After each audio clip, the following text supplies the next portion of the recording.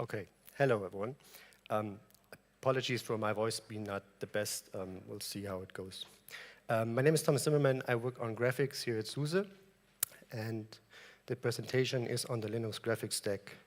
And the reason why I do this presentation is that I regularly get the question how the graphics stacks works as a whole. And this has now happened like 3 or 4 times, and I already have an email template to explain that. So I thought I could as well give a presentation on it. There's this arrow pointing to a pixel. Keep the pixel in mind. We will go through the graphics stack, through all the steps it takes to get this pixel on the screen. But it's very high level and entry level. You don't need any knowledge about graphics except for the general Linux things which I assume to be given here. But let's start with some history first. Graphics on Linux used to be done with X11 for the first 20 years or so. And the X server was doing all the input and output, and the X clients were connecting to it and sending rendering commands. And rendering here really meant that the client sent commands like draw a colored rectangle at this or that place on the screen. And the X server would then do this. There are some upsides and downsides to this design. But generally, one of the downsides is that it's fairly slow, especially since X11 worked over networks. And when you have server and clients on different hosts, that network in between implies a certain lag in the drawing and output. That became even worse in the 1990s when 3D graphics became popular, because for 3D you have to keep a certain locality right next to the graphics hardware. So best is to just put all your graphics data into the video memory so that the graphics hardware can fetch it quickly. And obviously this does not work if there is a network between the server and the client here. So how was that solved? The Linux developers came up with the direct rendering infrastructure in the late 1990s. And that is a set of components throughout the graphics stack that allow to share buffers between the client and the X server. So the X client would do 3D rendering directly in a buffer, and the X server would then render this directly to the screen without any networking in between. That made things fast. Of course, network was then not possible anymore. This direct rendering infrastructure also allowed multiple X clients to use the 3D hardware at the same time in a kind of safe and secure way. And this buffer sharing implemented back then is kind of still the foundation of how the graphics stack works. Let's talk a bit about the video memory. I said there needs to be some kind of locality for the 3D graphics to be fast. And that usually means just try to put all your graphics data into video memory where the GPU can access it fast, and try to keep the 3D data there at all cost. I've listed here a number of different common scenarios how this is built. So, you know, there's a discrete memory on the graphics card itself, which is fairly fast if you're the GPU, which is fairly slow if you're the CPU. Then there's something called guard memory, which is an extension to that, where you set aside some physical memory in the system, and your graphics card can access this directly and fetch things like textures or 3D models directly from the main memory. On SoC boards, you usually have DMA-able memory, where the graphics data is located. And on some systems with some cards, it's even possible to use regular system memory with your GPUs. And The kernel's direct rendering manager, which is kind of the kernel's framework for graphics, it provides a number of common helpers for these use cases. I've listed a few here. So there's one, the TTM, which is useful for discrete graphics. There are helpers for DMA buffers, and there are also helpers for video memory and system. And kernel graphics drivers, they implement memory management for their hardware. And I would say it's one of the, like the centerpiece of the driver. So if you get the memory management right, the rest of the driver kind of falls into place. If the memory management is not good, then the rest of the driver probably isn't either. And there's this called Graphics Execution Manager in the kernel, which is an interface to interact with graphics memory. It's an IOCTL interface for user space to call, and it's also an internal interface in the kernel. And mentioned here is the gem buffer object, which is kind of the central data structure, or one of the central data structures in the kernel for memory management of graphics memory. Keep this in mind, because it's really important, and we will come back to it several times. Now, those gem interfaces in the kernel and in the form of IOCTLs, they provide a number of things.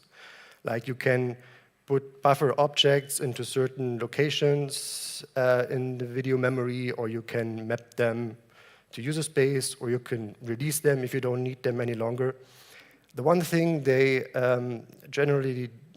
gem generally does not provide is buffer creation, which is kind of surprising, but it makes sense. Those buffer objects, they depend on hardware features if you want accelerated rendering. So every graphics driver in the kernel provides its own IOCTL call to allocate a special graphics buffer object from its video memory. There's, of course, a kind of workaround for that, which is called dump buffer interfaces. That's another IOCTL interface and also an internal interface. And you can get a graphics buffer with the dump buffer interface, but this one is just for software rendering. You can map the pages, you can mem-copy pixel data into the buffer, and then your graphics card will be able to display it, but there's no 3D acceleration. That's good enough for like basic user space or the kernel's console. So before we go into user space, let's do a little recap what we already have, because we've already like built our first step of rendering that pixel on the screen. So we have video memory, whatever kind, and there are buffer objects in that video memory, and we have an interface to interact with those buffer objects, and we can also provide them to user space. And I mentioned that every kernel driver for graphics has its own IOCTLs, and that implies that there is a user space calling those IOCTLs, and usually that is implemented in the Mesa rendering library. So there's a kernel driver for your Intel chip, and there's also a Mesa driver for your Intel chip, and there's a kernel driver for your AMD chipset, and there's a Mesa driver for AMD, and so on. And Mesa provides those hardware-specific internal drivers, and it also provides common software interfaces to 3D rendering, such as OpenGL and GLES, Vulkan, and I think a few more. And applications use one of those interfaces to call into Mesa, and Mesa has this intermediate layer called Gallium, which tracks all these interfaces. So when you change something in OpenGL, Mesa would translate it into a so-called internal state tracker. And then your back-end driver for your hardware takes the internal state of Mesa and turns it into something that your hardware understands and forwards it into the kernel's driver, and this one forwards it to the hardware, which then does the rendering or whatever. And same is true for the shaders. If your application has a shader and you hand it over to the OpenGL interface, then Mesa would translate it into an internal intermediate representation called near. And near is then handed over to the back-end driver, which turns it into something that the graphics hardware can execute. And all the data involved in this process, the shaders and the textures and the object meshes and the normal maps and whatever you have, it's all stored in those gem buffer objects for the rendering process to consume. Ideally, you would just drop your data and your shaders into the hardware and let the hardware take care of it. And only if something goes wrong, it reports back to the driver that things went wrong. That's not always the case. I think the one big exception, or the most prominent exception, is the Raspberry Pi chip, which does not have a separate IO-MMU for its GPU component, which means on the Raspberry Pi you could write a shader, load it into the hardware, and that shader could potentially access any location physical memory, because the hardware does not provide the functionality to avoid that. And in those cases, the DRM kernel drivers have to do extra validation of the shader code so that it's guaranteed that the shaders do not access anything they should not access in memory. Okay, let's recap again, because that was already the second step. So we have video memory, we have buffer objects in that video memory. We can provide them to user space. And user space does rendering into those buffer objects by employing Mesa interfaces, which does all the internal hardware-related things. And when our application has finished rendering, again, it has a buffer object, and that buffer object contains whatever the output of that application is. Let's say for a video game, it's the 3D scene. For a scientific application, this could be some visualized data. For a classical user interface, it's maybe just the number of buttons and lists and so on. So now the application itself, it cannot put this image to screen. That's where WALAND becomes important. WALAND is the protocol between the application and the compositor. And the compositor is the system's process for arranging the windows and getting things on the screen. So in the old X11 days, you would have said it's kind of the combination of X and a window manager. Just today, it's all WALAND. And when the application wants to get its output on the screen, it connects to the compositor. It opens a window. So there are protocol messages to do that. And then it attaches a buffer to that window in the WALAND compositor. And that buffer now contains the buffer object which we just rendered. And the magic here is that the output that we've just created in our application becomes the input for the compositor. And when the compositor goes through its list of windows and draws the overall screen, it takes the rendered client's buffer and use it as a texture for its own rendering. And that rendering in the compositor is just regular Mesa interfaces like OpenGL. So the easiest way to render this window on the screen is like things like draw a rectangle and put that that client's output as a texture on the rectangle. WALAND is only for local clients. There is no network transparency involved here. because of the buffer sharing, which is central to the whole operation. So how does the buffer sharing work in practice?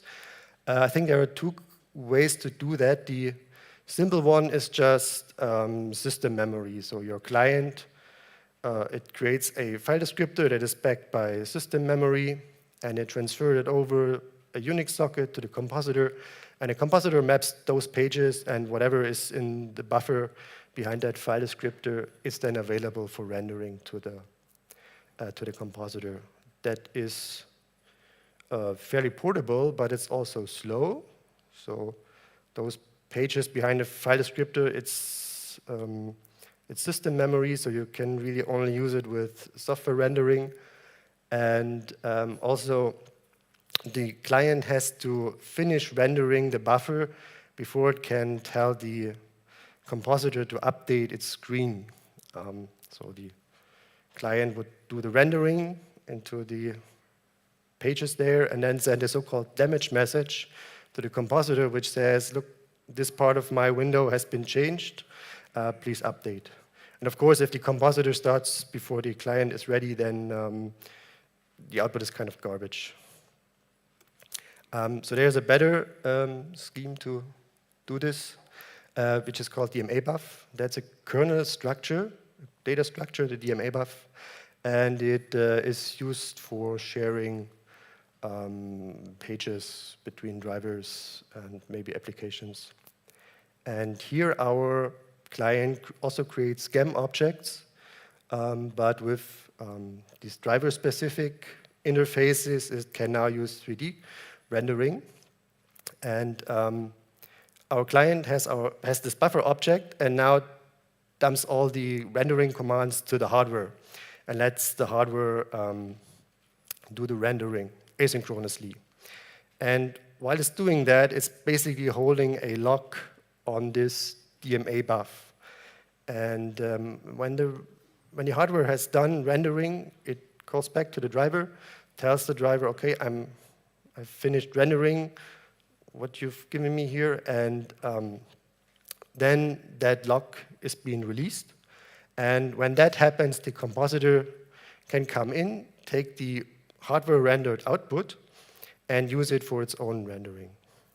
And the thing here is that this runs asynchronously.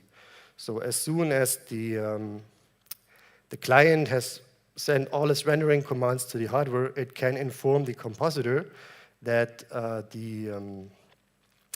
there's something changed in this window, and the compositor can already start rendering its own output. And only when it wants to fetch that client's buffer object, it needs the respective locks, and that's how they synchronize. Yeah, I've basically explained this already, how this works. I've just explained this with two participants, the client and the compositor, but this can be fairly complex. So there's a job scheduler in the DRM framework in the kernel which sorts these rendering jobs and makes sure that they don't interfere with each other in bad ways.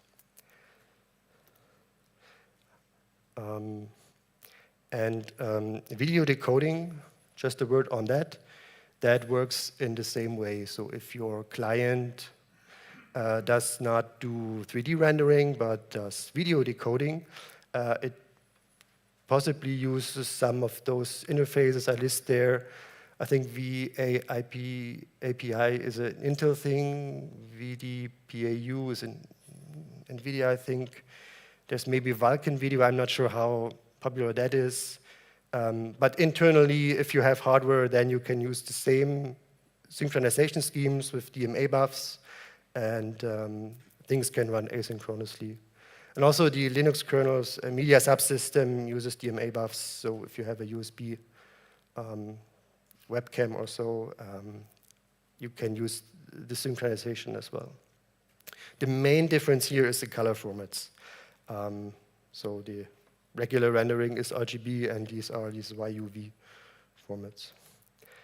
Okay, So let's recap again, because this was already our third step to get that pixel on the screen. So we have our video memory, we have those buffer objects, we have provided them to user space, and user space has rendered into the buffer object and shared it with the compositor, and our compositor, it built the overall screen that is to be shown to the user on the monitor. And now the next question is, how do we get this final screen that the compositor created from the individual application windows to the screen? And this is where the mode setting pipeline comes into place.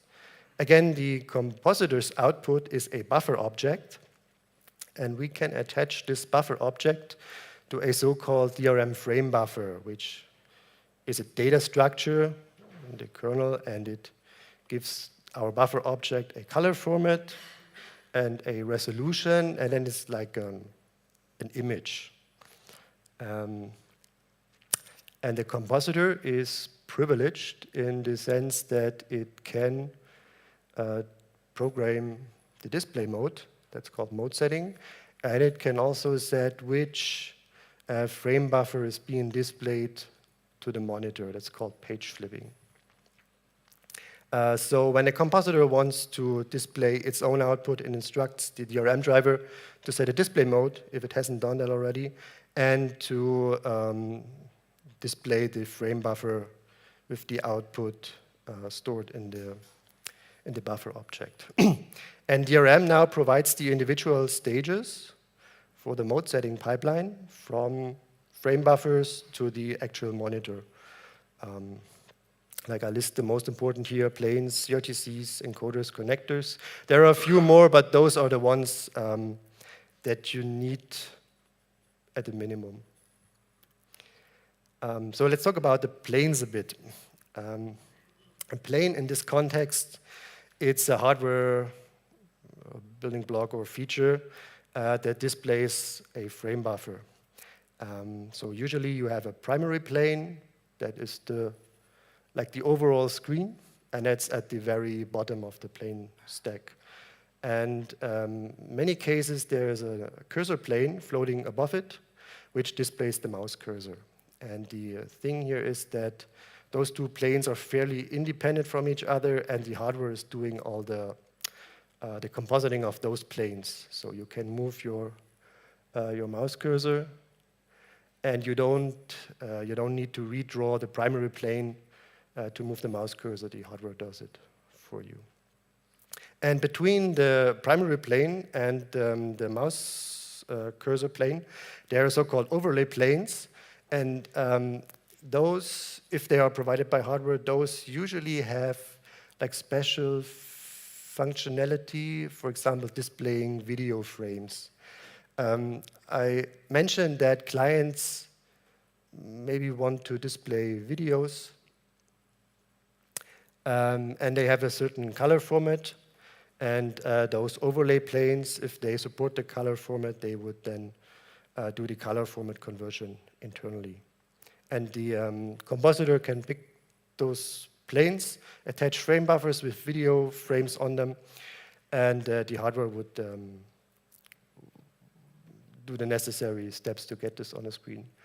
So once you have your plane set up, there's the CRTC, which takes all the active planes and fetches pixels from them and turns them into some pixel stream according to the display mode that's been programmed. So it takes the primary plane's first pixel on the first scan line, and then takes all the overlay planes that are there, and then takes the mouse cursor, if there's any, and merges them into a single pixel and sends it down towards the monitor. Then it goes to the next pixel on the first scan line, takes the primary plane's pixel, the overlay pixels, the mouse cursor, if there's any, and sends this down the mode setting pipeline towards the monitor. And it does this and goes through all the scan lines and all the pixels until the frame has been displayed. Then it goes back to the top and starts again.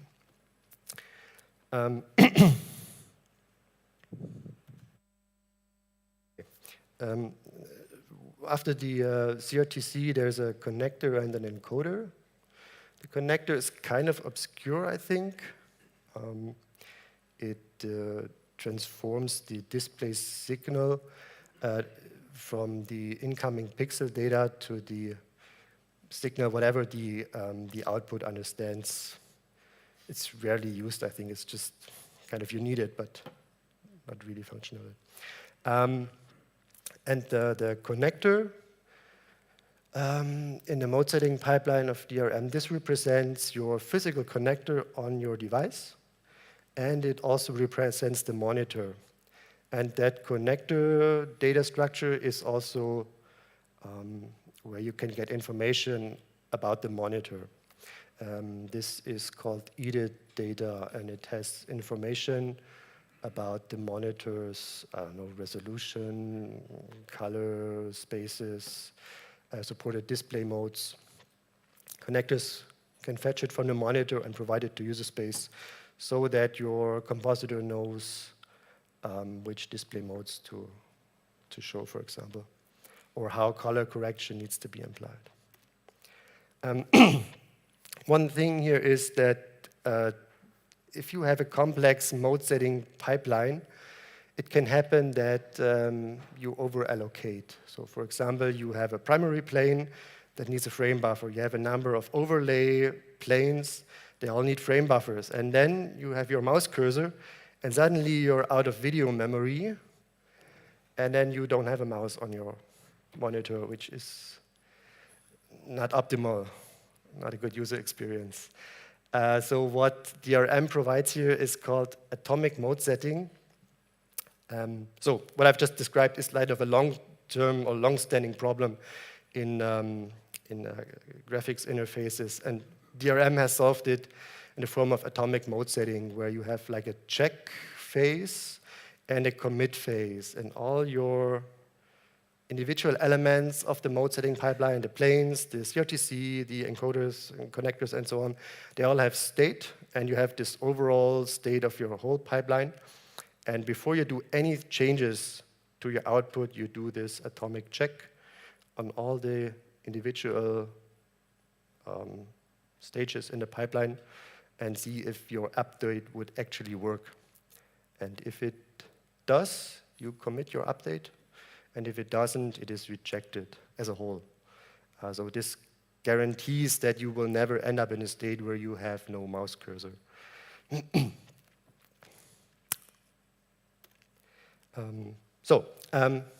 Let's recap before we wrap this up here. So we have our video memory. We have buffer objects in the video memory. We provide those buffer objects to user space. It does its rendering, then it calls the compositor for displaying the window. The compositor also does a lot of rendering and finally gets to its own output buffer, and that output buffer is then sent into the mode setting pipeline together with display mode and maybe some additional information. And the DRM mode setting pipeline just sends it all to the monitor. And now the pixel where that arrow pointed to on like the first slide or so, it's now visible on the screen. A few more points that might be worth talking about. You know, there's a console displayed sometimes, and that is being displayed when nothing else has control over mode setting. So when your user space compositor opens the device file for mode setting, that console goes away. And when the user space compositor closes the device file, the frame buffer console comes back. And internally, the console is kind of like a DRM client and also an old frame buffer driver. It's a kind of bizarre mixture of subsystems, but it works at least. Then DRM has a feature called DRM leases. And this one allows your compositor to temporarily hand over mode setting permissions to a client. And it's useful for 3D headsets. If you have a 3D headset, you have two screens, and you have to keep them in sync. And if they are not in sync, users get motion sickness, headaches, or maybe it just doesn't look good. And it's a hard problem to solve in a compositor, so your compositor gives mode setting capabilities to that client, which can then control the displays itself. There's no networking support in Wayland, I mentioned that. Compositors usually implement the remote desktop protocol, but it's entirely independent from Wayland. If you still have X11 applications, there's X-Wayland, and X-Wayland runs on top of the Wayland stack and is an X server for those old X11 applications. It's not 100% compatible, but it's kind of good enough for most of the applications. And X-Wayland simply transfers X11 and Wayland into each other. And also, final point here, there's a new accelerator subsystem in the kernel, and it was merged in the current or the previous release, I think. Yeah, the accelerator subsystem is like DRM, but without graphics. The chips are very similar, just that the accelerator has no display output. Right. So we've just speed run through the graphics stack from memory management to rendering to compositing to display mode output, and that's basically it. I don't think there's much time left for Q&A. If you have questions, I'm also around here. Thanks for your attention.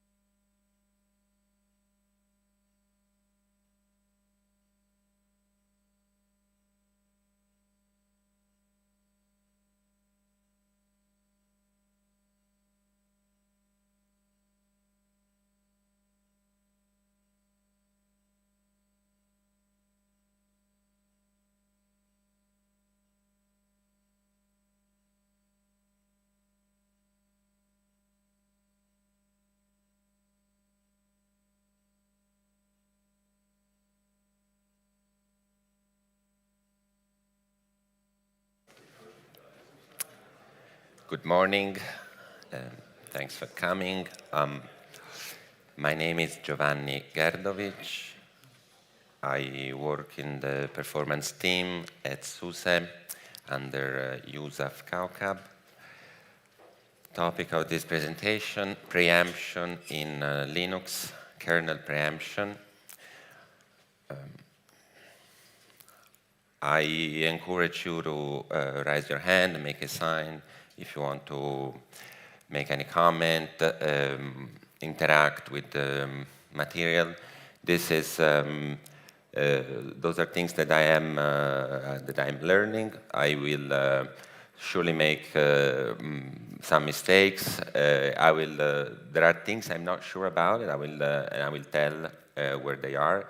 So if you know, just take the mic, and that would be very beneficial for me, and I hope you will enjoy the next 40 minutes. All right, this is the overview of the entire presentation. So bottom line up first, what we're talking about, kernel preemption. We have four kind of kernel preemption in Linux. Well, the first one is none, so no kernel preemption in kernel, but user mode code can be preempted. Then we have a mode called voluntary, and this is what we use in the desktop product in Leap. The previous one, no kernel preemption, is what is used in Slash by default. And the way voluntary work is there are those might sleep annotation here and there in the kernel that say this function can sleep, and so those are converted into scheduling point. And then there is a third, the flavor number 3, that is full. The kernel is fully preemptible unless it is holding a spin lock. And then we have a different beast, which is an out of 3 patch, PrimeTRT. We have a product based on PrimeTRT, and this is the most sophisticated of the 3, the most advanced. I would list its defining feature with these 3 items. Most of the spin locks are replaced by mutexes, so they can sleep. Those mutexes implement an algorithm for priority inheritance to avoid the problem of priority inversion. And it has a threaded IRQs. So this is essentially the content of the presentation from start to finish, but I would like to start a little back for those who don't have a lot of familiarity with the internal of Linux. So how does the operating system schedule? It calls a function that is called schedule. So this is very explicit in the code. If you are used to user mode, user space application, you see your code and you don't have any indication that the CPU may be taken by other processes. This is abstract, but in the kernel this is very apparent, and you call this function. If you don't call this function, you have the CPU. So this is an example. Something happened before this function is called, then we call schedule, and we're out of the way. Schedule will call pick next task from the scheduler framework, and which will trigger eventually a context switch, and something else is going to take the CPU. So it's very explicit, and if you see the code, you can grep for schedule, and you know where we schedule. The concept of scheduling latency is central in this discussion about preemption, because preemption is all about reducing scheduling latency. What is scheduling latency? So I took this diagram from the website of Brendan Gregg, and you can see the URL here on the bottom. So this represents the states of a thread. I'm not sure about this guy over here swapping, so if you can please ignore it. But we have in the red circles, we are on the CPU, so we are running code on the CPUs. The blue circles are states of the CPUs. So the task is not running and is somewhere else. It's not running code. So we are on the CPU. We can be in kernel mode, user mode, all right? Our task could be requesting in some I/O, some network, waiting for stuff, whatever. But what we're interested is this state here. Our task is ready to run, but it's not here. It's not on the CPU yet, right? So scheduling latency is the time since we enter the state and we exit. Enter the state means being put into a RAM queue. But the time that between being ready to run and running is something that latency critical application do not tolerate if it is too high for their specification. As you can see, you can enter this state from two arrows, right? From the bottom, which corresponds, for example, I am waking up from data is ready from the disk. Some network data is ready. I got my lock and I can enter the critical section. Or I wake up from idle. We could classify those situations from the arrow on the top, on the bottom, as I'm entering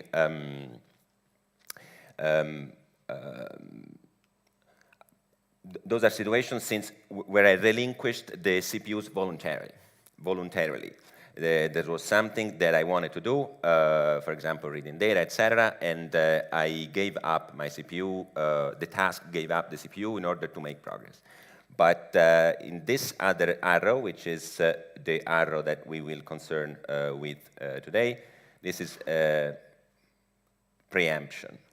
And this is the process that wanted to run. Please, please, please leave me on the CPU, but something with a higher priority deserve the CPU more, right? So here we are taken off the CPUs. If we project emotions on this task involuntarily, and here the task says, I need to get off the CPU because I have other things to do. So this being voluntary or involuntary, I believe it translates into this sort of analogy. I would also like to go through the scheduling classes because there are a lot of names. There is real-time here. Also, there is those are real-time policies. Also, this scheduling class deadline also has to do with real time, but today we concern ourselves with the preempt RT patches, how these things relate to each other. So the hierarchy that we are looking at is concern the quality of the priority of a task, how urgent it is that the task run. We have I have ignored two classes, but they are not very interesting, the stop class and the idle class.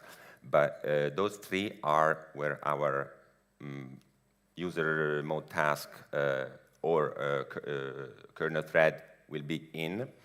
And the one that has the higher priority is this earliest deadline first, and it is essentially I want to say a real-time policy, but whatever. It is the one with the highest priority. Then we have this other real-time thing, which is not as sophisticated as SCAD deadline, and then we have CFS. So I wanted to emphasize that there is an order, right?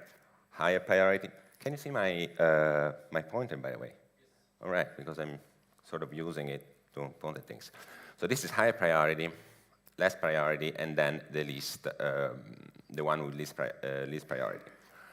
Within the class itself, the tasks that populate, the tasks that belong to real time, they also have their own priority, right, from 0 to 99. Same story for CFS. The nice values map to notion of priority. And I should have probably noted in EDF, there is also, in EDF, you do a quantum and a period, which is, quantum would be how the share of the, which portion of the period you need to run, you need to be guaranteed to be on the CPU to make progress. So the scheduler keeps track of those things and know which process needs more urgently the CPU. So this is all about priority. And preemption, how do we link those two concepts? I would, kernel preemption is a mech, or this kernel preemption is the giving more opportunity for context switches. So more opportunity for to take stuff off the CPU to make room for urgent work. So kernel preemption will make more opportunity for context switches, and so I would say that preemption, how do we connect those two things? Preemption is a mechanism to honor priorities. So those are concepts that clearly have a relationship, but the real time you read in preempt RT is a different thing than the real time that you see, for example, here. This is same name, but different meaning. So I will begin now describing in a little bit more detail each of those four flavors. So we begin with no kernel preemption, and right, there is the task cannot be preempted while in kernel mode, but it can be preempted in user mode. This for me, when I first learned about kernel preemption and I learned that there is a mode where you don't have preemption, I was thinking, wait a second, isn't this, are we doing preemptive multitasking as I study at school? But that's a different thing. Preemptive multitasking concerns with user mode execution. So of course we are taking a task off the CPUs. This is the traditional preemption model that Linux has since the very beginning. So where is schedule called? This is a question that we want to ask ourselves. We know that in order to schedule, we want to call schedule. So let's find out where schedule is invoked in this mode. In two situations, coming back from a syscall and coming back from an interrupt handler. And yeah, I was mentioning preemptive multitasking. The second flavor that I'll discuss is the complete opposite, at least from the descriptive name that it has. That was no preemption. Now we have all preemption, full preemption. Without going through the voluntary first, and I'm doing this because this is the chronological order they were implemented. Oops, sorry. Should have been without the. You will hear another of this in 15 minutes. I was a way for reminding myself that time is passing. We are on track. Right, exactly. So full kernel preemption was implemented in 2000, the early 2000s. First patch in 2000 and then merged mainline 2002. While no preemption, preemption none was the original Linux 0.01 in 1991 from Linus Torvalds. Here I'm listing the config option if you want to compile your kernel with this mode, that's here. But you can also give it a command line parameter, and that it's a relatively recent addition. So how does this work? There is this this flag, TIF, thread information flag, needless get. When it is set, this flag is a property of a task, and it means you need to get out. And when it is set, and this task is in kernel mode not holding a spin lock, that can be preempted. How do we know if the flag is set? Easy, we check it. But how do we know if we're not holding a spin lock? There is this a variable, preempt count, that originally was also per task. Then it was made per CPU. But in any case, this variable is incremented when we acquire a spin lock and decremented when we release it. So if it's 0, we're not in a critical section protected by a spin lock, and we can be preempted. So again, where the schedule is called in 2 additional categories of sites.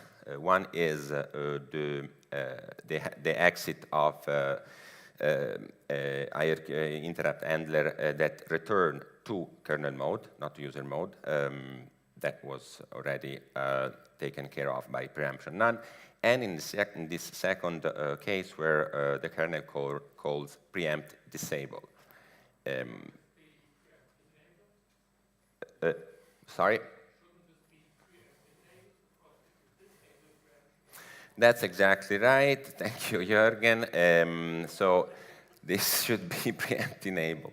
Yeah, when you re-enable preemption. This is exactly the kind of interaction that I'm looking for, so thank you, Jürgen.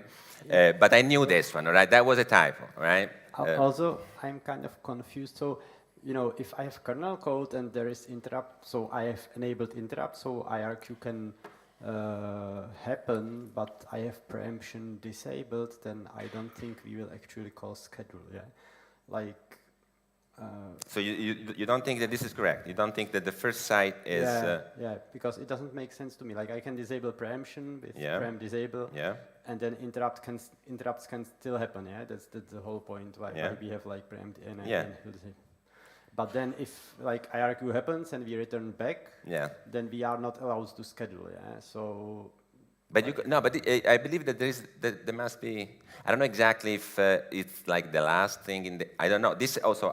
This information comes from the year 2010 by Robert Love. This is the book by the Linux kernel development, and I cannot trust it because Robert Love was the maintainer of this one, right? So he wrote, like you call it on. The task can be preempted upon return from the interrupt handler to kernel mode. So you say that you can't schedule. You can't. No, I think it's correct. It's just missing RQ handle exit and preemption enabled. Right. Should we rather Robert Love? No. Thank you very much. He doesn't care anymore. So. That's right. No, but thank you very much, and this is extremely important. So thank you. We are going in the right direction. Taking note of that. Then there are all the other places where schedule could be already called. And then this is something I'm not sure about. Like this is I really like if. Someone can explain this to me? It must be a basic notion that I'm missing or something that... anyway, why we need to disable preemption upon holding a spin lock? And this is one of the core tenets of full preemption. I found several reasons on the large and wide internet. So I'm gonna say what I found. Right. First thing I found is that this description: we are avoiding the trouble of having preemption on spin locks because we cannot piggyback on the work that was done for SMP, symmetric multiprocessing, and we say, all right, if we are not holding a spin lock, it means that we are not afraid of other CPU touching our critical region data. And so if we are SMP safe, we're going to be preemption safe. So this is something that it gets repeated a lot online, which makes sense. But it doesn't justify Like it says that this is safe. Like it says that if you disable preemption in the spin lock, you are preemption safe. But it doesn't say what would happen if you enable preemption in the spin lock. So this is something that definitely true. This works. But what if? The what if is not very much answer.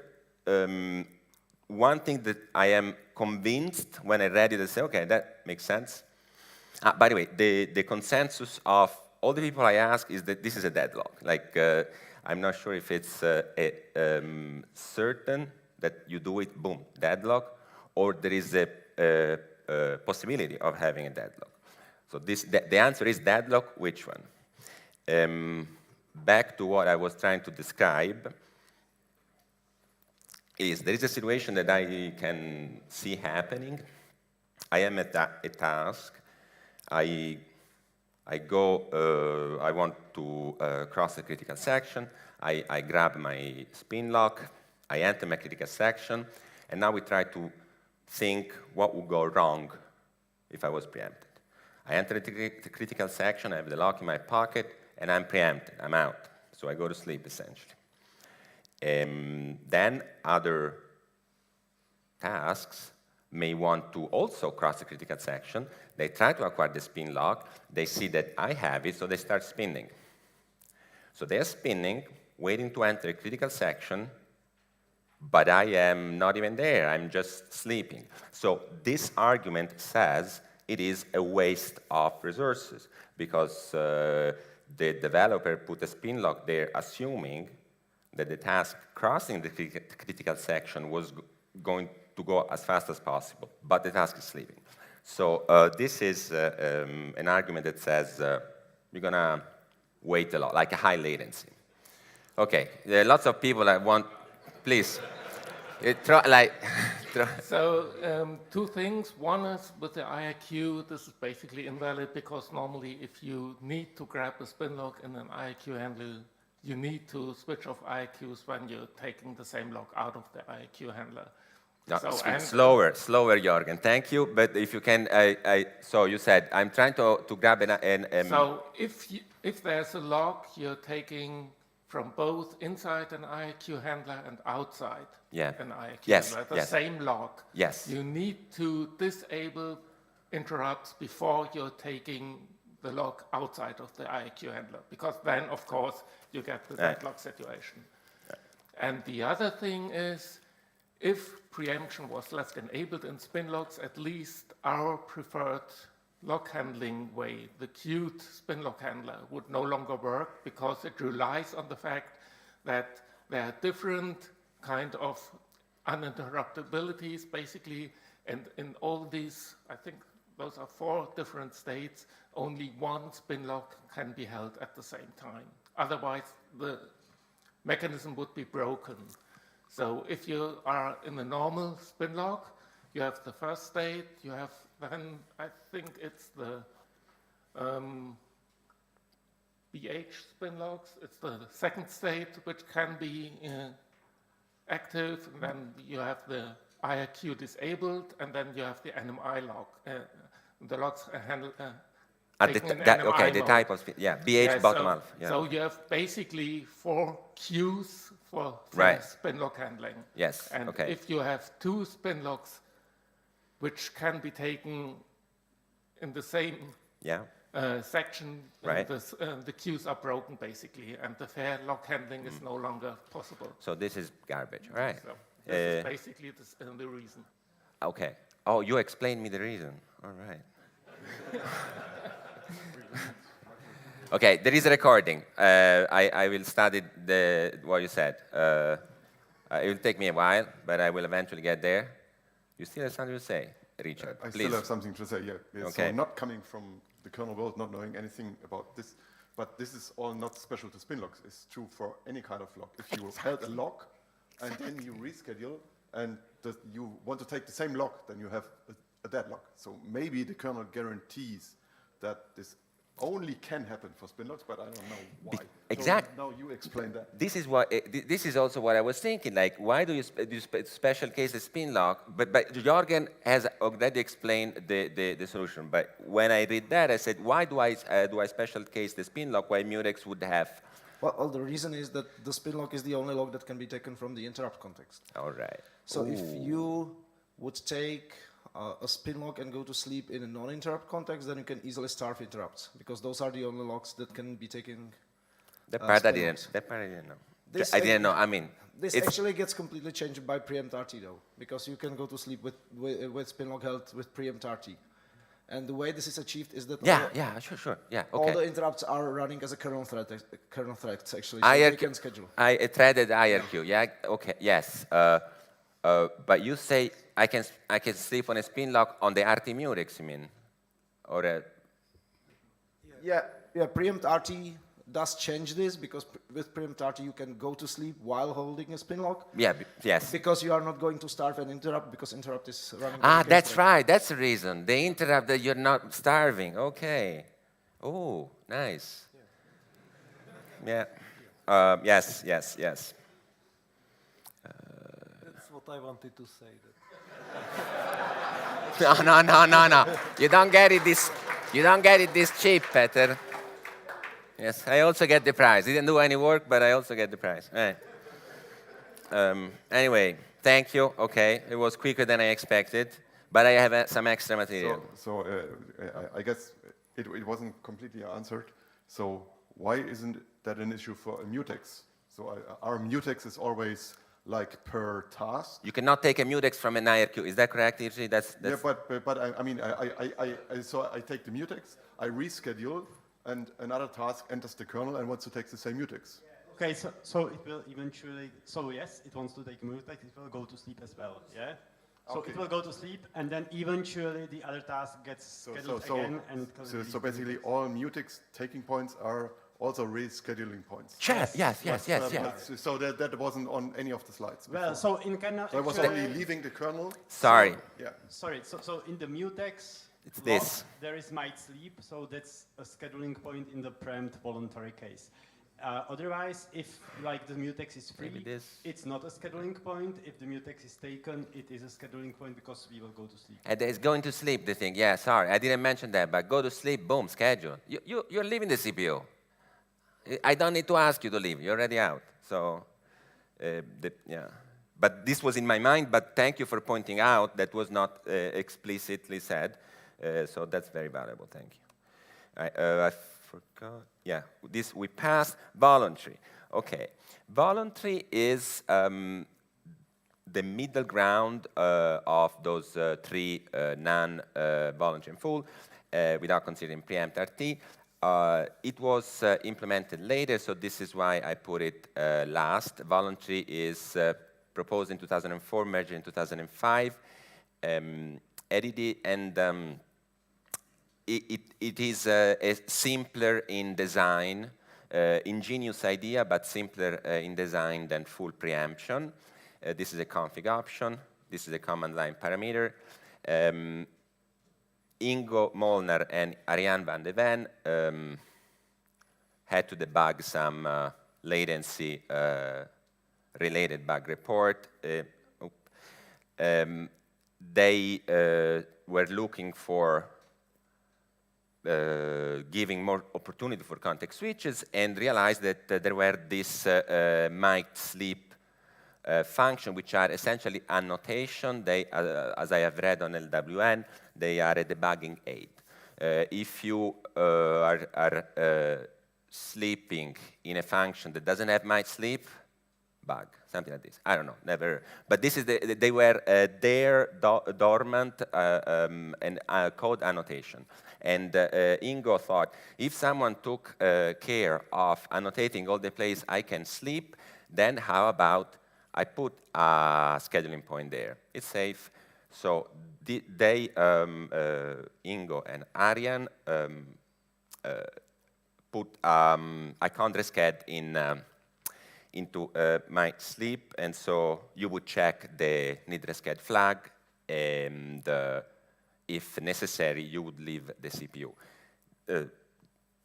Yes, this is what preempt voluntary is about, and yes.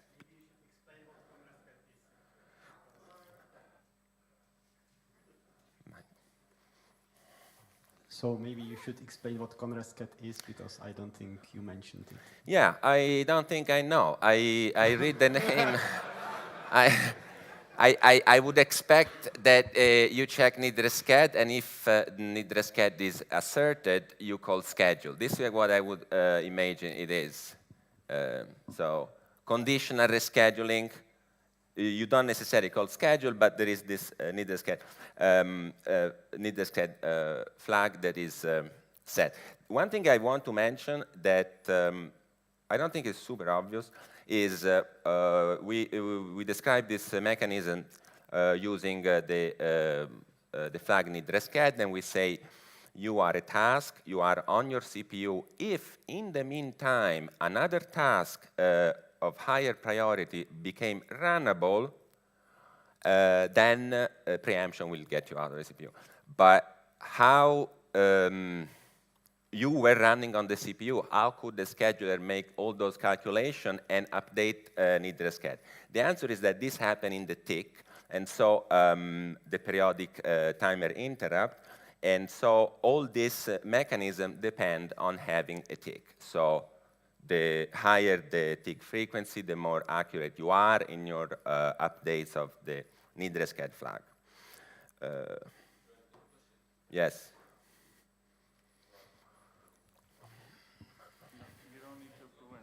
Sorry. Oh, yeah, okay. Another point is that in addition to having the conrescat in might sleep, it also, generally, developers need to also annotate loops that they might have introduced in the kernel. So, for example, if you're doing some processing which might be timely, it's a good practice to essentially put conrescat, because sooner or later you would get like a soft lockup warning. Okay. So it's basically an ever-going battle to find places where conrescat actually needs to be added. So just it being in might sleep is like 90% of the time not sufficient. So you would add conrescat just in case? I mean, so not just in case, but generally there would be a report saying, there's a soft lockup in this loop, so what's going on? So you have to go understand what's going on, like if you're doing some batch processing or whatnot in the kernel. That's right. Thank you. Thank you, Nikolai. Okay. I forgot what's after this. This is lock breaking, because it's important, and then we have the... I believe that we are running a little bit late. Yes, so what was this? Preempt RT. Okay, let's do preempt RT, I promised. Preempt RT, determinism, not speed. So it's not a patch that give you low latency. It's a patch that give you you want an upper bound on the worst case execution. And so this is what the project is about. Defining feature, I would say this RT mute XT, which when Irgi said in preempt RT you acquire a spin lock and you can sleep, I would imagine that spin lock that we were talking about is one of those that has been under the hood converted into an RT mutex, real-time mutex. Would you? Okay. I've heard not. There are a few that are row spin lock. You need the row spin lock. So what I'm talking about, I'm in the quest for scheduling points, the preempt RT project said, I don't like that the preemption is disabled every time I take a spin lock. This is a problem, because this spin lock could be long, and so how about we put, we allow the spin lock to be scheduling point.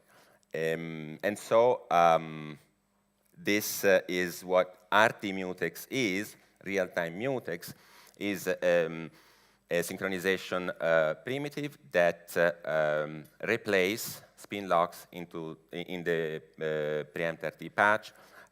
Those spin lock where this operation is safe, compatible. My understanding is that Some of the spin lock that were spin lock in the main line remained spin lock, and the majority of them have been transformed into this mutex, which can sleep. Second, priority inheritance. Priority inheritance implemented directly into this mutex that prevent priority inversion. That would be another source of latency. Threaded IRQs, we touch on those.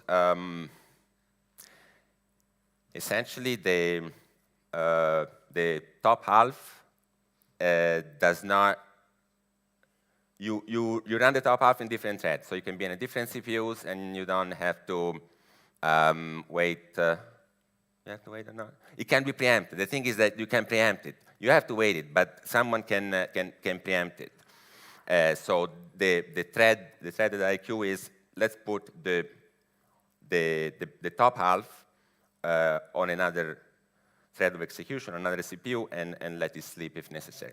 And then preemptive RCU, which I guess it's needed. I mean, I have no familiarity with the preemptible RCU, but I'm pretty sure that it is a key ingredient of preempt RT patch. So we got the RT mutex, sleepable spin lock, priority inheritance, and threaded IRQ, and preempt RCU. This is what I would describe preempt RT. There are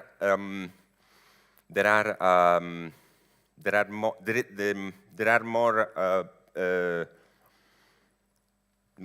This is a small list. I've read a report from 2019 of all the features that graduated from, they were born in preempt RT and reached mainline in the past 15 years. There are many of them, but for example, threaded IRQs, I understand that this is mainline now. Yes, no, yes, yes. Okay, I understand, yes, the audience confirms. Yes, also mainline. So we got this. And my understanding is that this is the elusive, holy,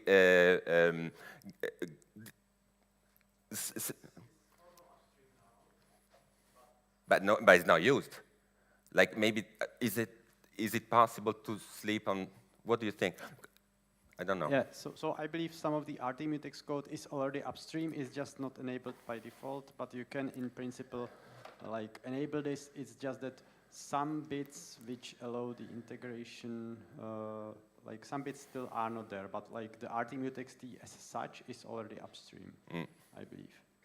But do you think there are uses of this? So I don't believe that, so you can enable it, but if you enable it, it actually doesn't quite work. Yeah, like, but... You'd have to enable it, okay. So it's like partially upstream, yeah? Right. Mostly so that they don't have to rebase the patches all the time. So like the intrusive parts, I believe, are already upstream. But yeah, it's not like usable in a way in which, in the shape and form in which it currently is upstream. Was this the big celebration in 2019 in Plumbers Lisbon, where I remember there was a config option that was merged, and everybody celebrated as if at the end of it. All right. Just Mel, you wanted. It's already the RT mutex implementation is there a mainline. You can't implement it because the preempt full or preempt RT rather kconfig option doesn't exist yet, but the code is there in principle, and it led to an argument recently on fixes for RT mutex on whether it goes into stable or not, and it came to a conflict and says, well, it is in the mainline kernel, and the stable maintainer says we can't enable it, so is this really stable material, and kind of went in a circle for a while. All right, thank you for the pointer. I will check this discussion out. Please? Yeah, I just wanted to say that like problem with this conversion from spin locks to RT mutexes is that usually there are a lot of nested logs in many paths. Nested logs. Yes. And if you have one mutex that actually is also used in interrupt context, that you couldn't convert it into the RT mutex because it couldn't sleep, because you wouldn't be able to wait for it in interrupt. And if there is a nested spin lock somewhere taken that actually isn't taken in IRQ path anywhere, then you eventually would be able to convert it into this RT mutex, but you cannot because it's nested somewhere under the spin lock that couldn't be converted. And so you basically need to fix a lot of parts when these locks are nested, and that's why the RT mutex is already in mainline, but I guess that not all parts are fixed now, so you couldn't actually use it at the moment. Or yeah, so it's a lot of work, and Okay.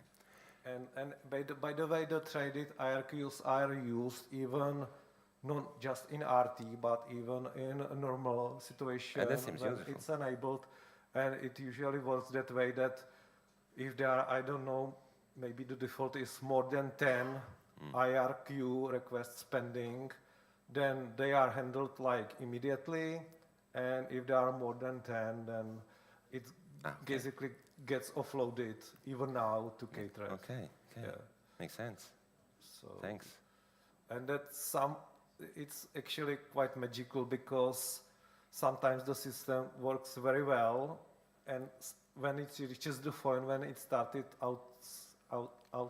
offload to K-Thread, that suddenly handling the IRQs is slower and then might accumulate, and it might actually cause suddenly some troubles with IRQs.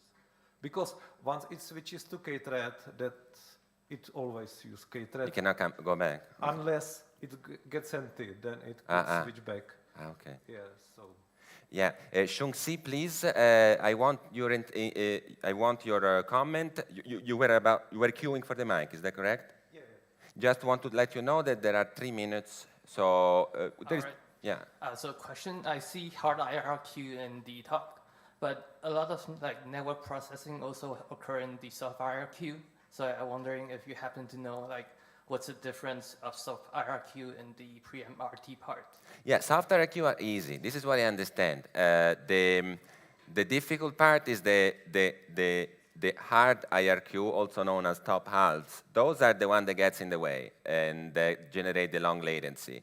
The soft IRQ is the things that get processed later, and I don't think they block critical stuff. I don't know. Does that make any sense? I see people nodding, so that means that I was right. Soft IRQ is of no special protection except in very specific circumstances. Yeah, I got it. Okay. I believe. So time is up. It's like 1 minute. Next speaker has to set up. So thank you very much for attending. It was very enjoyable for me, and you were very generous. Very generous.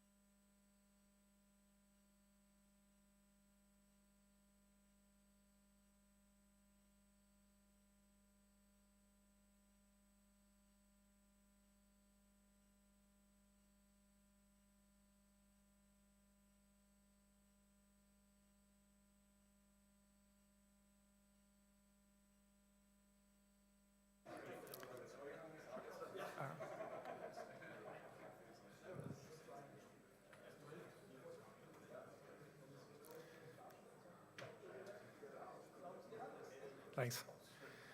All right, thanks for coming. I'm just here to talk about a Hack Week project that I got to work on this year for Hack Week. So, the project was a Linux-powered USB security key. Well, that was the goal. I'll just work through the motivation for the project, some goals that I had for Hack Week, a quick look at the implementation I did, and then, if the demo gods permit, a live demo as well, and I'll look at sort of future direction for the project potentially. So motivation, for Hack Week, it's normally always the same. So I want to learn something new. I want to try new projects, have a lot of fun, and innovate. So for me, I'd been playing around with Rust and used it for some projects, but wanted to learn a bit more about it for this, or with this Hack Week as well.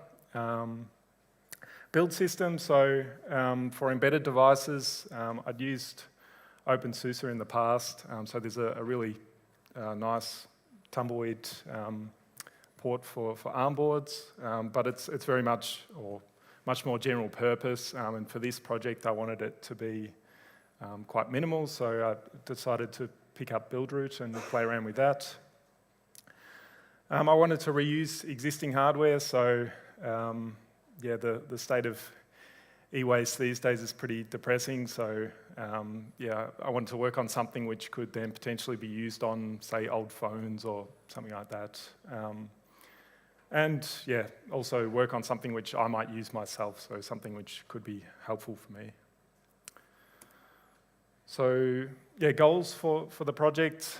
So I wanted to have it running on basically as close to mainline as possible. So no ugly board support package from the board vendors. Just mainline U-boot and Linux. I didn't want much aside from bootloader kernel and my application. So with Buildroot, that's pretty easy to do. So I wanted the USB gadget then to create or expose an encrypted storage area. So for that, I just wanted to use plain dencrypt. I wanted to look at or evaluate existing FIDO2 or WebAuthn implementations. So there are a couple interesting. I think I'll try and cover a little bit more later. I also wanted cross-platform support, so I wanted to be able to use it on my Android phone and my Linux laptop, potentially also then for others on, say, Windows or Mac OS or something like that. And I mentioned before, I wanted it to be as small as possible, so really simple to understand, at least for me, and hopefully fast, so having it boot as quickly as possible so that I can interact with the gadget without waiting around for it to boot. Simplicity also on the setup and use side. So obviously with dencrypt, at least for this project, I didn't want to store the key on the device itself, so I needed to then expose some way of interacting with the gadget to provide the password.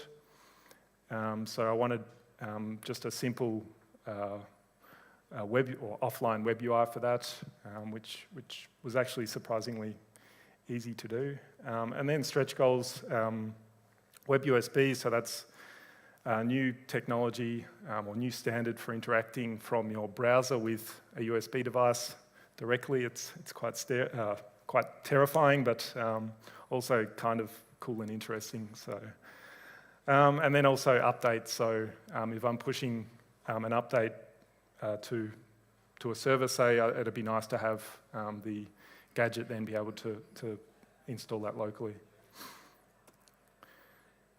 So the hardware I have, I mentioned, something I already had. So it's quite old nowadays. It's around 5 years old or older. It's a 4x4 centimeter ARP64 board. It's got a few components which I don't really need for this project, the Ethernet and USB host ports. But Ethernet came in handy for debugging anyway, and it's of course also got UART on there, so I had a serial console. So now the application itself. So yeah, I mentioned with Buildroot, you basically pointed at a configuration for the bootloader, a kernel configuration. You tell it which kernel you'd like to use. It then basically pulls toolchain down, pulls all of these, or the bootloader kernel down as well, and builds it locally. I guess I'll touch on that later, but so I wanted it to boot or jump straight into the bootloader. I then wanted it to boot the kernel and expose this static website, so setup.html as a mass storage gadget. And then from this website, we can input the password as a user, and from that derive a key using the JavaScript, what's called subtle crypto API. With that, we can then generate a configuration file. So we can store some other preferences for the user there, at least on first boot, or yeah, when we're unlocking subsequently. We can feed then once we get the configuration file to the gadget, which is done by saving the generated file to the mass storage. We can then feed that key into DM setup for the dmcrypt device. ButterFS, so there are a few reasons for using that, is then the backing or underlying storage for the encrypted USB drive. Yeah, I wanted to have snapshots potentially as a feature, so have it snapshot when I plug in. I also wanted compression or inline compression of my data, so a little bit better space utilization for the SD card. And then we can use exFAT as well to present it like a regular mass storage device. So the image atop ButterFS is then exFAT formatted, or can be, and expose that finally as the final USB drive, and then also with the hope that this encrypted storage can also be used for the WebAuthn gadget as state for that. So yeah, that's, I think, just a list of what I went through there. This is what I have in the application itself. It basically just runs immediately after init. So I do have like BusyBox and some debugging utilities on the image itself, but that's at this stage unnecessary if I were to, I think, take the project further. And yeah, I think, yeah, one thing I'll mention is just on the configuration passing back to the gadget. So what I have is, it's quite an ugly hack, but works quite nicely. So I have the USB gadget.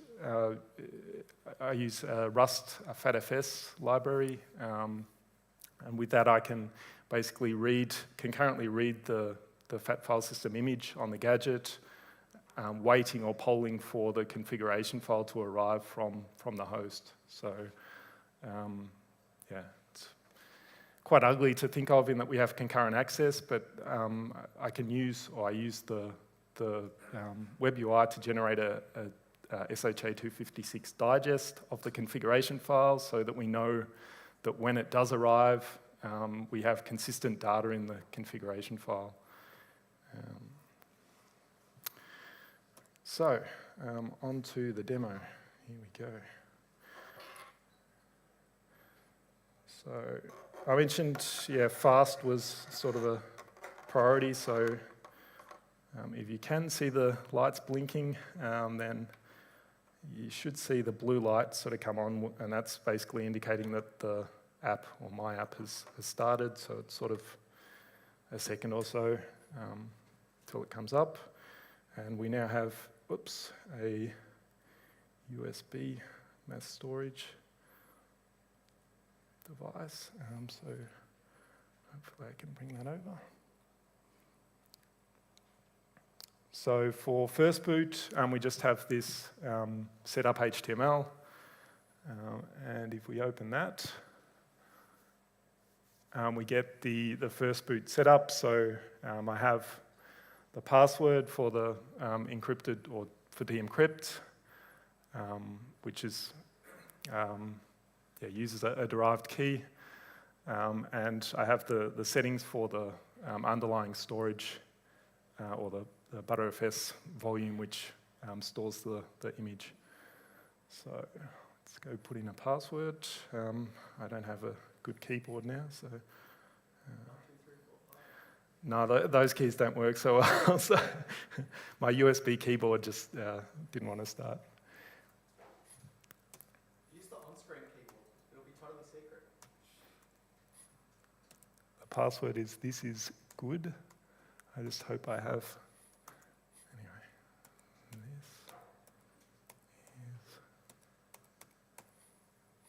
Well, it'll tell me if they don't match anyways. So, you can see just before I do save it, so we do, it's grayed out, but basically after password input, or when we do the save, we then derive the encryption key for decrypt. We generate the configuration data as well as that SHA-256 digest. And we then need to save this special lines.txt is the special file name, and that has to be stored in here for it to be processed by the gadget. So I'll go along and hit save. And so that then, once it's detected by the board, it then does the crypt or DM setup, does makeFS, Btrfs, then does the image provisioning and makeFS exFAT, and now we have then the encrypted drive, which has just appeared locally here. So, yeah, it's empty at the moment, but you can see. So this one is then backed by the SD card. So I didn't quite cover that earlier, but I have within the bootloader on first boot, it also does repartitioning of the SD card. So it claims basically the unused space from the end of the distro, which is like 32 megabytes. It's pretty tiny, or a fraction of that, and claims to the end of the device. So we could then also do have some fun with under or over provisioning for the image itself, especially given that we have snapshots and compression to take into account, but at this stage it's really basic and just does the same size as the partition. So we can then, I guess just to show you it's working.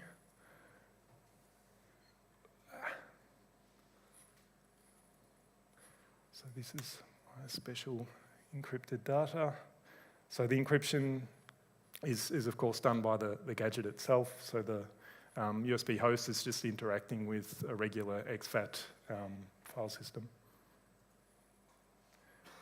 And we can remove. And yeah, that's the first boot setup. And then for, I guess, subsequent boot, yeah, we still have time. So normal boot, it's the same UI, so I haven't really done or made that many changes to the static website at this stage. We just need to gather the password from the user and then derive the encryption key. One thing I also didn't mention is for the derived key, we need some salt as well. So for that, what I do is I have the U-boot partitioner running on first boot, and that is capable of generating random UUIDs for the GPT partition table. So I reuse those random UUIDs. It's not great, I think, in terms of entropy and but it works, and it's hack week. So yeah, I guess I'll unplug and plug back in to show the regular boot. So we should see it appear again here. There we go. So, hang on. That's some bogus caching, I think.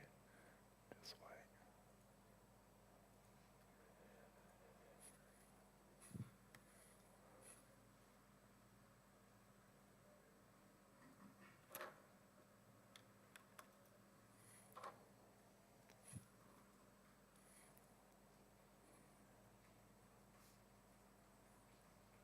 Yeah, there we go. I think that's KDE. I'm not too sure. I need to look a bit closer at that. So here we have unlock.html. So instead of setup HTML just for the subsequent boots, we have this unlock HTML. That's really the only difference at this stage. So otherwise, I have the same, or reuse the same UI. We're only really interested in the password at this stage. So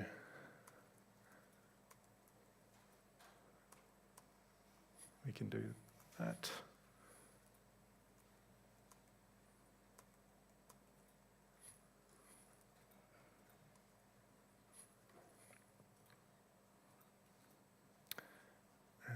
Again, we put the special config file in the special path that's needed, and whoop, there we can see the drive has arrived again.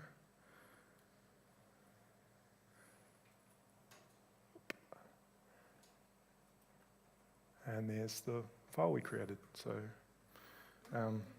it worked.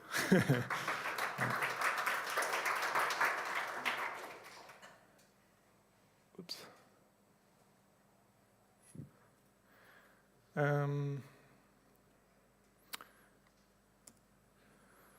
So, yeah, with that, just sort of a look at, sorry.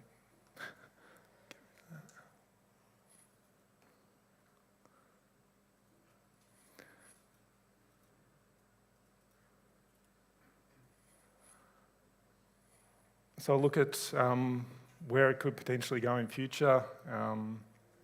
Yeah, actually that shouldn't be in the future section, but yeah, it really needs, or at least one of the main goals of this project was that I wanted to play around with WebAuthn and FIDO2, and like I set up the encrypted drive and had an area for that stage. I did look at so two projects, Soft FIDO, which uses, I think it's libhsm2. Yeah, that was a little bit ugly in that, so libhsm2 is pretty huge, and yeah, it had USB IP support, which is nice for debugging, but a bit unnecessary for this gadget. Since then, I've found this OpenSK project, and that looks really promising. So that targets like really low power embedded boards, like Cortex M4, tiny, low power boards. And it runs on I think it's called TOC-OS, or a Rust minimal operating system, but there has been work to port that to run just as a regular application on Linux. So it'd just be a matter of plumbing that into the Linux U2F functionality. Raw de-encrypt. So not everyone wants snapshots and compression, so we could just expose the raw de-encrypt device.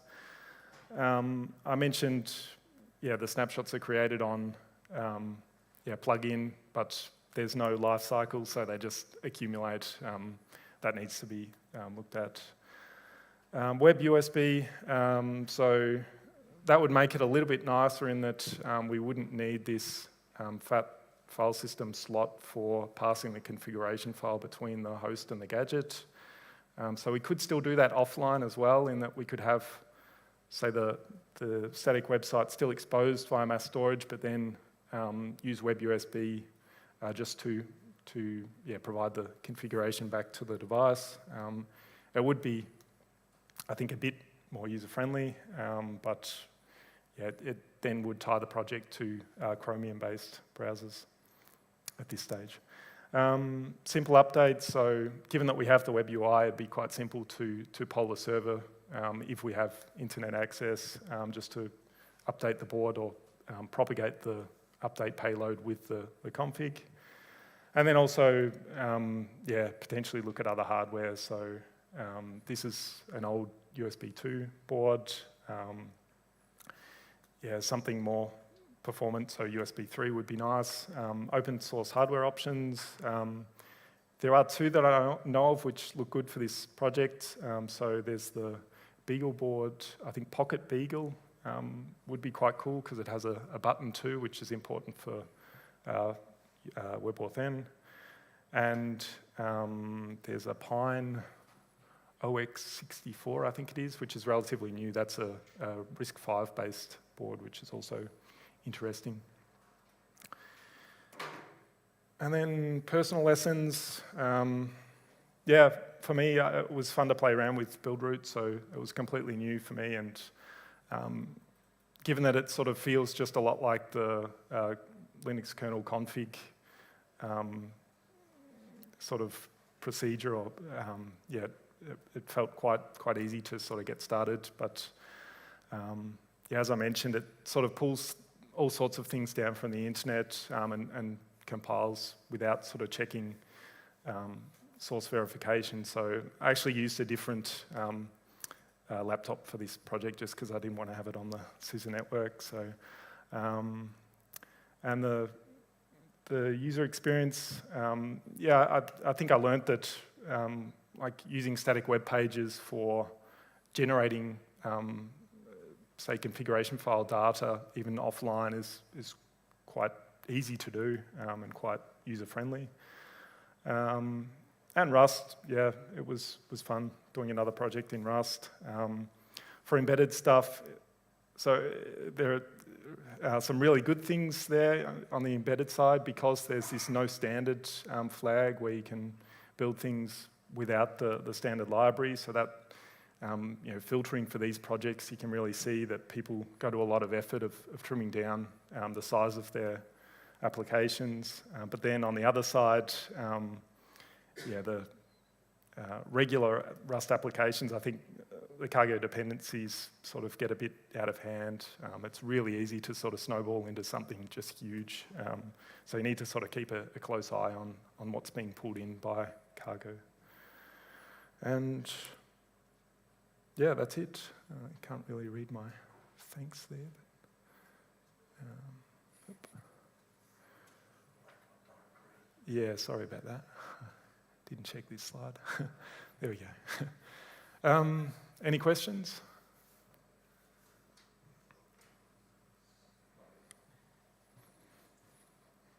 Hello. So, as you would know, I work on a lot of WebAuthn things, so I have lots of questions and comments, but the main one is just that with what is your planned use case here? Are you planning to use this for work, or are you planning to use this for personal? I wouldn't feel right using it for work. Like it's just a really hacky project, and yeah, I think for WebAuthn, like you shouldn't need to input a password, right? So you should have... You do actually, because user verification is now a thing, and with the way that WebAuthn is going, they've kind of actually ditched using security keys as a second factor, and they're now self-contained multi-factor, so you actually need to do like PIN or some kind of verification, and that's embedded in the cryptographic signature that's being performed on the device. So you probably do actually need to think about that in the future. With OpenSK, you should do it for you though, but there's stuff for handling that, but yeah.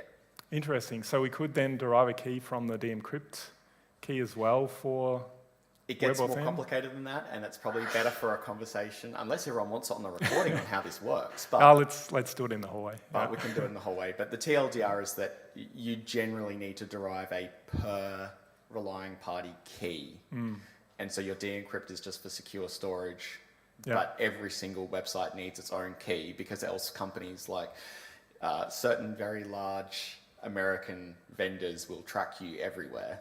So, yeah. Cool. Yeah, I'd love to chat. Come and talk to me after, because I have lots of good feedback for you. Great. Anyone else? Otherwise, I guess that's it. Thanks.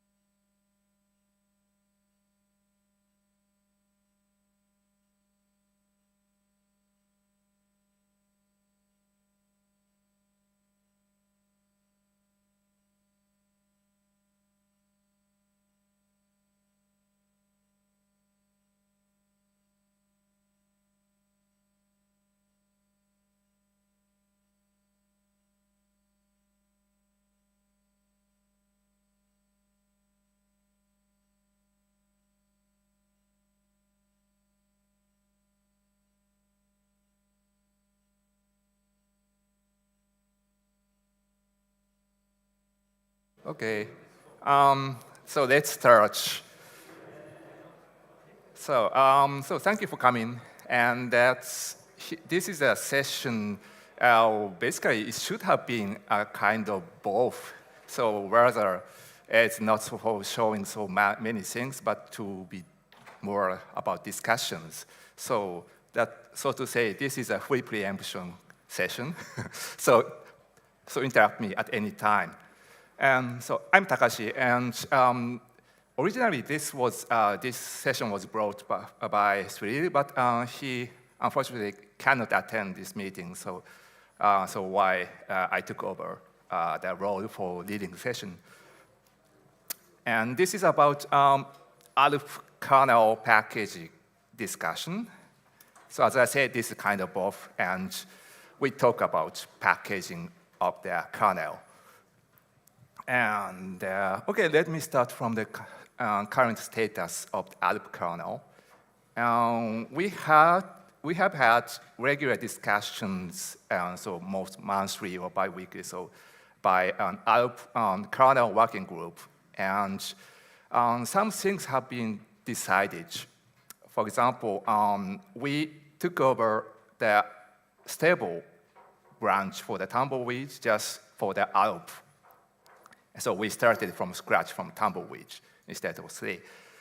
And thanks to the performance team, so they measured their performance on 6.2 kernel and 6.3 kernel, and we agreed that 6.3 kernel is somewhat acceptable. So we take that 3.6 kernel as a base kernel version for the first ALP release. And then the requirement for ALP, well, I heard that ALP is a successor of the 3. So for the natural demand, we were asked to have some kernel ABI compatibility stuff. And it might be just like a 3 so far. And we took over the kernel package splitting policy from the 3 so far. But still, until now, then optional, kernel default optional package is not built yet. It just needs to be somehow flipping the flag and so on. And we did some diet for reducing the kernel package size, because ALP is also supposed to be deployed for the smaller systems, and then lightweight and smaller kernel packages are preferred. So that we started dropping some obsolete driver kernel config options and tries to drop some features. And it's still ongoing ongoing effort. And so far so good. We have done. We will be doing nice. And then we have some questions, then discussions that we haven't get any agreement so far on the working group. And one of the things is kernel package stacking and modularity. Right now, we built so basically 3 kernel so split packages and 1 kernel default base. So the kernel default and the kernel default extra and kernel default optional. And these are split packages. That means we built just kernel, and some modules go to kernel default, and some go to extra, and some to the optional. And some kernel default is the supported modules. And kernel default extra contains unsupported modules that are shipped for the desktop and desktop extension. Yeah. And kernel default optional, that is the modules, also unsupported modules that are shipped only for OpenSUSE Leap. And meanwhile, kernel default base, that is a different package, and this is repackaged from the kernel default only for the chosen modules. So it's not built at the same time. And currently existing both kernel default and kernel default base packages, that confuse sometimes. And the people or system believe that kernel default base should be enough and just take that and report us that it's broken. And in the past, on the other hand, kernel default base was also a split package. So that means we would have 4 different kernel rings. So kernel default base is very core, and kernel default is on top of that, plus the supported modules, and kernel default extra, and kernel default optional. But that was a 3.11 time, and we changed the policy to kernel default base to be independent and later, because that's also brought confusion. And for usual use cases, you would have two kernel packages. So you have to install 2 kernel packages. That is, well, somehow redundant or cumbersome. So that's why the reason that we have only 1 kernel default and the rest somehow split. But right now we don't know which one is better. So this is one of the things to be discussed. And also the init-rd rebuilds triggering. That has been a pain for a long time.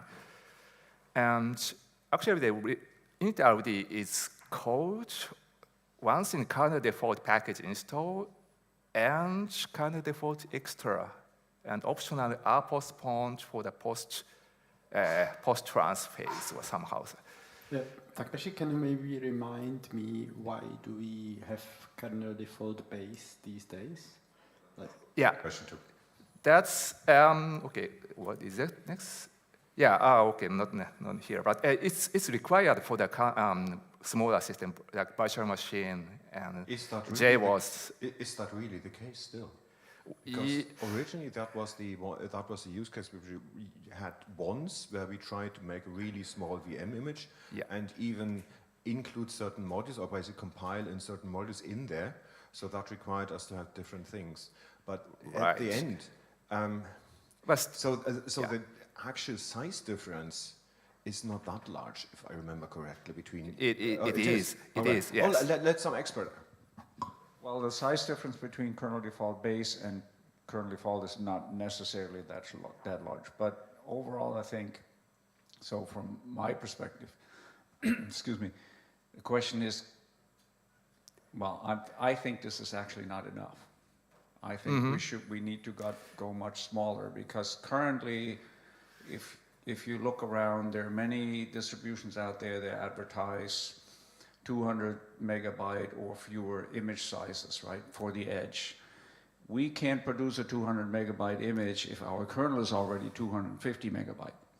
That's just not possible, right? So if an edge is a big focus, so if we want to get there, we got to figure out how to get rid of, well, not necessarily rid of, but split up the build such that many modules are KMPs. They're KMP packages, and then create kernel default may just be a meta package that pulls in everything that we want on a server, right? And we should, from my perspective, I think we should think in that direction and say, how can we make more packages smaller and then make it easier composable? Yeah, thank you. This comes in the next slide. It's now shown right now. So the more general question, so exactly, how should we split kernel packages? So, or how we prepare the kernels for the smaller size? Yeah, Michael? That you can change what modules are included in kernel default base and rename it so that it isn't confusing, and rebuild it with whatever packages you want. And whatever modules you want. Like if you don't want IPv6 networking, well, that's probably built in for reasons. But if you don't want some protocol that's modular, you can just exclude it, not have it in your base kernel package. Yeah, so the different scenarios have different requirements. So the kernel default base is not always optimal for the use cases, even for the smaller systems. So ideally speaking, we can switch kernel, one package per kernel module. That's Martin experimented that. Oh yeah, he stand up. Yeah.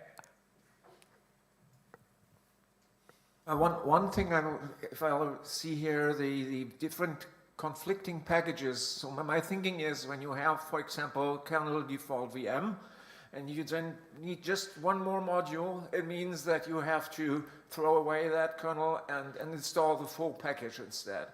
And it doesn't make a lot of sense to me. What is there on the slide about my experience? That's correct. So the packaging every module individually is, of course, kind of crazy. But the idea was just to have that as a starting point, and then once that would be implemented, we could again group some modules that obviously belong together. For example, file system modules like JBD and X2 or 3, whatever, or others. There are lots of possibilities.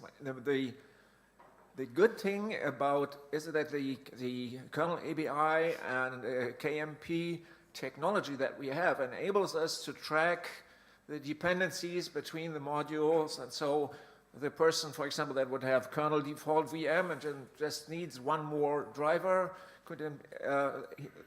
she could install that driver, and dependent modules would automatically be pulled in.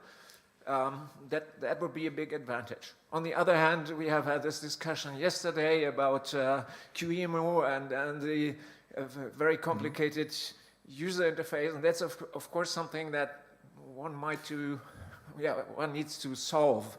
We need a good user interface for that, otherwise it's nonsense.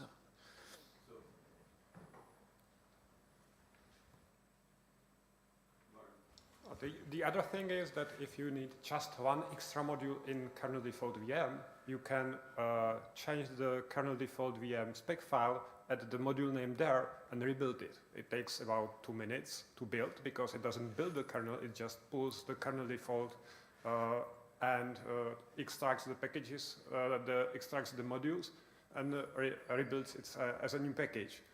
Right. It's just the selected modules. Yes, and so this can be seen as a kind of the kernel, so the minimum kernel default plus and some repackaged things so that you can pick up any modules. So you have some combination of modules as you like.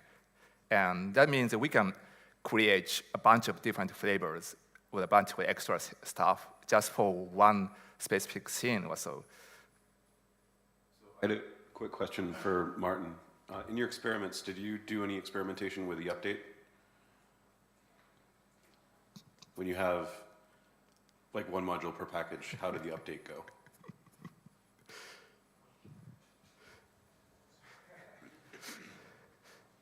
Can you say again, please?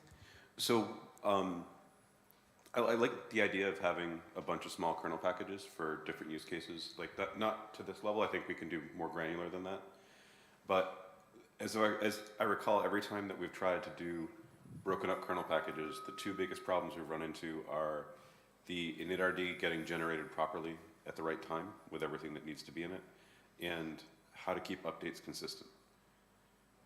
Did you do any experimenting with updates when you're working with it? Because I mean, getting it to install is the easy part. It's the updating it consistently is the hard part. I have to think that's true. Sorry. Can answer that right now? Yeah, I think that's a problem because if the module gets renamed per version update, then we cannot track that well. And KMP, as a kernel package, each module can provide the hardware capability. I mean, so PCI ID and so on. So metadata can be tracked, but it doesn't mean that it handles, for example, package renames. So it could be a problem by update, yes. Also, another thing that here, the split kernel module is that, for example, if we plug the hot plug device with the unknown file system, how we can handle that? It's not clear yet. For example, if we put the XFATCH USB stick, but you have no module there, and ideally speaking, the system should pick up the XFATCH kernel module there automatically and install that, and what? Well, I'm not sure we need to be that general, right? If you look at the various use cases that we try to cover, right? We have the general server or desktop that we all have, and yes, we all want to stick the USB stick in and it work. And for that, we have kernel default, and however that may be composed, right?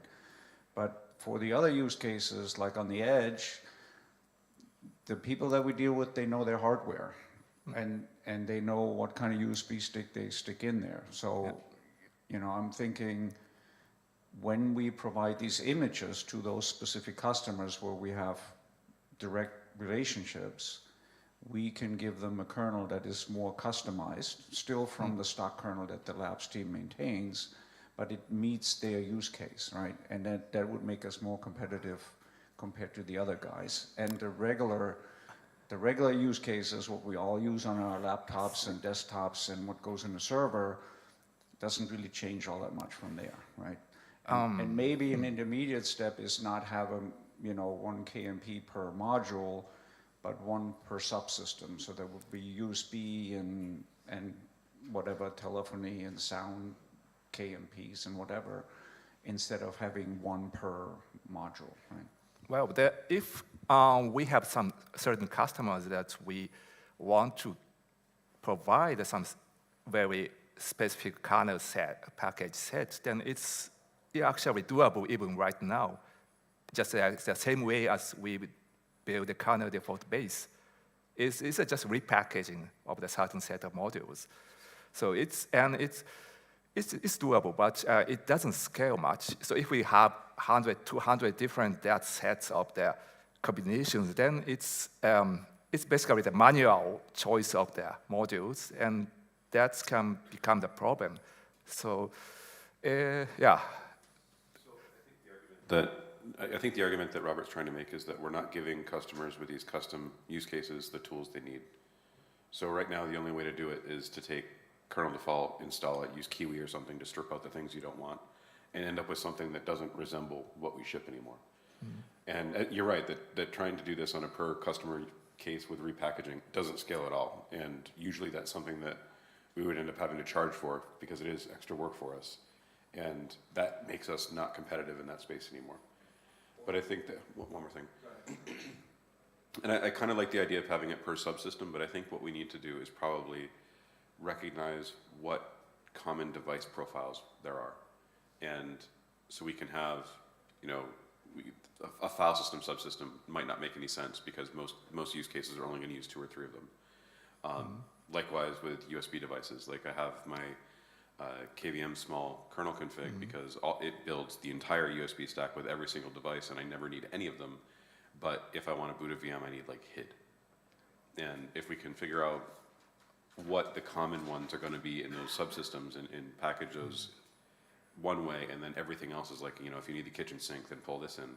I think that would be a good compromise so that you can still have the flexibility of being able to pull in just the bits you want, but also not ending up with 4,000 packages. And also, I mean, even internally, right? So I'll give an example. We build a specific image for SAP that they run inside of RISE, which is SAP's cloud offering, right? And for many, many years, they say, yeah, your image is too big, right? And yes, in the cloud, size doesn't matter, right? Because our root volume is 10 gigabytes, and whether I put a gigabyte on there of stuff or 5 gigabytes, they all start up at the same time. It really doesn't matter. But SAP looks at this from, okay, then you have more stuff, you have a higher profile of exposure, right, and whatever. And, you know, it's a fair argument. And do you really want to argue about that? But when we want to build that image, let's say for AWS, I can't really, you know, I can write a script in the image building that gets rid of a bunch of modules, which actually makes the image smaller, right? But it is not convenient. Plus, the stuff in the kernel changes, right? So every time the kernel changes, I have to go look at my script and say, okay, is there more stuff that I can remove and things like that, right? And so if there's something that the kernel team can provide to make the life, you know, even internally easier, that would be great. Mm-hmm. Yep. Exactly for this purpose, we have the repackaging that builds kernel default base, that you can build a kernel with your own list of modules, and people don't use it. And yes, there is the need to manually select which modules you want, but we can't alleviate that problem. You have to know what you want. Yeah, but I don't want to build. I want to pick. I want to pick what's finished, what is built by the kernel team. I don't want to go and set up configs and whatever else. That is not what I do. But it's not built as a kernel. It's built as a RPM package. Yeah, just repackaging. Yeah, the time is really quick. So takes the kernel default base that we provide and picks the modules that you want. There is a list of modules that is encoded, and anything else goes away. I think the problem with that is that what ends up happening is that it's technically correct. It does offer the solution technically, but it's not what any users want. Mm-hmm. Nobody wants to do that process, and that's why nobody's adopting it. What users do want is what Robert's saying, the ability to just pick and choose what they want from a list without having to do anything other than install it. Or even automatically scan for the system for at least the common USB IDs, PCI IDs, where you have these drivers. You don't want to have, as you said, you don't want to have these huge amounts of drivers. You have specifics, but you don't want to choose them. You want the system to detect, oh, there's a new device. I don't have this driver here, but it is available somewhere. Pick it, get it, and load it. Yeah, and you can. It is working for NVIDIA with certain hacks. It is working for other things already by the hardware IDs. You mentioned it already. But this can be extended to file systems like IDs and so on. So if you want a certain file system, this module can be available. So I think we're halfway there with that, because I think the ability to say, I want a module that provides the driver for this PCI ID, the driver for this USB ID would be probably helpful for our partners as well to say, not I'm going to get to the other part of that in a second, but the ability to say, I need a driver that does this, rather than say, I need to know exactly what the package name for this driver is. I think there's value there. But the other part of it that we need to solve is that when we're talking about deploying systems in the cloud, when we're talking about deploying systems on the edge, there's no installer involved at all. So this is going to be the definition of the system is predefined, and all those packages are defined and then deployed as a whole. And so having it detected on the live system isn't what the customer wants either, because then you have to have that repository available to pull from. And the idea is that this should be self-contained. Yeah. Yeah, just to reiterate what Jeff said, the idea of go get it, that doesn't necessarily work, right? I mean, just in the cloud, where we wouldn't really have that because we know what we're running on. But the idea of go get it, you know, there's probably an instance that's not registered to any repository. And then what, you know, if we have some mechanism that says go get it, where would it get it from? There's no repository, right? So. But if the selection process is neat enough or small enough, it maybe can be made use of to reduce the size of the cloud images as well. Yeah, some kind of an old configuration tool that might be helpful, as a start. Couldn't we provide, as part of the kernel default image, a tool that would just strip the modules that we don't need and save, like have a list of modules that we want to keep and run this automatically after in a post-install script of the kernel default RPM. So we could just strip out the modules that we don't need after each update automatically. Like we would install kernel default, but we would not keep all the files. Yeah, that's possible, but as I said, the question is how to detect the features that you would need in future. Well, the tool could easily see what modules are loaded first, and then pick those, and then you can manually add a few for removable devices or something. Yeah, the problem with that ends up being, especially in the cloud, right? Yeah. Users can easily move their instance types.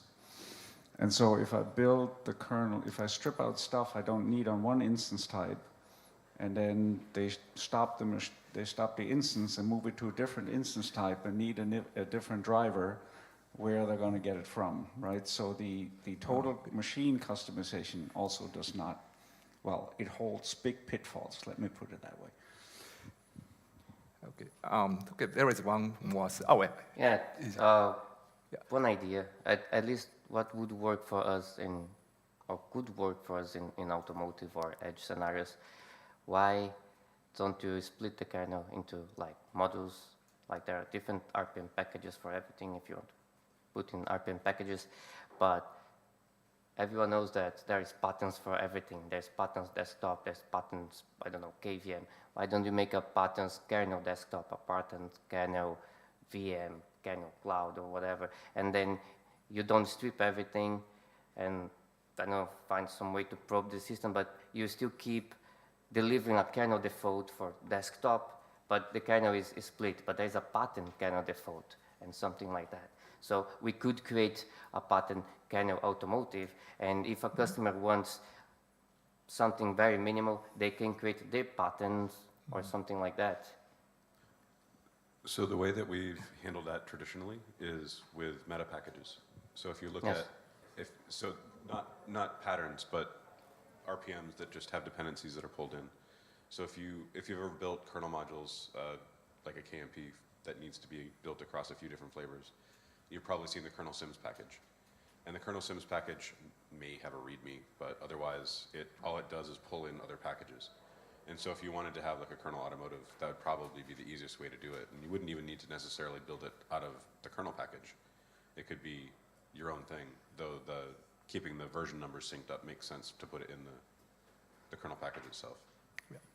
And there is another problem for us that you have listed there, Carvos. There is the thing that not everything is modular. And we have some different things like that you could change parameters that you need to build a different kernel because it's not something that can fit in a model. And is there a plan for some modularity in that scenario, like to build different kind of flavors with some things enabled and other things disabled? Well, this is not decided at all, and there is no concrete plan at all either. Okay. So it's to be discussed, and yeah, it's a good input. So we have different configurations, and so completely different outcomes depending on the kind of flavors, right? Okay, there's a timing up limit, and just quickly, then we have a problem, an externally supported flag, and this is, well, we have two kind of unsupported or externally supported flag. And so far, we are not sure whether it's really needed for ADP too, but maybe it's a question to the product management and so not technical. I can probably answer that one because I added it. It used the taint flag because that was what was around at the time, and this is old. And it was an easy way to display in the oops message that something was off. And since then, we have extended what we do with it. So now there's a special sysfs file that you can see for every kernel module. You can see it for the kernel itself, whether or not each one is supported or if it's externally supported or whatever. And now it actually says supported equals yes, no, or yes, external in the oops. So I think we should keep this behavior, but I don't think it needs to use the taint flag to do it. Okay, that sounds reasonable. Oh, yeah.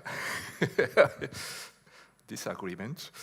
Not direct disagreement, but one of the as of yet unresolved issues is that the software support versus hardware support.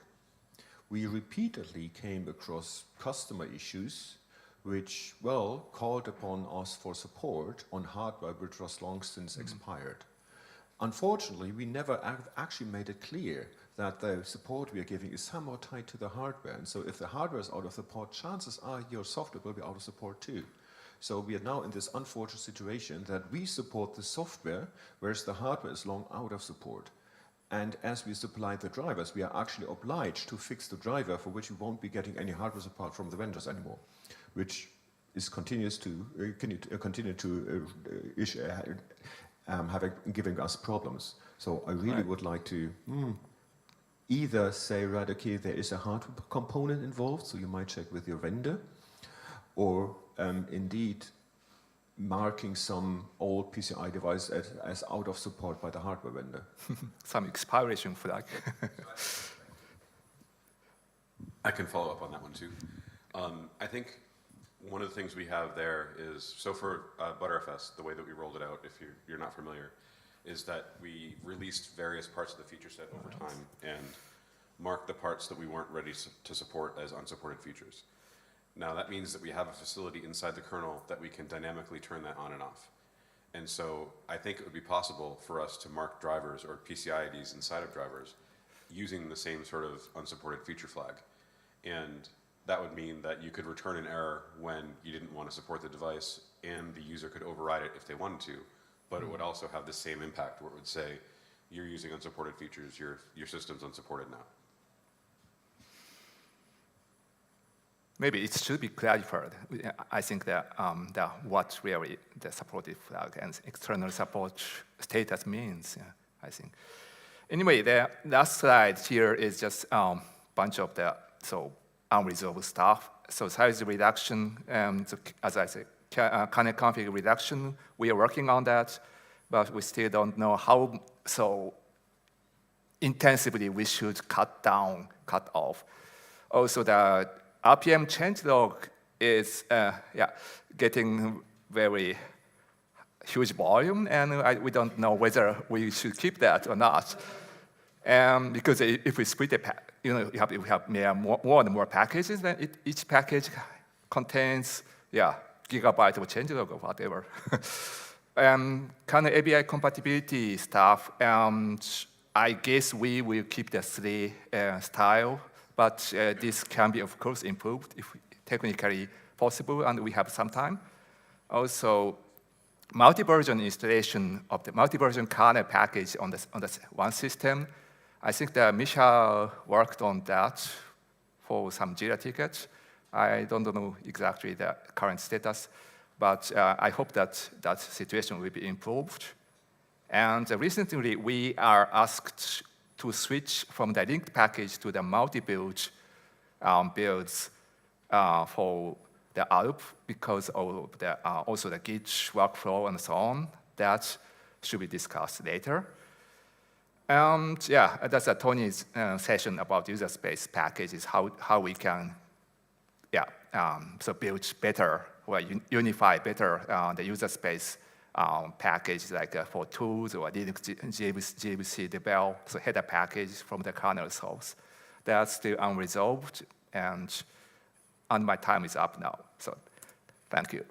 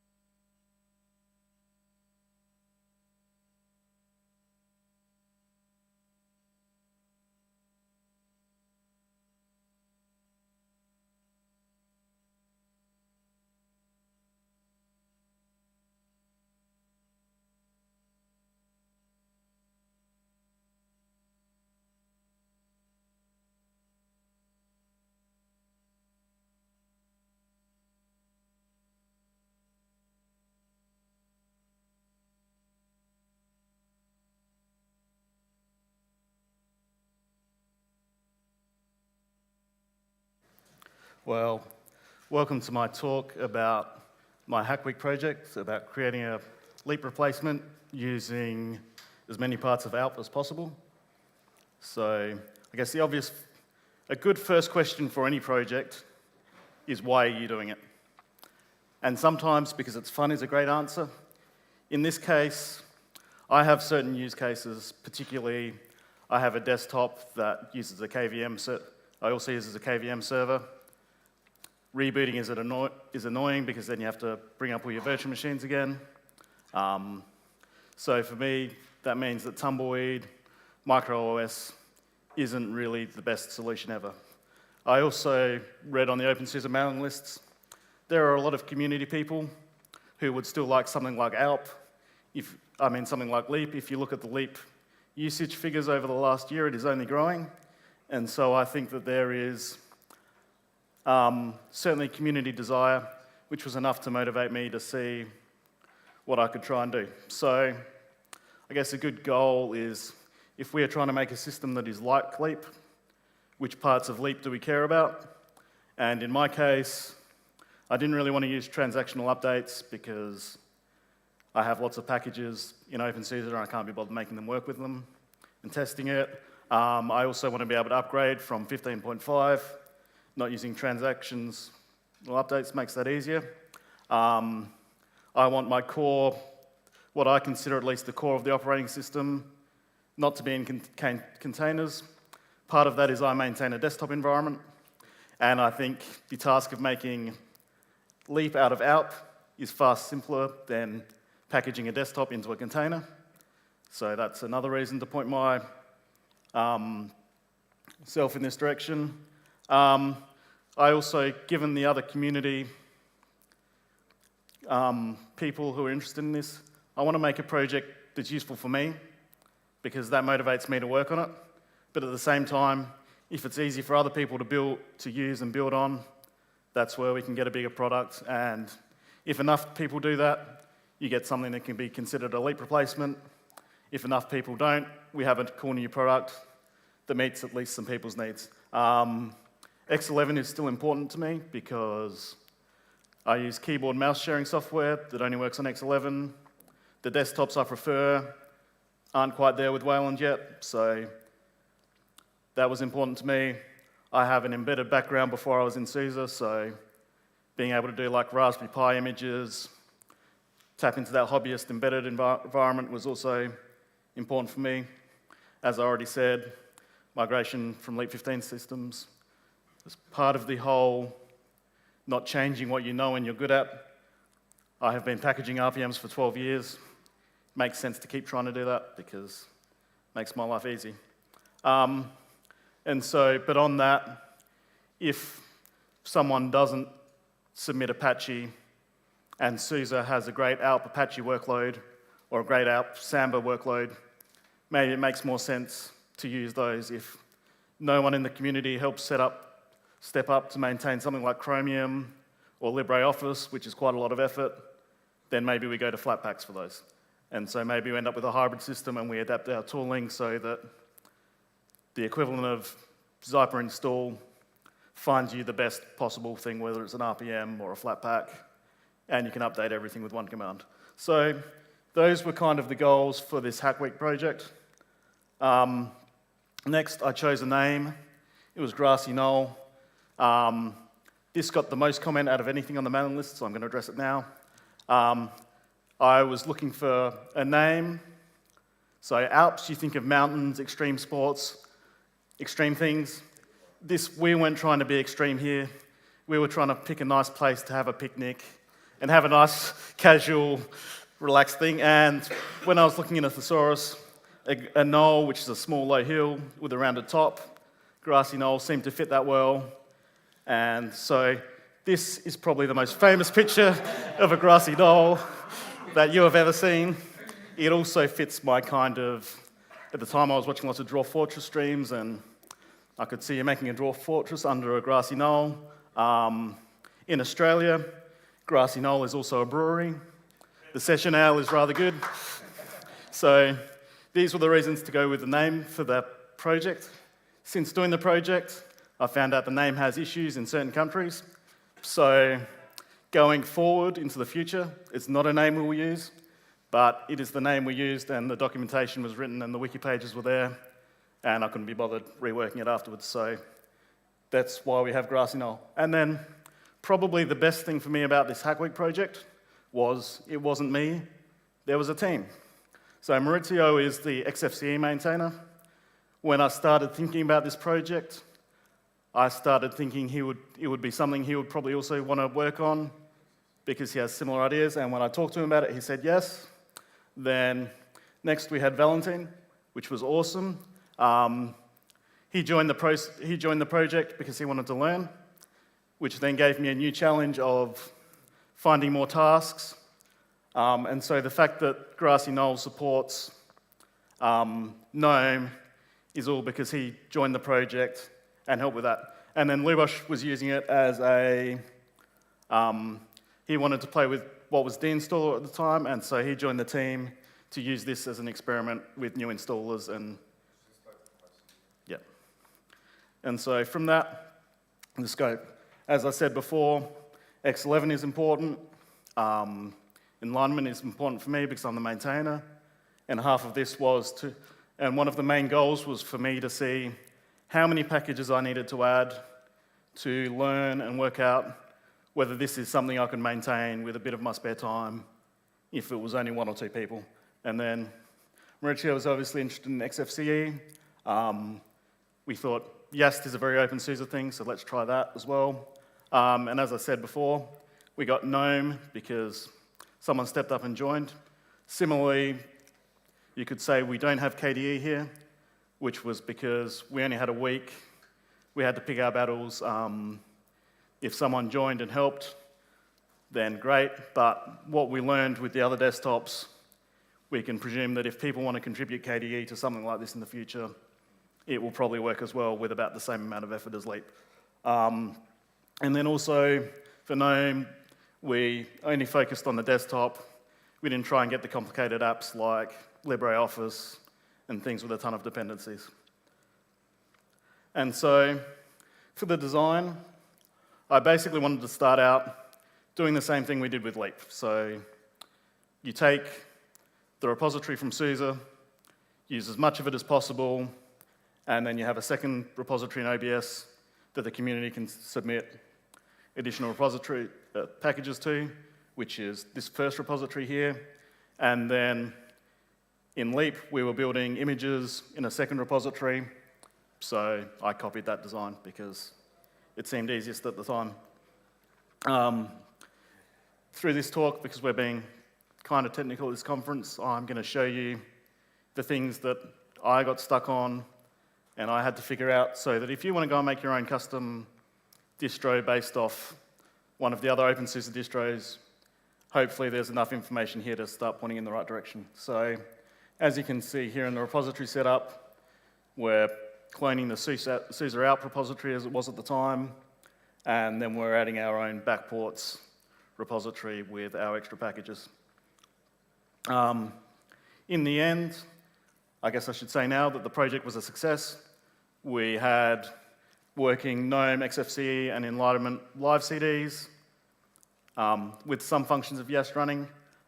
In order to get that working, it took us 392 packages, and when I checked the other day, about 385 of them are still building and fine, and there's a few other unresolvables. But basically the process from here was I put Enlightenment in the repo, I put the X11 bits in the repo I knew, and then you just start fixing all the unresolvables until everything builds. And same for the others. So if we look here, X11 and Wayland, just to have those is this list of packages. Most of that is related to hardware enablement. I took these from factory. One of my questions is if SUSE goes Wayland only for ALP, then by de facto I become the X11 maintainer for whatever this is, and so I wanted to see how much was there. And there's lots of package names, thanks to the live installer Kiwi files, which gave me the list. One of the problems that I did run into a couple of times is a lot of our packaging requires and recommends built around the presumption that certain things are just always there. So there was a couple of places where we found things would build, but then we're missing runtime dependencies because normally something else pulled that in. We have some packages for audio. I just put all these. You can find the full list on the wiki. I just put these here in case you're looking. GDM was one that surprised me a little bit because as someone who uses GDM on a not GNOME system, the current list of dependencies, including libg4 weather, GNOME themes extra, GNOME settings daemon, maybe we can do some work on our GDM packaging to make the dependency tree a bit smaller for those of us not using GNOME. But once you've gone to on the plus side of that, once you've gone to the effort of getting GDM working, you can get GNOME working without a crazy list of packages on top of that. And so then Yast again needed surprisingly few things that weren't in ALP yet. And so there's a list of those. As I said before, full dependency list is on the wiki. I don't think we covered everything in there because a couple of us just wanted to see which of our other packages built, and so we threw them in and just checked, but those are the core list of dependencies. And so the second part of this is once you have a repository full of packages, you need images to publish them. To keep life simple, we had a KVM image for testing, and then we copied the live CDs from Tumbleweed. So I should say that, I forgot a slide, but basically my initial thoughts with this project were that Leap is basically the same as Tumbleweed, but with a different release cadence. And so ALP is built on Tumbleweed, and so therefore if you were to build ALP the way we build Leap, you should end up with a working system still. And I was quite surprised that that logic in my head actually just worked, because normally things sound that simple and they're not. And so here, coming into the images, something that took me a while to figure out is you need that in your project config in order to build images rather than RPMs. In the end, we just copied the whole Tumbleweed project config because working out what wasn't needed is a task for another day. And then we ended up needing a bunch of extra prefers. So again, to make our life simple, the patterns for GNOME, Enlightenment, XFCE include a lot of stuff like LibreOffice and stuff we didn't have time for, so we ended up writing new ones with a more stripped back package set, which meant we needed to add a bunch of prefers and things like that to the config. So if you try to do that one day, that's something you'll run into. Images also require a couple of packages, particularly for the live CD. And then the way I started was I took a Tumbleweed Kiwi file and I copied it and modified it as needed. I should add another slide here later for next time because there is a fun generation script that takes a template and generates a separate one for each of the desktops that I spent a fair bit of time messing with. But again, the important things here are we didn't want read-only snapshots. And then, again, another thing we did was we disabled enforcing mode in SE Linux because until that's a problem that's solved in Tumbleweed, it doesn't seem like a problem to solve in this hack week, at least anyway. And then again, as you see, our repositories, we use the two we talked about before rather than the Tumbleweed ones. And you do that, you build your image, and it works. So there's a few other changes you have to do then. The ALP release package, we kind of just guessed some values that kind of seemed appropriate with the idea that this wouldn't be the final version and just had to work for Hack Week. So that's a file you get to change. That's what tells the system that you're ALP and not Tumbleweed. Again, there's a few other changes you make in that spec file. I won't go through them all now, but once you've found that one, you'll find the rest if you ever want to do this yourself. As I said before, we made some modifications to the patterns. We ended up dropping some patterns, which meant we needed some extra wires. We decided to use wire plumber over pulse audio because it seems like the modern future, and we wanted to test that as well. And so then this last slide is kind of intentionally blank because in the process of this week it's changed again. And so but basically in the future, yes, I can see us doing something like this. I was hoping by the time we got to this point, we would have more answered questions, particularly around the fact that we presume that SUSE will continue to do things like kiosk offerings, and that will probably use GNOME in some form, which will mean we can use their SUSE's packages and not have to do our own, which is a lot of extra maintenance work we could save. So really, at the moment, the future is, as Lubos said in his talk, Leap 15.6, and another 6 to 12 months to start looking at this idea further. But I think that presuming nothing too drastic changes, there is still the interest from the community and the want for something like this. And I think what we found between 3 of us in a week-long hack week is we could make this part work, and so that indicates to me that it's probably maintainable if we use as much of the SUSE code as possible. And so, depending on what happens in the next year, maybe we'll be here standing talking about doing something like this for the following year. Or maybe not. And so, with that, questions, comments? Anything?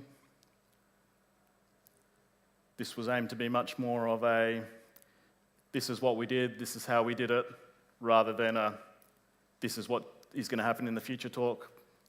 I'll let the release team deal with that more. But if you have questions on how you do this or why, let me know. Talk to me in the break.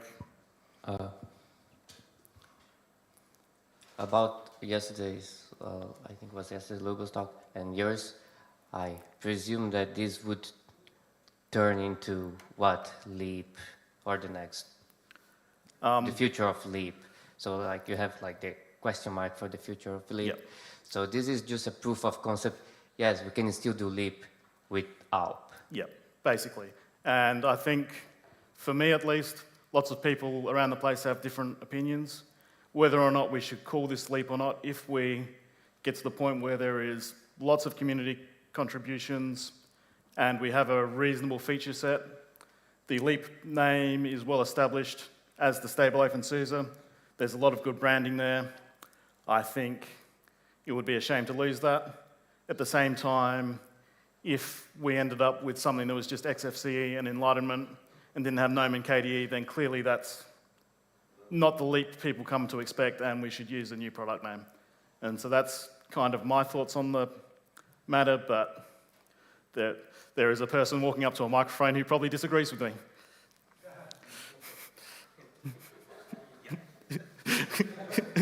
I just want to provide a different view on that, because go for it. It's nothing wrong with anything you said, but also we have the fact that, you know, the key part of the Leap story is it's based on Sleep. So if OpenSUSE goes ahead and does a new Leap, before SUSE figures out what we're doing with Sleep, like, is there going to be a SLE 16? Whatever. Like, you know, it sets really weird expectations out there, not just for the community, but also, like, our customers who are like, you know, is OpenSUSE, you know, doing the SLE 16 before SUSE does a SLE 16? And that's toes I don't think we should be stepping on. So I guess my gracious answer to that is that with 15.6, there is disadvantages for the community in 15.6. It's an old code base. A lot of them want something newer. So by taking the sacrifice of 15.6, we're giving SUSE another year to figure out what they want to do. And if in a year's time they can't figure out what they want to do, then we as the community have to do something for our users, because as far as the community is concerned, the official communication is Leap 15.5 is the last Leap you have access to. ALP is the future. Do what you want with ALP. And it seems like what the community wants with ALP is more Leap. which is kind of what started this. And so if SUSE changes and does more things in the next year, absolutely, I think we should adopt with them. But I don't think we should, in the year after, say we're not having a stable operating system because SUSE hasn't sorted out whether they're doing another SLEET yet. There's nothing wrong with what you're doing, it's just what we're going to call it. Like that's the only thing to discuss. So I know when we started out, the story of Leap was the Leap SLE integration. I think the branding has moved to Leap is the stable OpenSUSE. If SUSE was to come along and say, here is a nice branding budget to rebrand the stable OpenSUSE to some other name, then fantastic, let's go with that. But at the end of the day, I think the people who should decide that, as always, is not us and is the community. And so I'll put my forward views to the community, you can put your views to the community, and we'll let them decide. And if the community owned the trademark, I'd agree with you, but we've got that side of it to deal with as well. Yes, that's a world of fun that we can have another week's discussion about.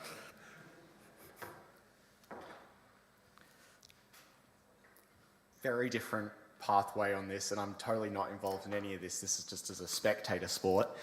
Hector Martin of the Asahi Linux project over the last week has been on a tirade to do with the X11 versus Wayland. I'm going to call it debate, though I don't really think there's much of a debate there. And the thing is that, you know, they've been involved in a lot of people working on X, and a lot of those developers have moved to Wayland, and Hector's basically come out and said there is no future in X. They are not developing X stuff, it's never going to work properly, and it is just not going anywhere. So what would change your mind to make Wayland the preferred future in what you're creating? So here? From my perspective, Wayland is the preferred future. I know enough about the desktop stack to know it's far superior. At the same time, for about the last 10 years, my view has been that Wayland is about 5 years away from being production ready and stable for my systems, and we're 10 years later, and I still think in 5 years' time, it will be completely ready for the stuff I care about. So for whatever we build off Alp 2.0, we might be ready to drop X11, but right now for me, it is less effort for me to maintain an X11 code base that isn't changing much than port all my workflows to Wayland. But isn't that also now risking that you're going to end up with a desktop environment that literally just doesn't have support for modern hardware? Like there are going to be, for example, the Asahi Linux drivers just will not work on X at all. Like you may end up ostracizing drivers and you might lose hardware access. Yep, so the stuff I care about is working towards having Wayland support, but it's missing fundamental things like multi-monitor support, and it's not there as an everyday driver yet, but there is work going on. If my laptop no longer worked with X11, then that would be pretty good motivation to push me towards Wayland, but Enlightenment. So Enlightenment is a weird one in that for ages when Samsung cared about Tizen, they were investing lots of money to get certain parts of it running with Wayland, but then they stopped caring about Tizen and pulled the budget from that, and so it's in a half-done state. And people are now working on it in their spare time.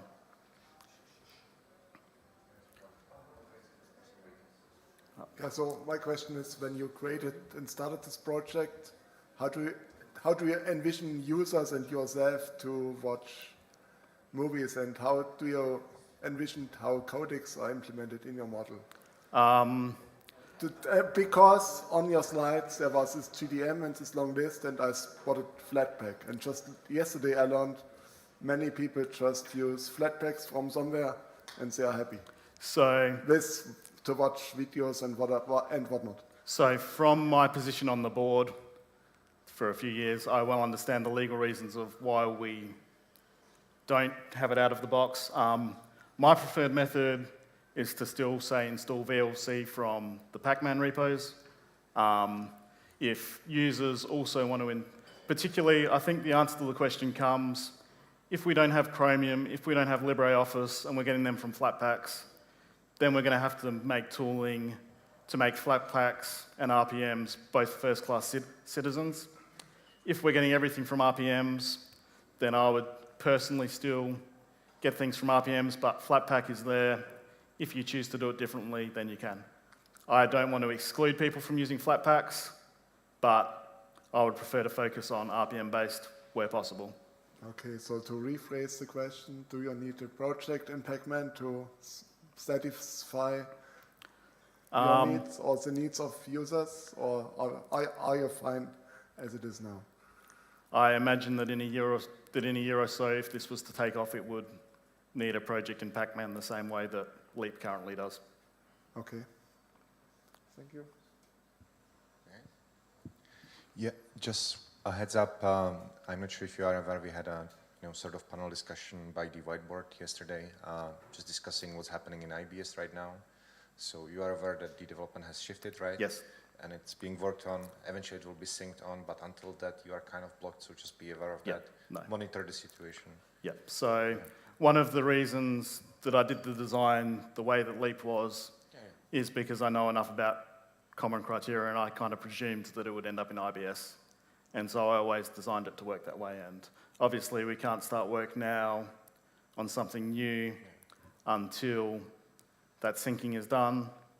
But at the same time, I probably don't want to really start really heavy work, at least until we know that the ARP code base isn't still being updated from Tumbleweed, because if we can pull our packages from Tumbleweed at the same time that ARP does its final pull, then we know everything's kind of synced up and works, whereas if we're trying to be ahead of that, we're only going to need to resync again in a few months and keep doing that. I only meant it as an information for you, so it can be unblocked as soon as it's just synced out.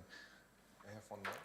Go for it. One thing that we've touched 15.6 and we said that we are doing it, you've touched the topic that I was saying yesterday as well, rotting code base, can't accept many contributions, and I kind of see it on my desktop too. Have to use combination of DistroBox with Tumbleweed and Flatpaks to kind of get the software, like Prusa Slicer. Can't build it on Leap right now.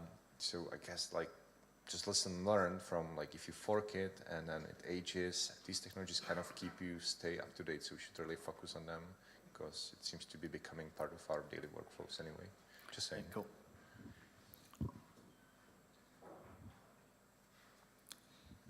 Anyone else? All right. Thank you all for your time. Enjoy lunch.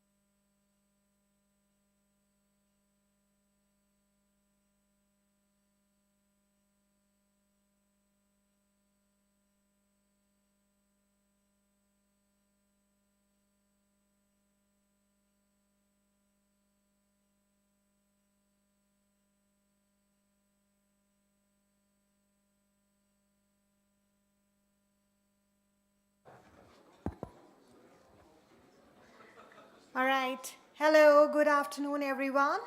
Hope you all had a good lunch, and with that, I start some food for thought. I did meet a few of you in the past 2 days, but in case you haven't got a chance to see me around, I'm Akanksha Jain. I'm Software Product Manager at ARM in the Open Source Software Group. And I'm here to walk with you through the ARM Linux kernel architectural updates. So basically the kernel enablement story aligning with the ARM architectural features. So what do we cover today? We'll start with the feature landing pages on the public domain developer pages. What's the context and scope of today's presentation? A pictorial representation of the ARM architectural features. What's the kernel landing for a few features that have landed in the mainline kernel? Architecture feature highlights of the ongoing development, a few reading resources, and then I open the forum for Q&A. So let's begin.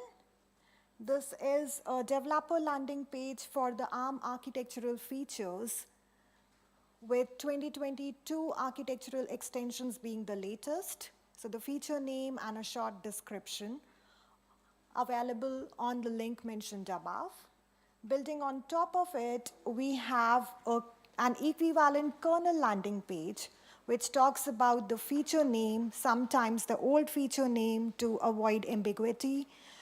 What is the scope of kernel enablement there? So whether it's a hardware cap, KVM enablement in kernel, and what's the first kernel version in which it landed?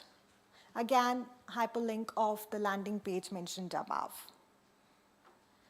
All right, so context and scope of today's presentation. Given the huge scope of the area, I wouldn't be able to deep dive into any topic. So this is more of an update on deltas on what's ongoing, any highlights of important features from our perspective, and if there are any challenges around any development. So just to recap, there was a CCA hardware story covered at last year's SUSE Labs conference, which is confidential compute architecture. I have given a plugin of that particular YouTube presentation, otherwise it's available in the public domain. Then 2020 extensions, the blogs and postings about those features, majorly covering LS64, wait for event with timer, etc. 2021 extensions, so just to be clear, 2021 extension is also ARM 8.8 architectural feature. 2020 extension is ARM 8.6 plus 8.7. When we speak about 2022 extensions, those are ARM 8.9 architectural features. And few of the major ones which are undergoing development at the moment are permission indirection, permission overlay, SME2, SME, which I would be covering in the upcoming slides. There are community posts and blogs on memory tagging, again, hyperlink attached there. Confidential compute in terms of the kernel enablement story from ARM Open Source Software Group. We cover the enablement in the kernel, KVM tool, KVM unit test, and EDK2 support. Of course, these are reference examples. We can have another firmware implementation as well instead of EDK2. Linux kernel Morello, again, this is quite an exhaustive topic, so I have mentioned a plugin. There was recently a Linaro Connect session, and there is a recording and presentation available. In terms of ARM Open Source Software Group scope of work, for kernel, we are looking at PureCap ABI enablement.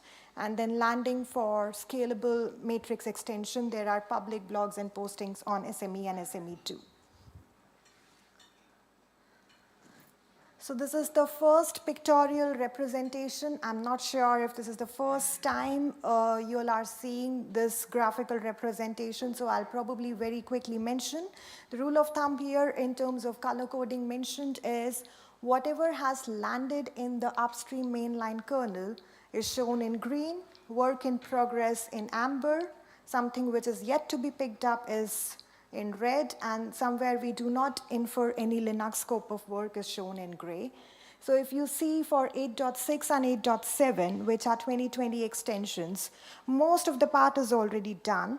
Large physical address 2, which is on 8.7 side, we have kernel and KVM support patches on list.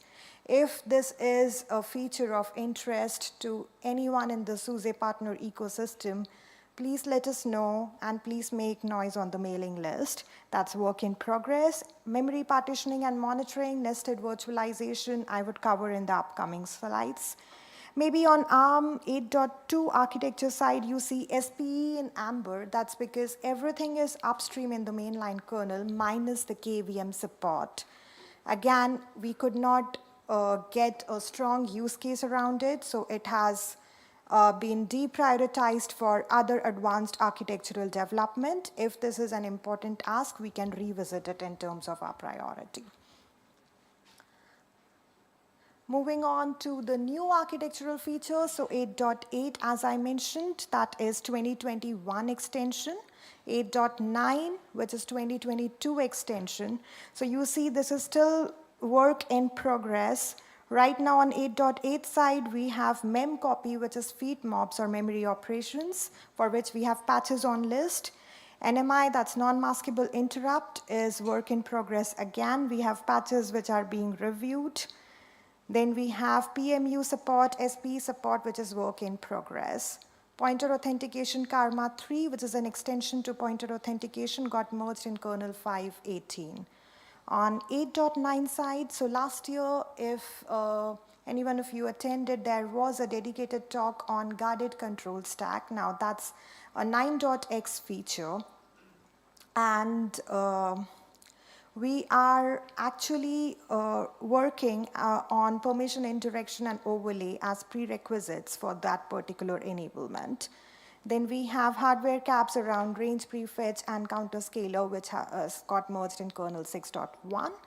On 9.x side, Morello, like I mentioned, there is a separate dedicated session, so I would not deep dive around it.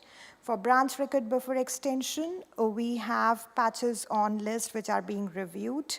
SME and SME2, probably it might make sense if I go to the next slide for kernel landing. So this basically, as I mentioned, shows the feature, what's the architecture version it is based out of, and what's the kernel landing in which it got merged upstream. So you have various components on memory tagging, which are mentioned here. Then we have ETETRB, which is for trace record, which got in 5.13, PAN3 or enhanced PAN in 5.13 again. If we move to the next set of features, so SPE, like I mentioned, everything minus KVM is in 5.13. We have CMN 650 and CMN 700 PMU support, which got in 5.19. Wait for event with timer in 5.17. Enhanced counter virtualization, 1 gigahertz timer support first landed in 5.16, and then it followed with VDSO support in kernel 6.1. In terms of recent ones, we have SME. So SME initial kernel support went in kernel 5.19. And then we had subsequent follow-ups for ptrace signal handling in the following kernels. But long story short, everything minus KVM support has landed in kernel 6.3. KVM support is work in progress and should be up in the upcoming quarters in the mainline kernel. This is a deep dive into a few features I already covered, so I'll not go line by line. But large physical address 2, like I mentioned, it is kernel and KVM patches are on list. If this is of interest, please support us on the mailing list. Then memory operations patches on list, NMI and gig version 3.3 architecture support patches on list. We are continuing with a bit of refactoring of previous pseudo NMI patches at the moment.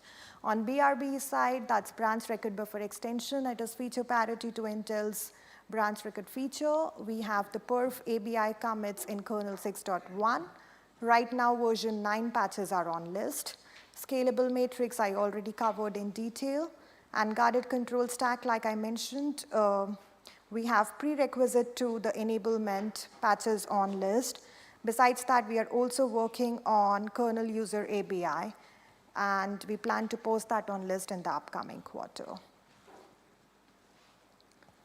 All right, nested virtualization, a topic which has been in momentum for quite some time. Now, updates from the maintainer Mark Zenze is that we have version 8 series which had 69 patches, out of which 19 patches have been merged as on kernel 6.3 RC1, which leaves us with 50 patches on version 9, out of which first 7 patches have already been queued for kernel 6.5 landing.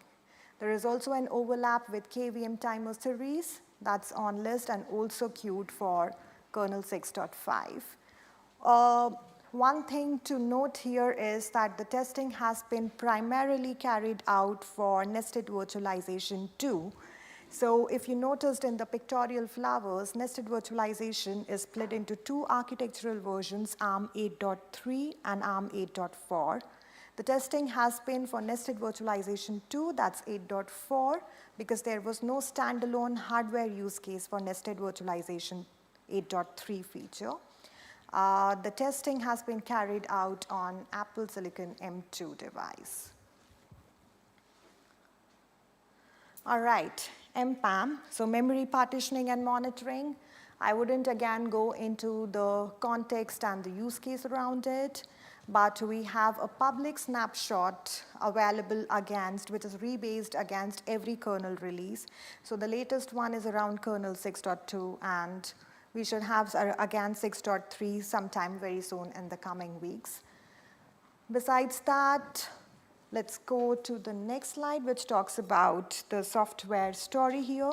So as you might know, memory partitioning and monitoring is an ARM quality of service memory bandwidth management feature, which is on feature parity with Intel's REST control RDT interface, because of which a major portion of our upstream work and bandwidth has gone in refactoring the REST control patches.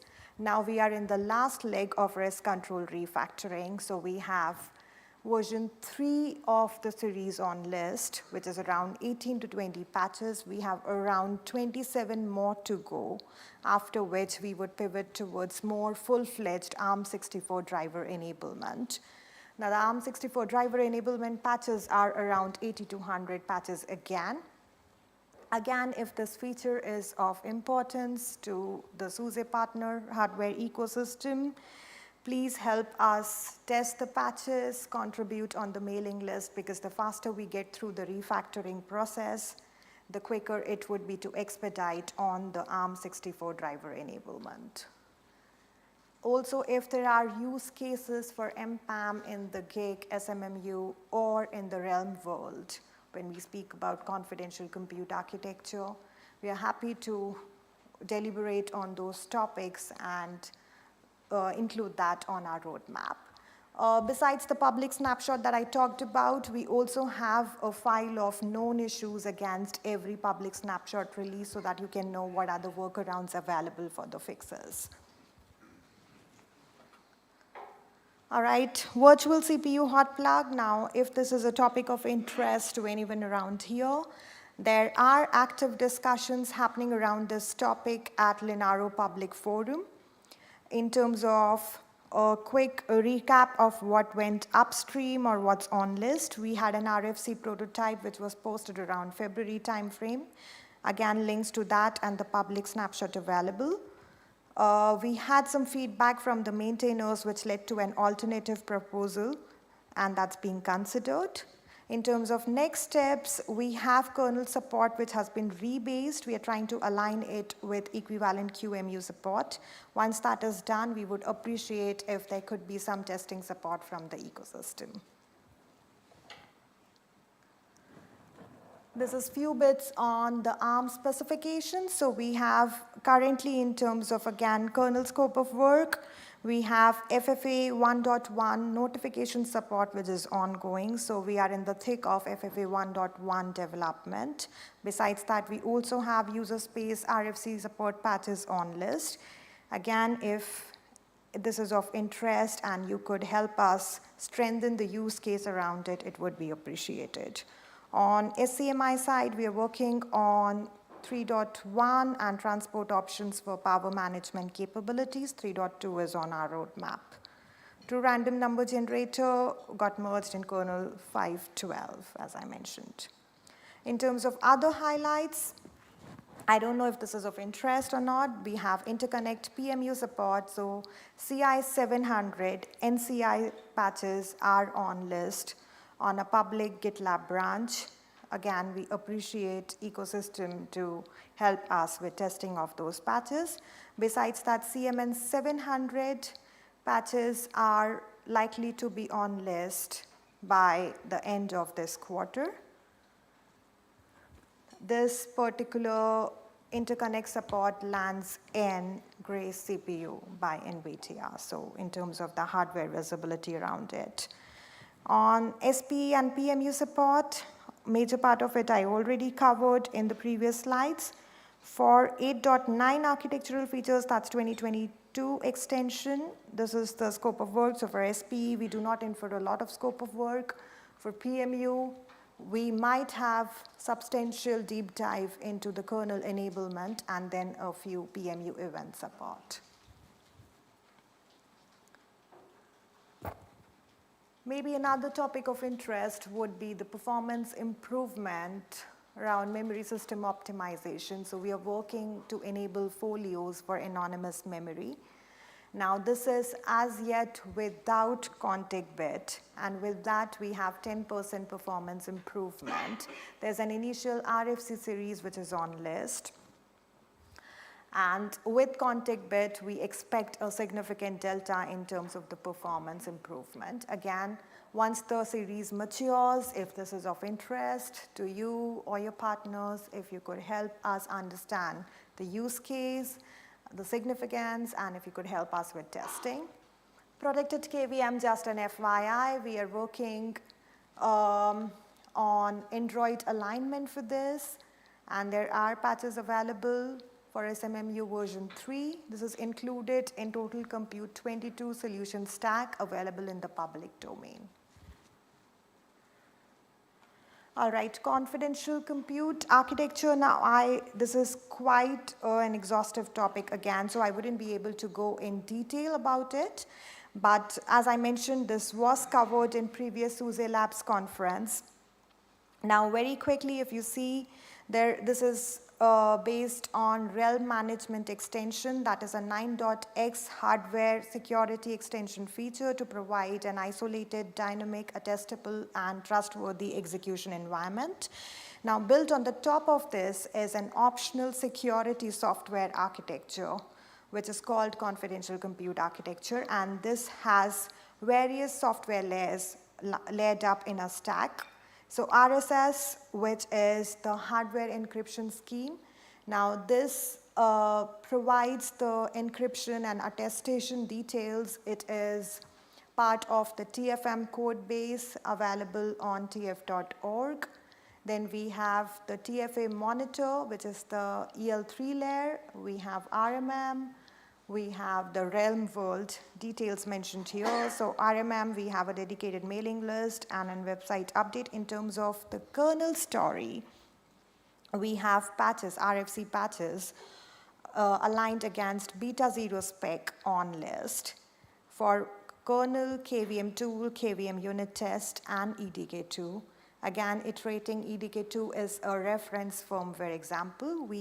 Partners are free to use their own firmware as well. There is also reference software stack available in the public domain for Neoverse Fremont reference design, AEM model, and QEMU emulation support. Links mentioned. For deeper dives, this topic was covered quite exhaustively at the Linaro session this month. I've mentioned the details. So there was a hacking session around RMM, open source enablement. So this covers in detail about all the software layers as part of the confidential compute architecture and where are we, what are the next steps. So in terms of next steps, as you can see, for RSS firmware, we are feature complete, but work is ongoing for the other layers. So for EL3 firmware, that's the monitor world, we have 4-world RAS handling and improved CPU feature management support, which is going. On TFA boot firmware side, we are working in progress on both measured and trusted boot. On RMM side, we're looking at enabling CPU features in the Realm world, majorly around PMU, pointer authentication, self-hosted debug, SVE, etc. On kernel side, like I mentioned, we have RFC patches aligned against beta 0 spec. So in terms of next steps, we would be aligning against RMM beta 1. And once the RMM spec evolves and matures, we would begin the prototyping work against it. In terms of the EDK2 support or in-realm firmware, we would continue with the upstreaming work as the RMM spec evolves, and we would be also picking up and expediting on remote attestation. Again, details of this are mentioned in these slides. There is also a confidential compute panel discussion on Linaro available in the public domain, which discusses these in detail.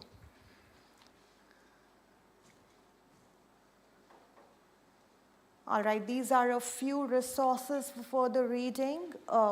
You might find a few of them helpful. There is a toolchain developer page, so just like kernel, for any ARM architectural feature, what's the GCC compiler version, glib version, which is providing the landing for that particular feature enablement mentioned on these developer pages.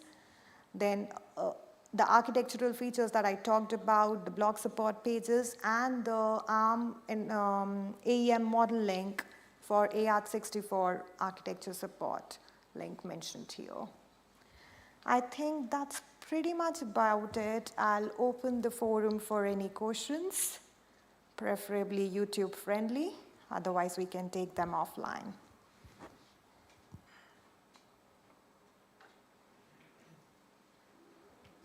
Hello. So you were mentioning the work on folios for ARM.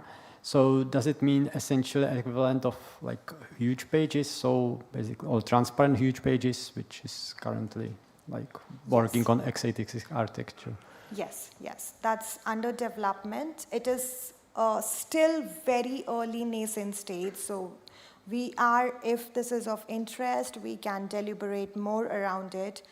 We are just exploring if there can be use case. It is more of an advanced research development activity to explore. Yeah, so I believe, yeah, so we don't have specific use case for it. Like on x86, there are use cases, obviously. Yeah?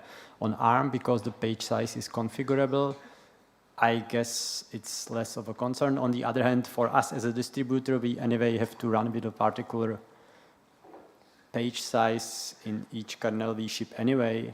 So then I guess there would be similar use. It's just a question like for us, the biggest win of the huge pages is for like workloads that use large amounts of memory, like databases and stuff like this that are the big containers. I'm not sure how big use this sees on ARM architecture. So like as you said, also kernel building kind of wins, but it's not such a huge win. Yeah.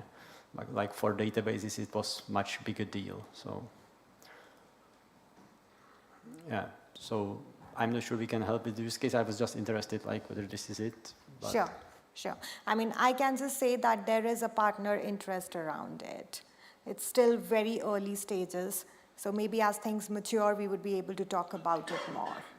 Also, we do some basic testing on ARM, like performance testing, so, but I'm not sure how, like, I suppose this requires some hardware support, which is, I'm not sure actually what are the CPU versions we have in our performance testing unit, whether they would be capable of doing this or not, but then like gathering some performance numbers wouldn't be that hard for us. So if sure, appreciate that. Thank you.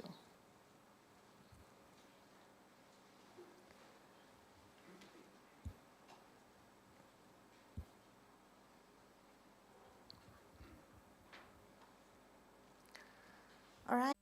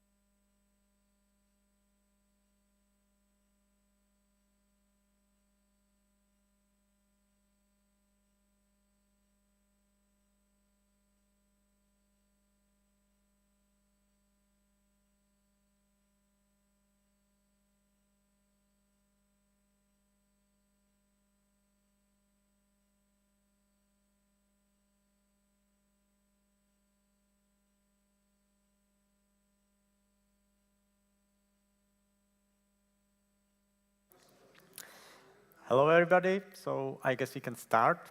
So let me welcome you on my session today. I'm Jan Kara from SUSE Labs, working on performance teams, on performance team. And this is a session about tracing eBPF, how to look into what your system is doing, gathering some information about it. Now, this session is meant to be interactive as much as possible, so and also so that you can try out things as I'm speaking, and as I will be also demonstrating some stuff so you can try the same thing on your computer. Also, so feel free to talk, feel free to interrupt me, have questions like how do I do this and that. If you have particular problem, I'll be happy to share what I know. Basically, what I will show is how to use the tracing infrastructure that we have in the kernel and eBPF support that we have in the kernel for debugging the kernel. It works actually not only for the kernel, but part of the stuff works also on the user space. So I will mention these things. So in this session, basically, I want to cover BCC tools, which is a set of tools which is using eBPF and tracing for kernel, for like system introspection. Also, I'll be speaking a bit about flame graphs, which is a way of visualization profiling data. So I will show how to generate the graphs and how to read them. And in the end, if there is time, I will speak a bit about like that this is actually easy to create your own debugging tools like this that are going to process data. What I want to also show that it's really convenient and easy to use in our distribution. So if you are debugging issues or analyzing, like working with customers to debug issues, then it is actually quite easy to use these tools or instruct customer to use these tools. So BCC tools, that's the first thing I'm talking. I've sent yesterday message into the Labs conference chat that you can pre-install some tools. If you don't have it installed and you want to try stuff, then please install BCC tools package. And if you don't have it already installed, install perf package. We will need it later during the presentation. So BCC stands for BPF Compiler Collection. It was created by Brandon Greggs and others. It is actually a set of around 130 various debugging tools that get installed under user share BCC tools in our distribution. So obviously, I will not talk about all those 130. I will just pick out a few interesting ones. But if you are interested, then I suggest you go through those tools, see what they are doing. There's various tools for introspecting file systems, networking, or general performance tools under that. The package actually has dependencies which also install necessary compilers like LLVM compiler, which is used to compile the C pseudocode into eBPF bytecode, which is then loaded into the kernel. It also installs some Python bindings, and it installs also necessary kernel packages with the include files which are needed for compiling the eBPF programs. So basically, out of this, the interesting part is the kernel packages part, because we don't compile kernel with the type information like the config BTF option. So for BCC tools to work, it has to have access to the include files from the kernel you are running. In our distribution, this means that it needs to have the kernel devel and kernel default devel packages for the currently running kernel. And because of the way how we package stuff, it's actually not so easy as only installing these two packages, because where we install them and how we install them is incompatible with what BCC needs. So you need to create a couple of symlinks for the stuff to start working. So that's about the only odd corner case that is in our distribution currently. So I've tried on my Leap 15.4 laptop. Maybe it's different on Tumbleweed, but I don't think so. I didn't try. But anyway, the point is that there is, like, you need to basically, under lib modules directory, where the modules are stored, it expects that the build actually leads to the directory where the kernel sources are, or where the include files are. So this symlink needs to be created. And then also, because like we separate the static include files from the include files that are generating during kernel build, we have them in separate directories. Like the include files that are generated during kernel build are in the directory that has this dash object suffix. So we need to actually link those two trees together.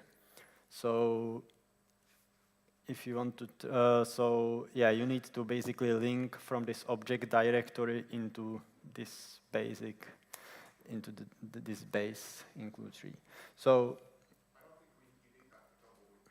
oh, okay, you don't need to, okay, for Tumbleweed it works out of the box. Okay, that's great. So only for, this is needed only for Leap, as I've been told. So that's great. Okay, so let's move on. Like this should be all that's needed to prepare, and we are now ready to start running with tools. So let's try with a trivial tool. You need to run as root. As you can see, I am under the user share BCC tools directory. So I have this, I can run this exec snoop tool, which is actually going to trace all the exec syscalls that are happening in the system. So, you know, if I say launch terminal here and close it, then you can see that there have been a couple of exec syscalls happening. So it has, like, here you can see PID, you can see parent PID, you can see what actually was getting executed, and exactly what were the arguments of the executable that were executed. So this is a just kind of trivial thing, but it's a good, like, basic demonstration that it works. Okay, another tool which is a bit more interesting is, for example, biosnoop, which you can try to run just without any arguments. Actually, most of the tools also have like the help, which is giving basic description of what the tool does and what options it is able to take. But anyway, biosnoop, as the name suggests, actually tracks the IOs that are happening in the system. In a way, it's similar to what block trace would be doing, but yeah, I can run like find, and here you can see that there was tracing happening of all the IOs that were happening. So here I can see like the timestamp, the command that was running the IO, its PID, to which disk the IO was going, whether it was read or write, sector and length of the IO, and also the time it took the IO to complete. So with this, you can trace anything. You can try with arbitrary stuff that's doing IO. Again, like, this is nothing new in principle. We have already different tools like block trace that are able to give you similar kind of information, but you know, it shows kind of the capabilities which these tools have. So yeah, you can try with various things, and then I will show another thing, and that's actually biolatency tool, and that's already kind of shows. So that's tool which actually shows the latency of each IO, and that actually already starts showing the value which these like eBPF programs have compared to ordinary debugging tools we have. So yeah, let's try to run it just without anything. We can again like run find to generate some IO. You can see there is nothing printed yet. It's because the tool is just gathering information in the kernel. Yeah? And now when the tool is terminated, I will hit Control-C. Then basically it was gathering the information all the time in the kernel without having to exit to user space. And now when I stopped it, it has printed me a histogram of the latency of the IOs that were happening. Now, there are ways to actually tune how the IOs are actually gathered. But basically, often the problem with the debugging is that it generates too much data. Yeah? So for example, if you are tracing some IO-intensive application and then just the amount of data you have to propagate from the kernel space to user space is influencing your workload, or it is just, the buffers are overflowing and just too much to handle. And so with these tools, you can actually gather all this information inside the kernel, process, do the statistics inside the kernel, and only propagate the results out when the program finishes. Now you can also configure the tool to say, write out these statistics every 10 seconds or however you want. Or if you have some particular specialties, how you want to limit the IOs, you can do this. Either the tool already may have the option, or you can use, it's very easy to just tweak the tool to do exactly what you need. This is often the case, these are not meant to be finished tools, they do useful stuff, but if they don't do what you need, it's because these are essentially scripts, as we see in a while. It's very easy to just take them, tweak them to do what you exactly need, and use them for the particular problem you have. So here we can see that here we can see the latency histogram. Basically, how to read it is that basically about 16,000 IOs were completed within 64 and 127 microseconds. Yeah, there were some IOs that took actually up to 255 microseconds. There were even one IO that took up to 16 milliseconds. So that's about the BioSnoop tool, or bio-latency tool, sorry. If there are any more questions or people want to try more, then feel free, or if you have some suggestions what else to try. Yeah? No? Okay, so then we can move on to another tool, which is runQLED. So you can try runQLED, and on 15.4 actually, sorry. So I wanted to demonstrate something else, but I had it. So, this is actually, sorry. So the tool, as you would install it, I'm not sure if you are trying, but if you would try, it would actually fail.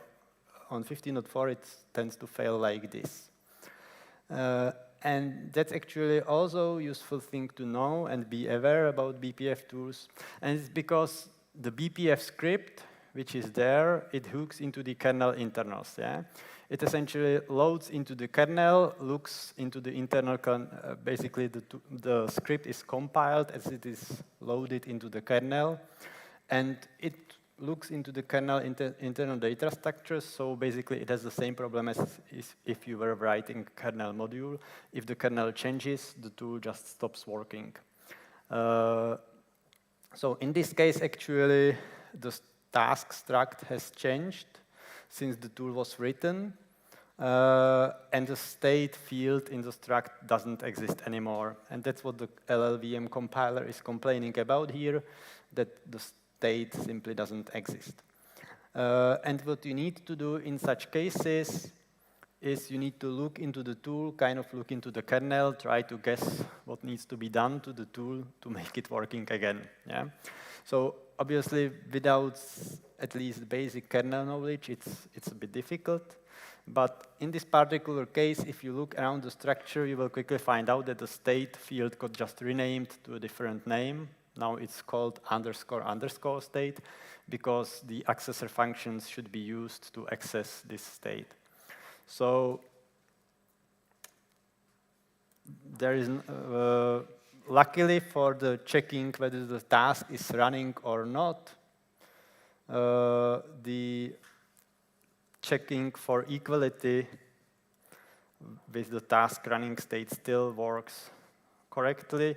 So all we need to do is really to replace the state with _ state, and things should work. So if we now run the tool, as you can see, it now compiles fine, and the module is inserted into the kernel. And what the tool does is actually it measures the run queue latency, which Giovanni was briefly mentioning in his talk this morning. So basically, run queue latency is the thing that when the task in principle could run, but there are other tasks that are currently running, then it has to wait. It's in runnable state, but it has to wait until it gets to the CPU. And this waiting time is what's called the run queue latency. And so if we overload the kernel a bit, like this machine has 8 CPUs. So let's run some compilation with 64 processes to make it kind of more interesting. Yeah, so now there are 64 processes trying to compile the kernel. So obviously some processes will be waiting for the CPU. And yeah, I can stop it now. And let's see the run queue latency. Yeah. So this is now the distribution of the run queue latency. And this is one of the cases where if you would actually be reporting every task switching event, then it would be really a lot of data. As you can see, it would be hundreds of thousands of events just for this short moment when the tool was running. So this is really unfeasible to propagate all this information to user space. You really need to do the pre-processing in the kernel. So here we see that most of the latency was 2 to 7 microseconds. And then we have some larger peaks, likely when the compilation, these low numbers were likely when the compilation was not yet running. When the compilation started, the run queue latency started to increase. We could actually, so the largest run queue latency was there around 65 milliseconds. Yeah. We can even make it, I believe, report once in a while. Yeah. We can run it with an interval argument, so we can make it output run queue latency every 5 seconds. So here you can see now the latency is really low, yeah, only 31 microseconds. Now if I kind of overload a bit with running lots of compilation, you can see as the run queue latency has now increased, as the tasks are now competing for the CPU.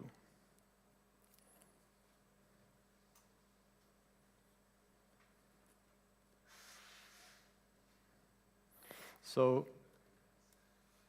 these are useful tools for introspecting the kernel. So these are the basic tools that should be mostly understandable to everyone in this room. As I said, there are many more specialized tools. Yeah, as you can see, really a lot of tools here. But yeah, I guess there's no point in me going over all the tools that are there. Everybody has something else interesting there. So just walk over these tools and find what will be interesting for the subsystem you are working on. Or just get inspiration and update some tools for your subsystem. Yeah, this I already went through. So as I said, basically each tool is comprised of 2 parts. Basically the C code or pseudo C, it's not completely C, gets compiled into eBPF bytecode, and that's tightly coupled with the kernel, so it may need updating. And then there's some Python part, which actually handles the compilation and loading of the stuff into the kernel and then generation of the output. And that's actually pretty neat. We'll see it towards the end of the presentation, that the Python part is very convenient to use and for the output generation or processing of command line options and stuff like this. Okay, I've already covered this. So then another tool I will be speaking about, and that's thing that, for example, I frequently need to know, or I'm frequently curious about when I'm working on some performance problem, and that's like to find out how long a function execution takes. Yeah. So for example, I have some performance problem. I suspect that we are really spending time here, or this is where the regression happened between two kernels. So I want to see how long this function took in one kernel and how long it takes in another kernel. And for this, there is already a ready-made tool in BCC, and that's called func latency, which prints the histogram of the function execution time. It allows you not only to specify a single function, but you can also specify multiple functions, or you can specify a regular expression, and then basically all the functions that match the regular expression will be traced together. And they're like, this is useful, for example, when some syscall has multiple entry points and you want to trace all of them in a single trace, then it's useful to use the regular expressions thing. This can trace not only the kernel parts, but this can trace any arbitrary function, even user space one or some library. So you can, I will show in an example how you can also trace, say, the execution time of some libc function. Similarly, as previously, it has support for, say, printing the histogram of the execution times every n seconds and other stuff. So, you know, here you can see the basic information how to run it. So here I will, for example, get the latency of like fsync syscall. So VFS fsync range is a function that executes in the kernel when you call fsync. And this is not the one I need. Yeah, this is one I'm accepting. So yeah, I will run this to gather the latency. Yeah, the program is now ready to use. So I will run here dd command. That's actually just doing synchronous write. So basically it will do 4 kilobyte write, then call fsync, or internally in the kernel it will actually call fsync. Yeah, and then it will do another write. And here I can see the latency. Okay, this is pretty boring. But yeah, you can see the calls were taking around between 4 and 8 milliseconds actually to do the fsync, or basically to call the, like from the beginning to the end of the VFS fsync range function, it took some 130. It took some 4 to 8 milliseconds. Okay. You can think whatever other function you would like to take, like check. I'll show here.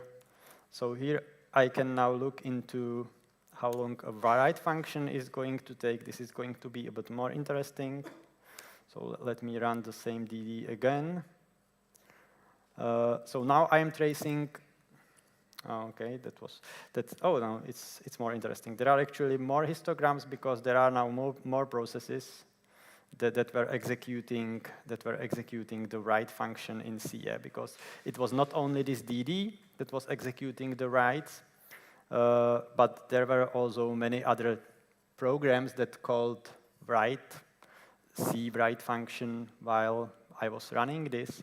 So you can see that, for example, there the process with PID 26508 was executing one write, and it was taking between 8 and 16 microseconds. Yeah. Here, this is the histogram, or on the top you can see the histogram for my DD likely.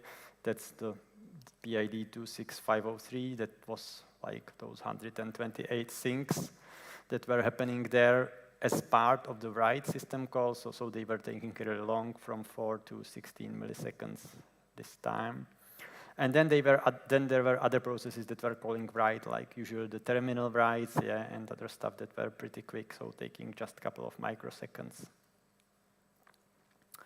So that's a way how you can trace even latency of like any library function. So you can, basically the syntax is that you just write the library name, so C is here for libc, but you can have their thread for libthread or whatever, zlib for like gzip library and stuff like this.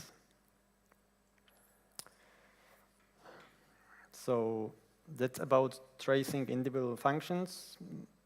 If anyone has any suggestions, ideas, questions, feel free to ask. If not, then we can go further. So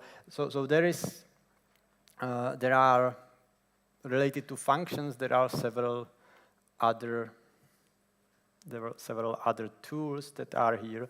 So func count is the function that prints the number of times particular function was called. That can be occasionally interesting as well. Func interval, that's reporting actually. So func latency returns how long the function took to execute. Func interval tells you how long was the time before the function was called. Yeah? So like how frequently, essentially it tells how frequently the function got called. Yeah. So basically, func latency shows the latency between start and end, and func interval shows the latency between start and start of the next invocation. So that can be useful at times as well. Func slower is another helper which basically reports whenever the function takes longer than some predefined period. Yeah, we can. So you can, and it will actually dump the stack when this happens.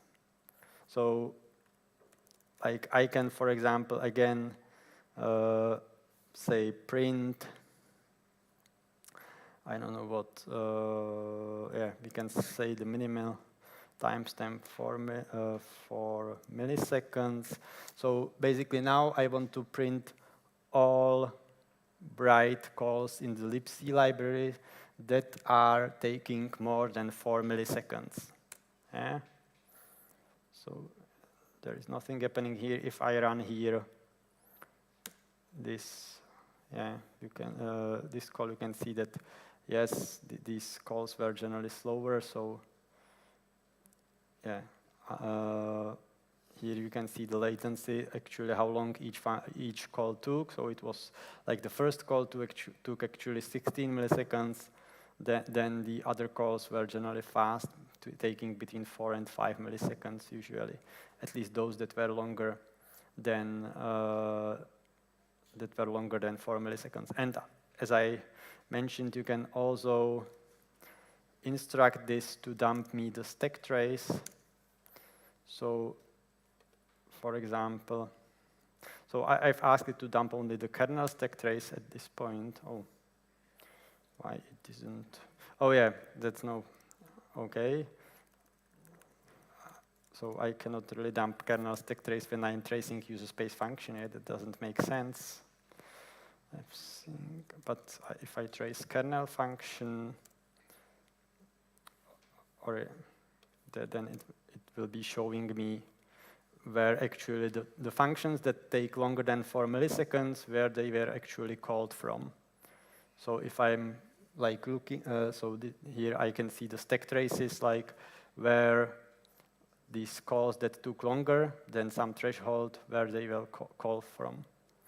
And similarly, I can trace the user space. Yeah, I just have to remember, I don't remember the exact option number, but, or option name.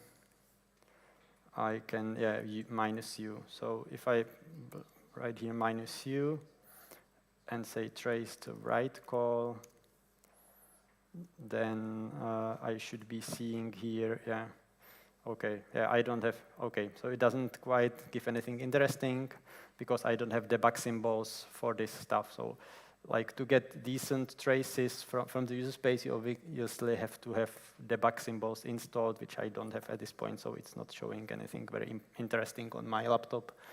But if you had installed debug symbols for the libc library and for the DD package, then it would be showing you the traces where the function executions that took longer than your threshold are happening from, yeah? I have a question, but I don't have a microphone, so please repeat it. For the kernel stacks. Here's my question. You said you did not have debug symbols for the user space stacks, but the kernel stacks worked. Is it because you have the debug info for the kernel, or does it use the BTF information? So the kernel stack traces are actually gathered within the kernel, and kernel internally is able to unwind the stack. Okay, so even without the... Even without the debug info, yeah, because that's using standard like stack dumping facility that's within the kernel, where you can like be generated on OOPS or stack traces that we generate. So it is the same? It's the same code, yeah. Okay, thank you. So the stack traces, yeah?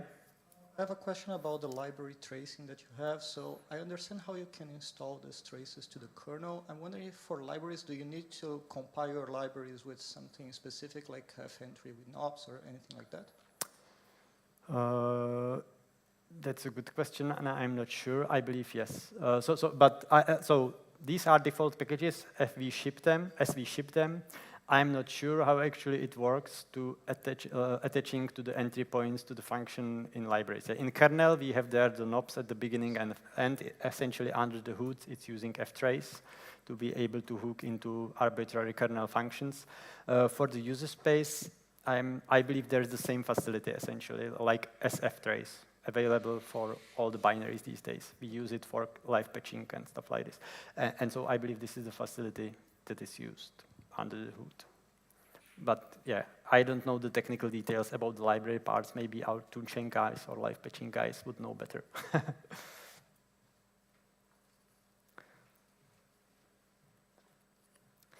Okay, so let's move on to flame graphs. Yeah? So flame graphs are a way to visualize profiling data. So in principle, there is no more information than you can get from like perf report. It's just visualized in a useful manner so that it's easier to read. And then we will also get to a bit more like unusual types of flame graphs which are actually not readily available from perf. So yeah, if you don't have perf installed, then now it's a really good time to install it if you want to experiment with this. Also, we will need some scripts which are in the GitHub repository from Brandon Greggs. So like, please clone this or otherwise download it to your laptop because we will need a few tools from there if you want to experiment. Now, the basic way how to gather so-called on-CPU flame graphs, so basically standard visualization into where the CPU time is spent, is to gather perf record. So basically with this first line, with perf, yeah, we instrument perf to gather stack trace 99s per second. And yeah, -G means like gather full stack trace, yeah, and sleep. I will be gathering this for 30 seconds, or maybe we can gather for a bit shorter time, but so yeah, I now just have to find, yeah, I think the PID,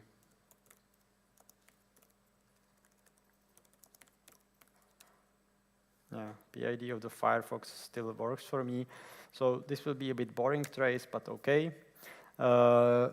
So it is now gathering stack traces from the one of the Firefox threads that's running on my computer. This is actually the rendering thread of the Firefox. So here I can give it some work to render stuff. Yeah, here are some chats in our company. So yeah, we can give some work to Firefox. We can even open a new tab. Yeah, whatever. Okay. So it has now gathered standard stack traces. Now we can post-process these stack traces by collapsing stacks that are identical or that have the same beginning. And for this, we need the stack collapse tool, which is in the Brandon Gregg's flame graph repository. So to do this, basically, we call perf script.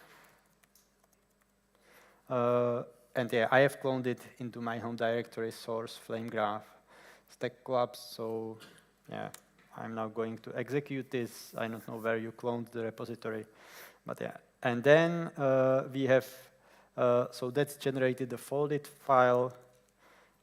That's actually user readable. Here you can see all the stack traces, which are kind of folded one after another.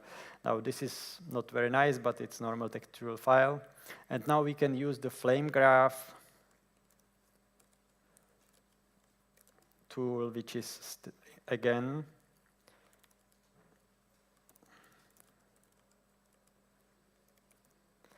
and it generates SVG file, which we can then open.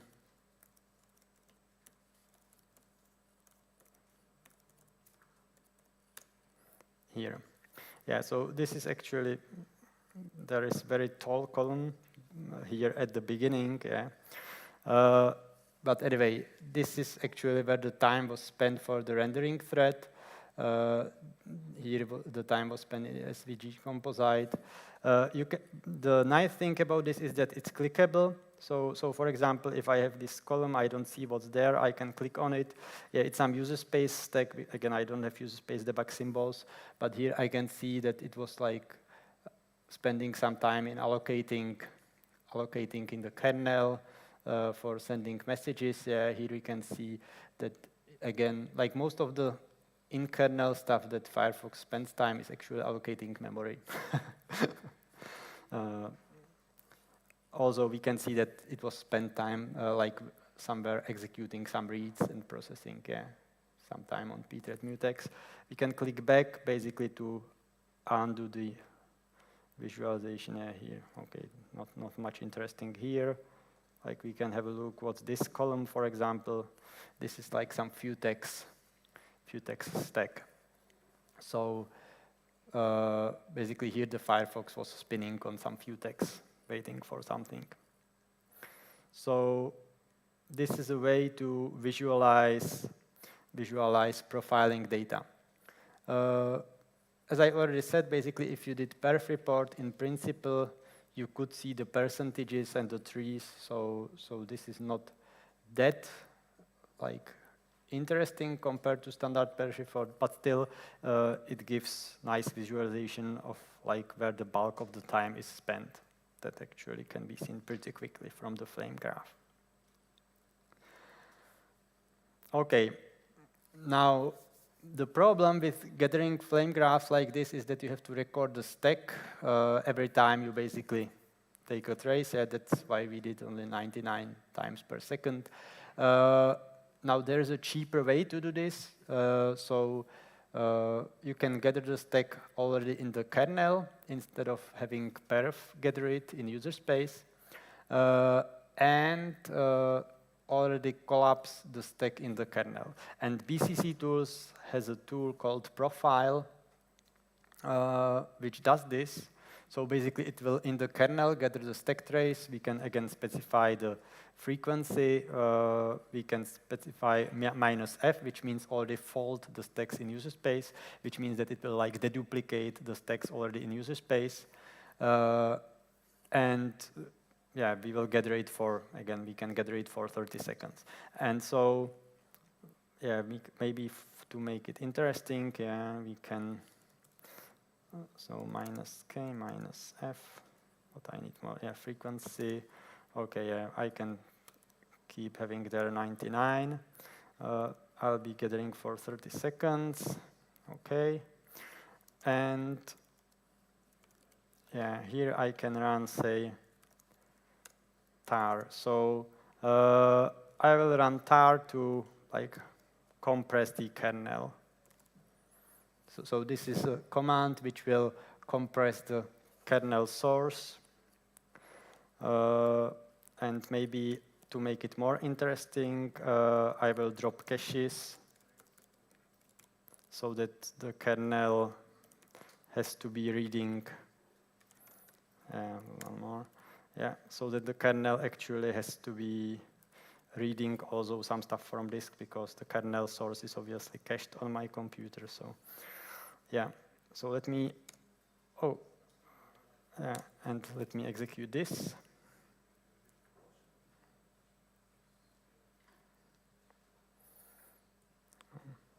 It's now gathering the information for 30 seconds, and it will then show basically what the CPUs were doing when the tar archive was being created.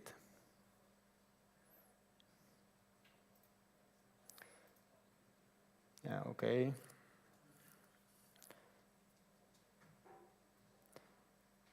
Yeah, okay, now, yeah, you can see that already we have lost a couple of stack traces, not much, but yeah, there were more stack traces than it was able to. So we could also increase the kernel buffers for the stuff, but okay. No.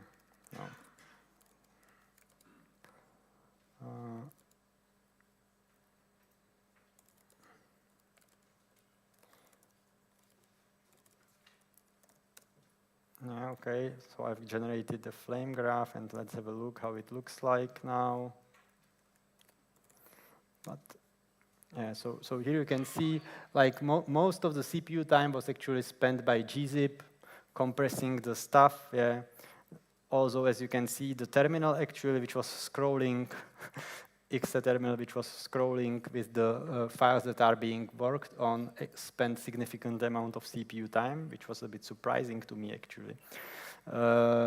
And you can see it has been spending also time in some system calls, like getting current time, apparently. That seems to be relatively expensive, and polling on whether there is something interesting in the to do. So yeah, I didn't know that terminal I/O actually takes so much these days. And then obviously tar was doing quite a bit of work.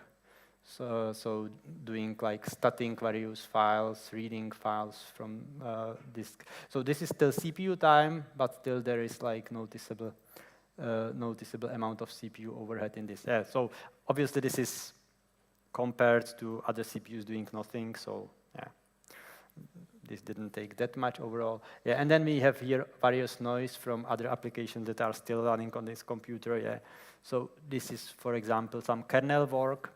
This is kernel thread that was doing the decryption of my partition while the tar was reading it, yeah?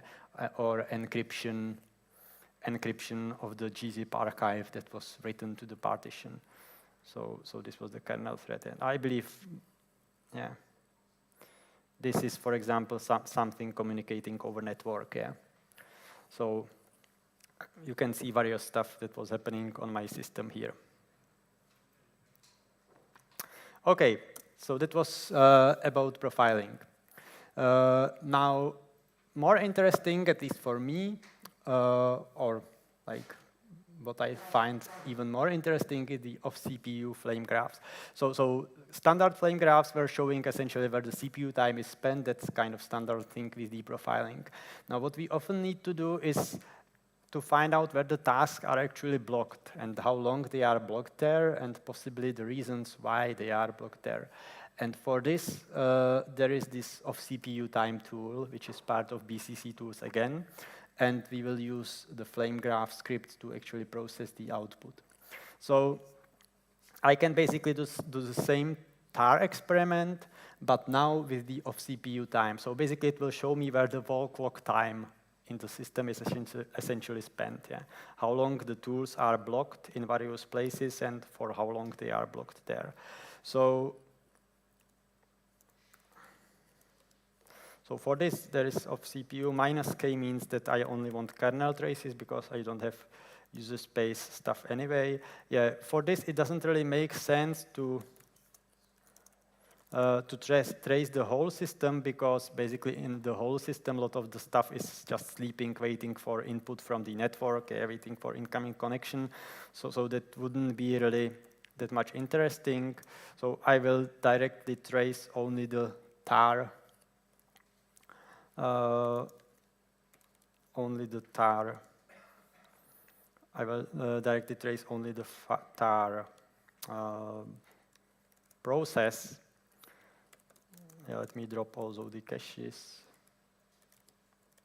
so that we have to do more I/O and wait more. Okay. And let's start again creating the tar archive and start gathering this info.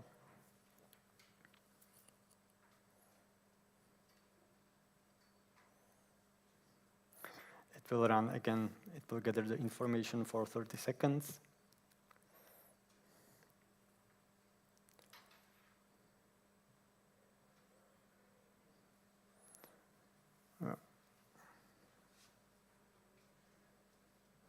And it should be done in a moment. And then we will, yeah, it's done now. So I can abort the creation of the tar archive. And we can now again process it with a flame graph. So, oh, sorry. It's, I will now choose a different color palette. And I will use this of CPU folded.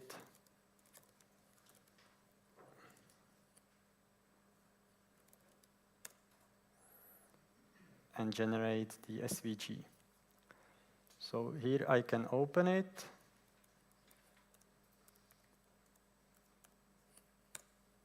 Yep. Here you can see it.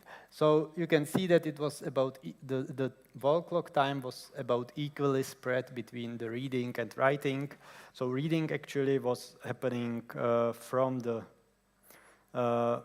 partition. Yeah, there is, most of the time was actually spent in getting really file data into memory, but there was also a bit of time spent here where we can see that we were actually waiting on file system metadata and directory data to get loaded into memory. So that was also where part of the wall clock time was spent. On the right side, we were mostly spending time writing to the pipe, so piping stuff to gzip to compress it. Yeah. So that's where the time is spent. Now I will I will not demonstrate this one, I will just say what it is. So sometimes it is not only interesting to see where the task is spent sleeping, but it is also interesting to see who actually was waking up the processes that were sleeping here. Because often, like, we block for someone else to do the work, and we are interested who is actually responsible for doing the work for us. So why are we waiting for him? And for this, there is like wake up time is measuring again, like time I went to sleep till the time I was woken up, but it's not associated with the stack of the process that is waiting, but it gets associated with the stack of the process that is waking up. So we can see actually the processes that are responsible for the longest wake-up times. That are those that will be like showing as taking large amount of space in the flame graph. And there is we can combine these two traces, like the sleeping of CPU flame graph with the waking of CPU flame graph, in something which is called off-wake flame graph, or sometimes chain graph. And I can demonstrate this one. So for this, we have a tool in BCC tools that's called off-wake time. So kind of, it's very similar to off-CPU time. And I believe, yeah, I can use it on the same. I maybe just speed it a bit, only to take 20 seconds. Yeah, and let me drop caches first again. Yeah, I can start the tar. Now I can start the tool.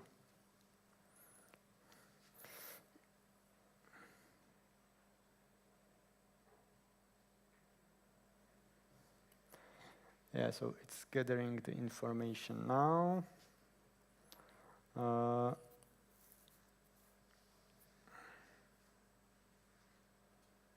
Yep.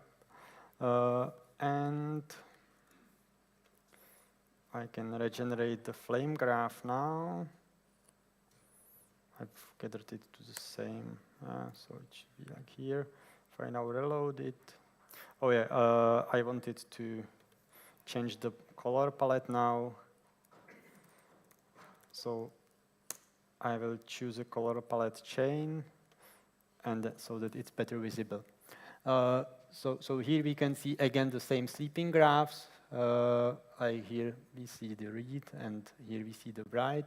And here on the other side, we will see who was waking the reader. Yeah? And mostly we see that it was, well, not very surprisingly in this case, it was like end I/O processing. So basically there was a kernel thread that was processing the interrupt, that was completing the IOs, and that was when the IO completion got processed.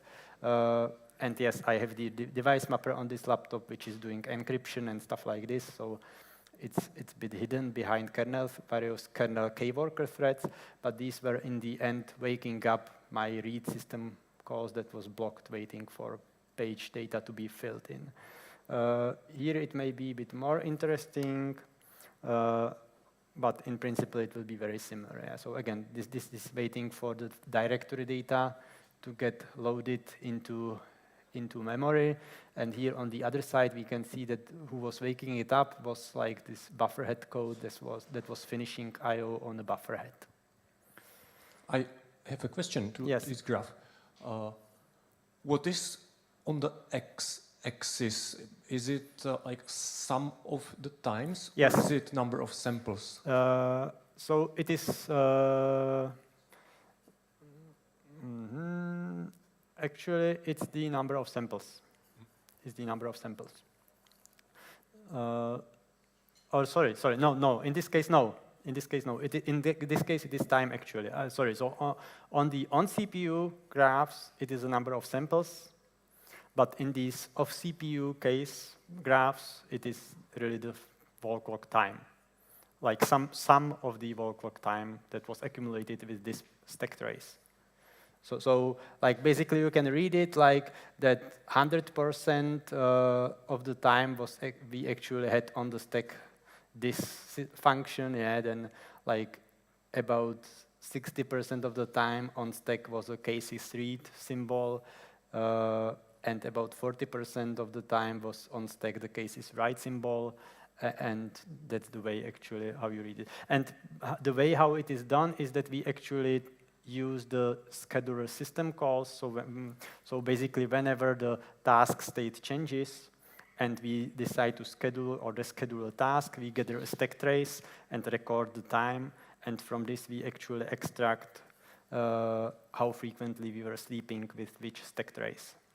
And similarly for the wake-up path, basically we trace the scheduler, and whenever a wake-up is generated by the scheduler, we record the stack trace and record the time when this happened and how long the task was sleeping before it was woken up, and that's how we generate the x-axis for the wake-up stuff. But here in the chain graph, actually, you will see only one stack trace here always, because otherwise it would be barely readable.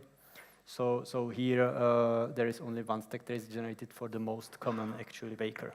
Yes. So here we wouldn't see if there were more wakers. In the previous, like here when I was speaking about the wake, here when we have only the wake up stacks, here you would get like all the wakers, and again the x-axis would mean the total time that was spent by the sleeping process before it was woken by a process with this stack trace. Thank you.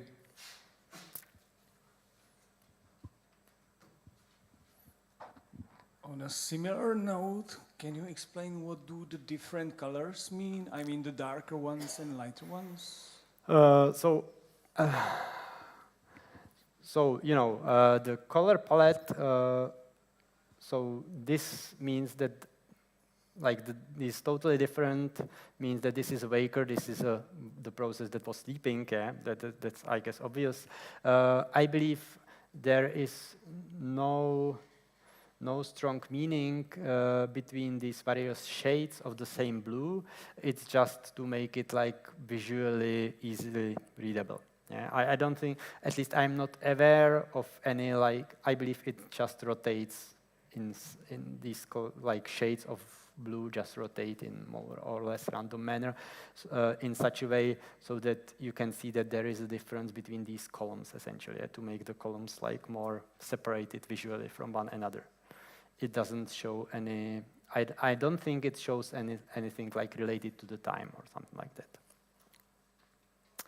Okay, we are almost out of time, but we are almost also done, so let me maybe spend a minute or two on writing your own eBPF scripts.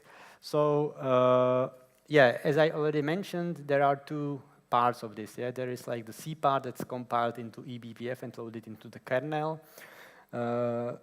Essentially, you can it's essentially similar to what used to be stuff like system tab and stuff like this, like kernel debugging modules, but just done in a more like portable way, let's say. And then a Python part which processes this. Now you can download this tool if you want to have a look, but probably we don't have time to go through it now. But essentially the tool just dumps how many system calls there are of each particular type, and what was the total time in nanoseconds that was spent in the system call of this type by the particular process.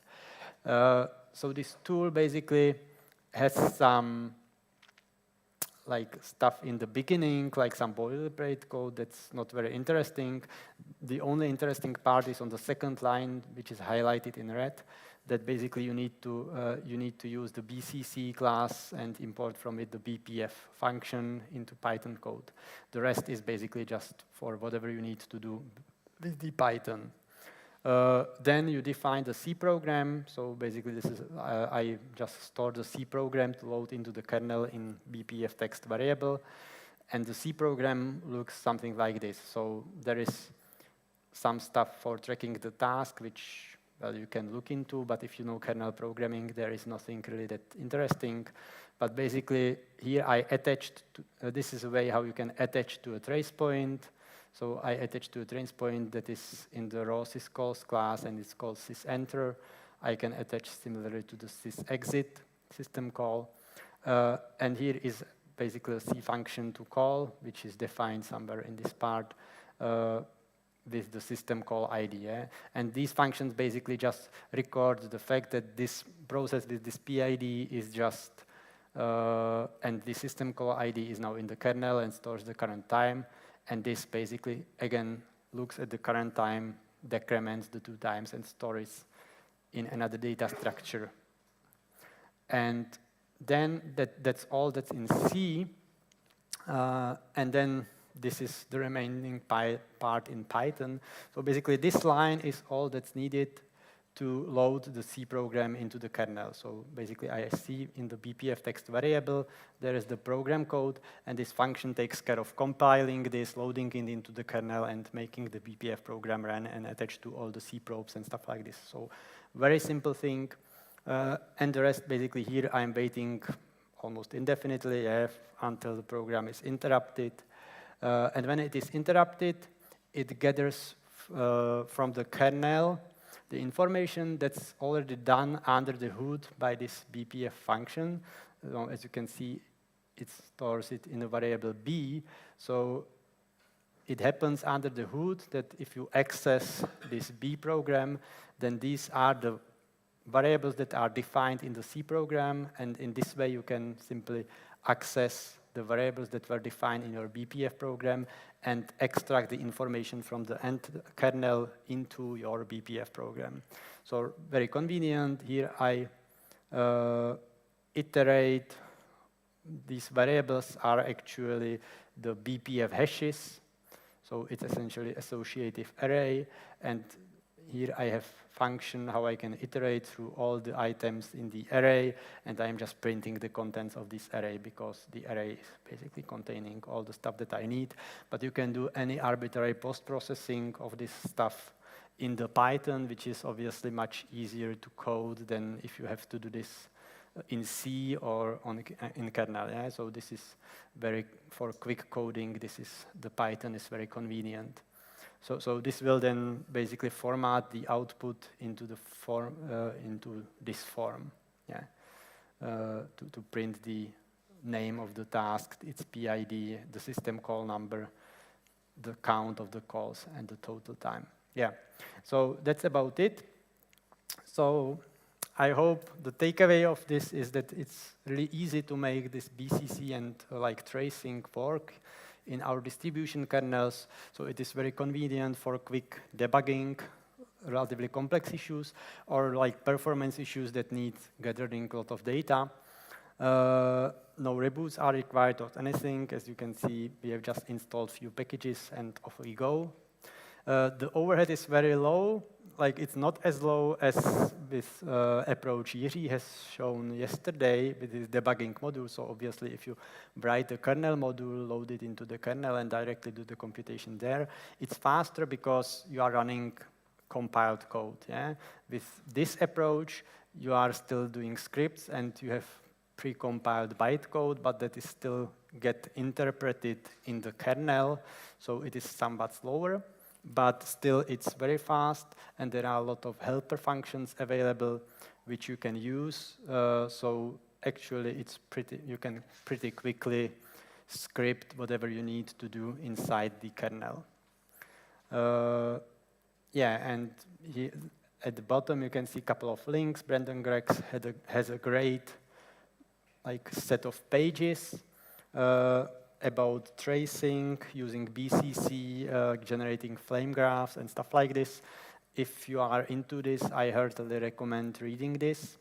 There are also repositories with BCC where is like extensible documentation about how various tools can be used. And also BPF trace tool, which I didn't get to talking about today. But yeah, it's kind of middle ground between the BCC tools and writing your own scripts. So, it's like simplified version.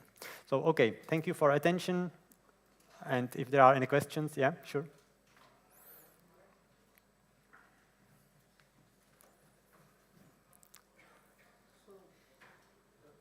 Can you hear me? Yeah. Okay, so my question is, how are you so there are some really interesting things here, in particular the off CPU and off and on CPU on the same graph. I'm wondering if are we in a state where we can send BCC scripts to a customer in a bug and ask them to run on their systems, and are you doing that? I believe yes. Yeah, I believe we are in a state where we can just do this. Yeah.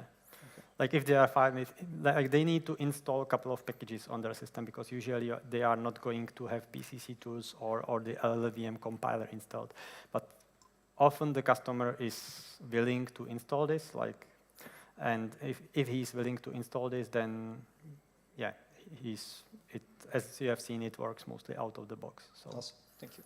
Yeah.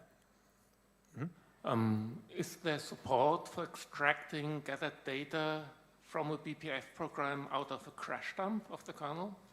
So maybe the customer has some problem crashing the kernel in certain conditions, and can I take some traces basically and then extract the data from the crash dump later?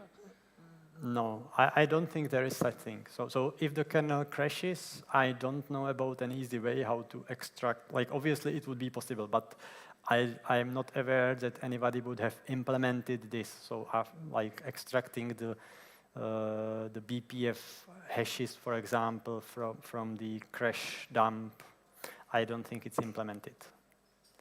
So yeah, you would have to get the data out of the kernel before the system crashes. Yeah, and the thing is that BPFs are essential programs. So they require something to continue to work, or CPU doing some work. And with crash dump, you don't have that. Crash dump is just static data. And applying a program to static data won't really help you because you're losing the CPU context. It should be possible if you have the same BPF program available when analyzing the dump, but I agree it might be very it's going to be very challenging to actually somehow make this Crash work. Python is your friend. Yeah. The objective is different. So Kernel crash. it is possible to extract the BPF data out of like something like Dragon or Crash, but you just have to kind of re-implement the algorithm. So for something like BPF array, it's quite easy, but for other, it's harder. Yeah, exactly. So yeah, in principle it would be possible, but it would be really complicated to make it general. So. Yeah, I was saying the objectives are different. Like for BPF, it's more like a performance tool, which basically needs it to run, whereas a crash is like a snapshot of the current state of the system altogether. Yeah, so I can see how BPF can be useful by like gathering the information while the kernel is running, but in an efficient way in a kernel, like gathering debug information, yeah, instead of just performance information, yeah. But you would still, like, what you could do is, for example, gather the information in the kernel and output it every second, let's say, so that you still have like something in the kernel log or whatever. Just you would lose some information just before the crash still. Or you can put the data into the trace buffer. Yeah, or you can... And then trace on oops, or what's the option? Yeah, or you can just generate it as a trace data. That's also true, because reading of trace buffer is implemented in Crash. So if you output the data regularly in the trace buffer, then that would actually work. That's actually a good suggestion. Okay, thank you for attention, and I'm already 10 minutes over. I'm holding, oh, Hannes, okay.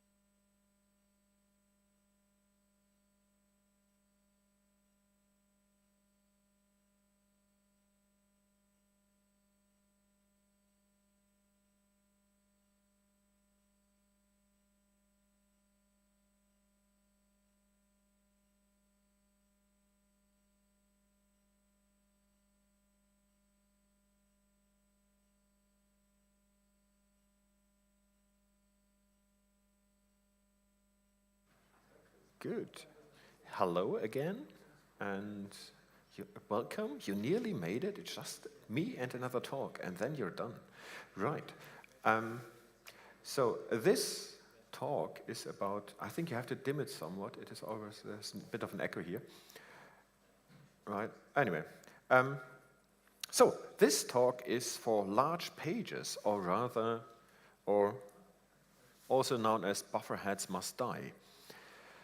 So, what is it? What is we're trying to do here?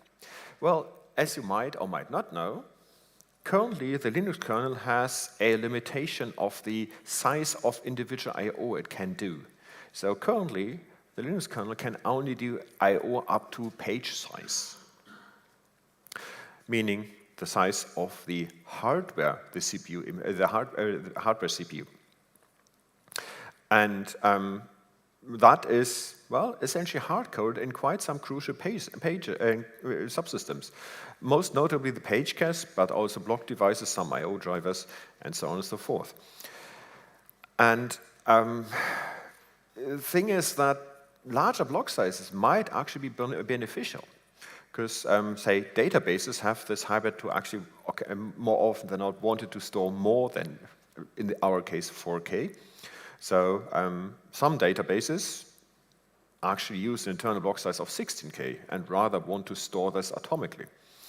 And it also turns out from, from experiments that nowadays the main device latency comes from setting up the command, not so much from transferring data. Because, well, the interface is getting ever so faster, so in the end, the actual data transfer isn't the main issue here anymore. It is more setting up the command itself. So the less commands we are having to send up, the higher the I/O performance will be. Right. So why don't we just do it? I mean, in the end, it is just a number. We can just increase the number, right? Well, yeah, as I said, problem here is the page cache, which is, well, surprise, acting on pages. Who would have thought about that? And the thing is that primarily the I/O is actually driven from the page cache, because ultimately it's the page cache who decides whether I/O needs to be done. Of course, you always have the odd outliers, like some databases who insist on doing everything on their own, and we know better. You don't know better, other databases do. Right. No, yes, so of course, I mean, databases are pretty much in for direct I/O and everything, but then not every database does it. There are databases which happily work with the page cache. And the issue is that meanwhile, the Linux kernel has actually several interfaces how file systems could get the I/O from the page cache. There is the infamous buffer heads, then there is the struct bio, which is well known to anyone doing block layer stuff, and there's also something called I/O map, which is, well, should ring a bell to everyone doing file systems. But then, the first stumbling block here is that the page cache itself, because that, well, actually needs to be converted to folios. So, folios, folios. This is the thing. The idea is as follows. So the problem is that within the page cache, we do have pages, well, obviously, but we unfortunately have several types of pages. So there's your classic page, which extends, which carries data up to a page size. Well, no, actually, which carries data exactly of a page size, because that's actually a reference into the hardware. And then we have a thing called compound pages, which is, well, actually a list of pages, but you refer to that by just the first page. So you have to be aware that this is actually a page, but not just a page, but rather several pages. Makes it ever so tricky to work with them. And then there is something called huge pages, which comes in two flavors. There's normal huge pages and the transparent huge pages. The normal huge pages actually are, again, a hardware thing, so the hardware has to support these sizes. But for transparent huge pages, I guess you don't really have a hardware hit, right? It could be of any size. Correct me if I'm wrong. No? Also hardware-based? Also THP? It's also hardware-based? All right. The way we do it, it's only the sizes which hardware supports. Right, okay, so also THP has also, so the difference between huge pages and transparent huge pages is that for huge pages you have to have a specific file system, that's the huge page file system, and transparent file system can be just selected directly without having to go via what means to get to it. All right, as I said, each of these pages have their own peculiar quirk. So, in most cases, you simply have to know which page you're talking to. So there has this infamous send page OK issue where on the block we suddenly figured out, oh, blimey, we have to look whether this is a compound page or not. So hence this send page OK came about. Because if we hadn't, we would actually causing a reference miscount in the pages. So, having said that, the thing what Folio does is it's basically just, well, an umbrella structure for all of these things. So a folio could be any of these, and the folio will tell you what it is, and what's more, a folio will do the right thing automatically with you without you having to worry about. And the neat thing, what we are concerned with here, is that the folio can actually be larger than a page because, as I said, it could also be a compound page. So if we refer to folios, we might actually be able to refer to data more than a page. And that obviously makes it very attractive for large block sizes because that's precisely what we need. We just want to have a reference to the data which we read, which in this case is a folio. So, as you might imagine, this is not an easy task because it means that essentially every single reference to struct page has to be converted into a reference to struct folio. This was originally proposed by Matthew Wilcox in 2020 and has been a very prominent feature of every LSFM ever since. Because, well, you might imagine this causes a bit of discussion. We are just exchanging the most prominent structure in, well, basically the entire Linux kernel. What could possibly go wrong? And so we had lots of fun discussions about that. And, of course, it is still a hard task to do. I just did a stat there, a quick stat. With the most recent kernel, we have about 8,300 references to struct page, but only 1,800 references to struct folio. So, as you can see, there's still some work to be done. And by the rate it's going, it will take us several more years before we finally have converted everything. So, that's the folio thing. But we are actually not that interested in folios. We are more interested into the I/O, which we could do on folios. So really, what we really have to look at, how does that reflect on the file systems? So, as I said, we have several methods how I/O onto folios, or onto the pages, or from the pages, can work. The most ancient here is, in fact, buffer heads. This is incidentally present in the Linux kernel since version 0.01. So meaning one of the very first releases ever. And has been in there since that time. So basically since the very beginning. This is basically a representation of a block sector on disk. So it's 512 bytes, and it is linked to a page.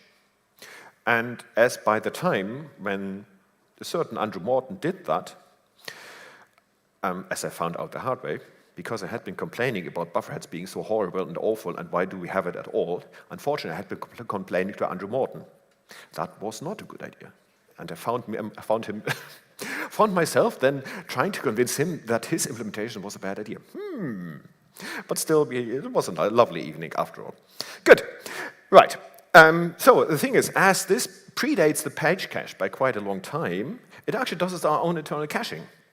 So you have some weird structure, some linked lists containing buffer heads, which is basically running in parallel to the page cache, because by the time they did that, there was no page cache.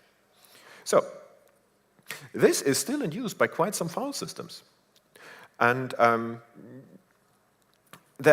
most importantly, also the pseudo file system the block device itself implements is also based on buffer heads.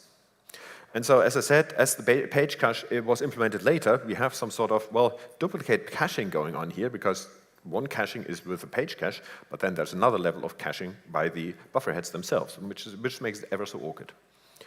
Right, and that is the problem. You were about to say something, or did I bore you to death with my presentation? Hello, I just wanted to say, so it's not quite true that we have two levels of caching, like bufferheads these days use block device page cache for caching.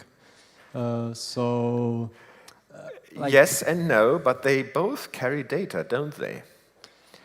Yeah, so you are right that there is a block device page cache, to which the bufferheads are usually attached, and then we have file page cache, which in principle can alias the same blocks, although it shouldn't happen, because usually you have either metadata, which is accessed through the block device page cache, or file data, which is accessed through this file page cache. But yeah, I agree, it's kind of, but this is not the problem of the buffer heads as such, because they are just attached to one of these page Yes, caches.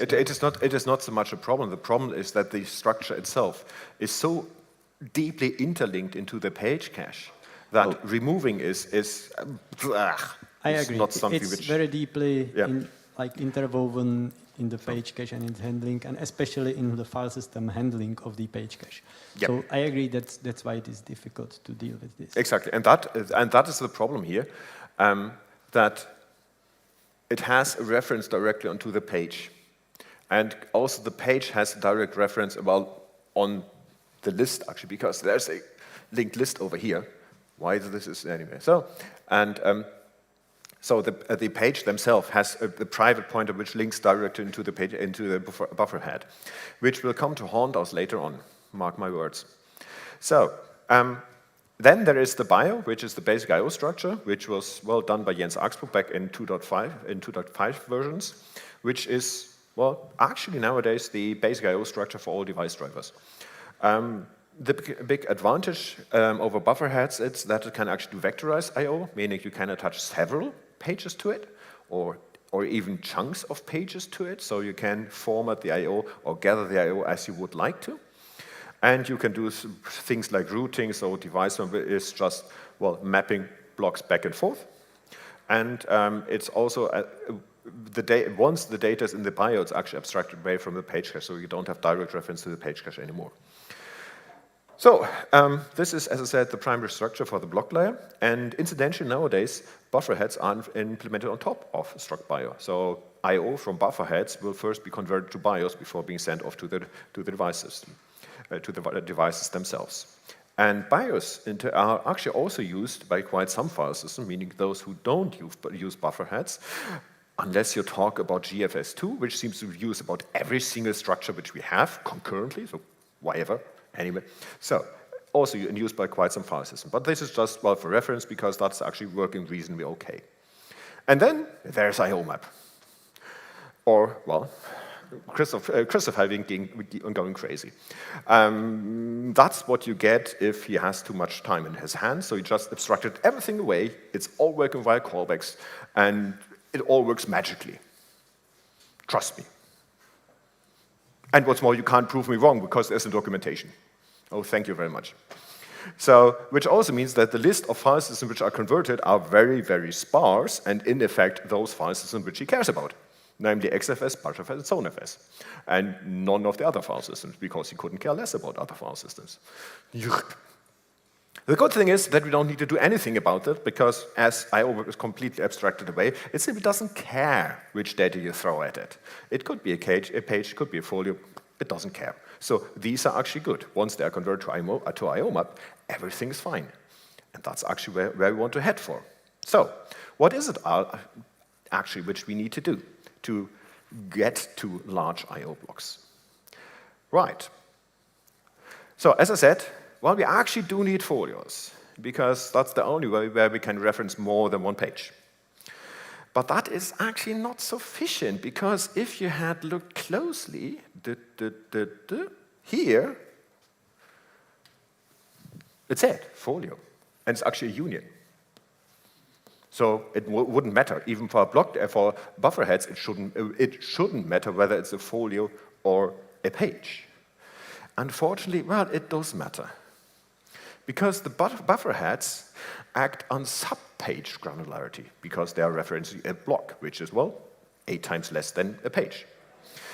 And if we now start working with larger pages, well, is it still sub-page granularity? No, it's actually super-page granularity. So we would have to invert the whole thing to not having a single page reference to several buffer heads, but rather a single buffer head reference to several pages. All right, no, this is a rather complex task. So what can we do then? So we can, the easiest way is to, all right, move everything over to IOMap, because, as I said, then we're fine and everything will just work. Or we could update buffer heads, or we can just say, all right, see what we get, kill everything else, and let's see where we end up. So, In an ideal world, of course, we would be moving over to IOMAP. But then the documentation isn't that great. One could even say non-existing. Christoph obviously couldn't care less because he knows what's going on, so why should he document what he already knows? Louis Chamberlain has started doing some documentation, but yeah, again, even he has the problem, where should he get the documentation from? And the problem is, if we start converting file systems, most of the file systems in need of conversions are actually quite old ones, like System 5 file system, Minix, SunOS. Do we even get documentation for those? And what's more, do we care? So it might not be the best way. It might, in the end, just be a massive effort for, well, nothing. We could update buffer heads, and that was actually the, well, rather disappointing outcome of the discussion we had at LSF, where Joseph Bacich said, yeah, just update buffer heads, and then the problem is solved. Yeah, but what is it actually we need to do for updating buffer heads? We could go trivially converting it to folios, and that would be a conversion. But then, as we've just seen, well, it already is converted to folios, so that would be trivial. But experience shows it doesn't work. So that's clearly not what's required. Or we have to indeed look at the sub-page tracking and would need to revert the sub-page tracking to suddenly be a super-page tracking, and which means that we not having a single pointer pointing downwards, but rather a pointer pointing upwards and several pointers in the page at block. Not the way to go. And well, Citium Senseo, right? Okay, so I don't think actually it's that complex. Like if you have, like we can have the buffer head point to the folio, yeah, which is essentially the large page that's going to be there. And then basically what each buffer head needs is essentially, you know, it works just fine, for example, with 64K pages as well, yeah, on PowerPC. So if what only needs to be done is that, you know, we are now pointing to the folio, and each buffer head knows its offset within the folio and the length, which is the block length, whatever it is. We don't really care about the relation of this size to the page size. What we just need is a way to submit I/O when we have the folio and offset in the folio, and that can get a bit iffy because, like, we at this point cannot attach folios to BIOS. Yeah, but if we get this done, like a reasonable easy way how to attach like sub-interval of a folio, which is possibly spanning multiple physical pages, to the bio, then that's basically what needs, then the rest is really like no-brainer in the buffer head. In an ideal world, yes. It's the tiny wee snacks which will get us.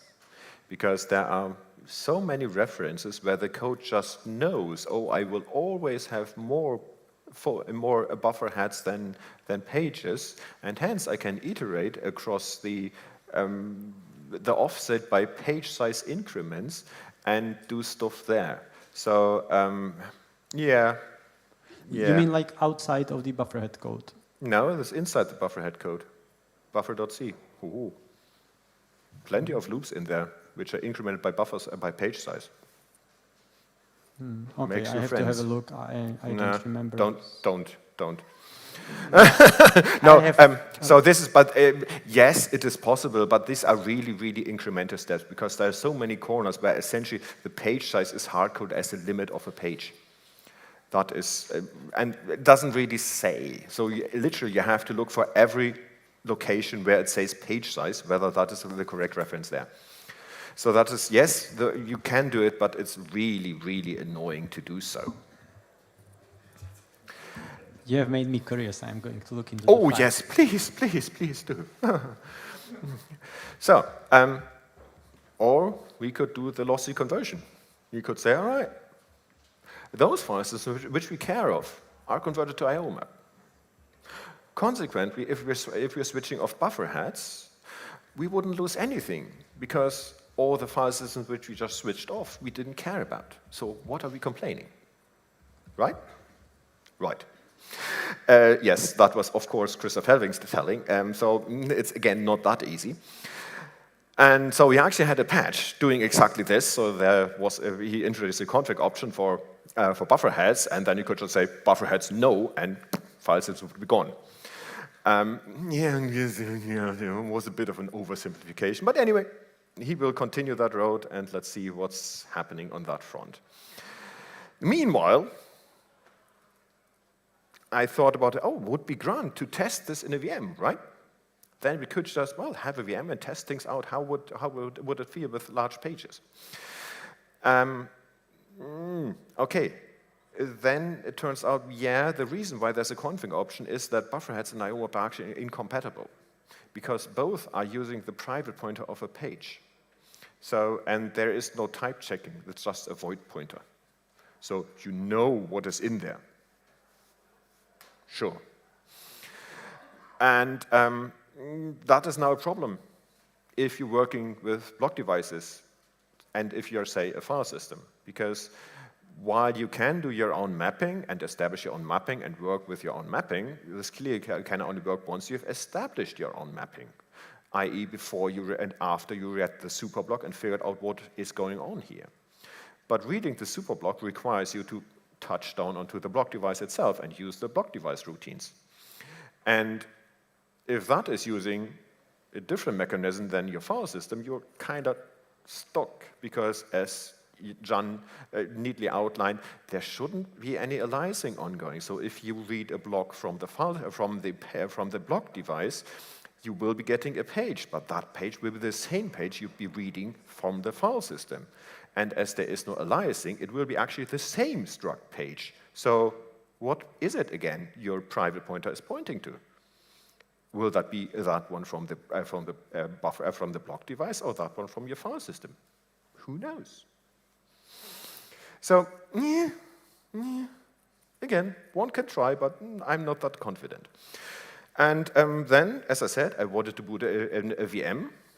I figured, I might want to need UEFI, because, well, I'm booting UEFI, and UEFI requires VFAT for the boot, for the ESP, for the boot partition. So if I switch off everything which is not supported, that would include switching off VFAT support, which will make booting ever so complicated, because it will be stuck as it can't mount the VFAT file system. All right, I said, right, it can't be that hard to convert it to IO map. Turns out, not that hard, but also not a task which you can undergo lightly. That's why I said you really want to have the file system documentation before attempting something like that. Because you literally have to rewrite the accessors how to get to the data on the file system. So you really should know what is going on and which data you need to look at. But anyway, I got a patch which allowed me to read from the file system. So it must be good, the patch. Who needs writing? We see it's still under testing, and once it's done, I'll be sending over to Helping Hands. Hello, Jack. To give it a glance and see whether I messed up or not, or rather where I messed up. And once that's done, then I should be able to boot a VM. And then I can continue with testing, because in the end, well, that is really only part of the story. Because, well, larger block sizes actually require you to have a device with a larger block size, which clearly you don't have. Because if you had it, you couldn't boot Linux on it, as Linux doesn't support it. So chances are you won't have it, because Linux boots on your device. So how do we get to this over this initial hurdle? Someone converted BRD, that's the RAM disk driver, or one of the RAM disk driver, to actually expose large block sizes. Because, well, as it's completely made up, it's just a RAM disk displaying pages. You could just tell them, oh, you know what? Allocate not just one page, but rather a bunch of pages. Like a bunch of pages in block size, which I told you to do. And that worked reasonably, quite easy. You literally just have to change the order of pages, which is allocated in the driver, and then, you got it. And that turned out to be a really neat test case, because you can just load the block driver, and if it loaded, things work. If it didn't, right, you messed up and you have to get back to the drawing board to get your patches in order. So that was already quite good. Someone from Samsung already did tests with that, and surprise, surprise, it was faster when switching to larger block size. So our initial assumption was actually true. And the good thing is that you can also use it as a backing device for a target, say for an NVMe target, which should allow you to test the entire NVMe stack to see whether the NVMe stack supports large block sizes too. Again, the spec size says it should, but as no one could test until now, we see whether the should is an is or continues to be a should.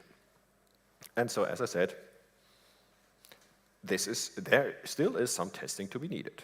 So, to recap, why again do we do this? I mean, several years of work doing for what again? Yeah, so the thing is, databases really like 16K I/O. And they even proposed a patch set, or rather modified the SCSI spec and the NVMe spec to allowing them to do 16K atomic writes. So if we were supporting 16K block sizes, this whole issue would be gone because 16K atomic writes would be the only way how they could do I/O. That would be a nice takeaway. And as even the initial patches have proved, we will be able to do more efficient I/O by just using larger pages. And of course, it'll make the driver vendors happy because suddenly they can just reduce on the internal overhead and expose a larger capacity. This is the good side. The not so good side is that, how was it again with page fragmentation? Currently, we are guaranteed to have a single page unless we completely run out of memory, by the fact that that's the smallest unit which we can allocate. If we move over to large block sizes, we literally cannot allocate a single page, but we have to allocate the pages in, well, the order of the underlying file system, which might or might not increase fragmentation. We simply don't know at this point, because as soon as you allocate a page from a region or from a mapping which is blocked by a file system or a block device which has a larger page size, the only page you can get is a large page. So there you really cannot have fragmentation because, well, you can't have misaligned pages. You simply cannot allocate them. But other regions which are not backed by this file system do not have this constraint. So there you might incur a fragmentation. So really, we have to see where we end up, whether the fragmentation increases, might, or might not. Who knows? This is really something which we only can tell once we test. It is impossible to guess at that time. But if we never test, we would never know. So, and that really is the end of it. Thank you very much.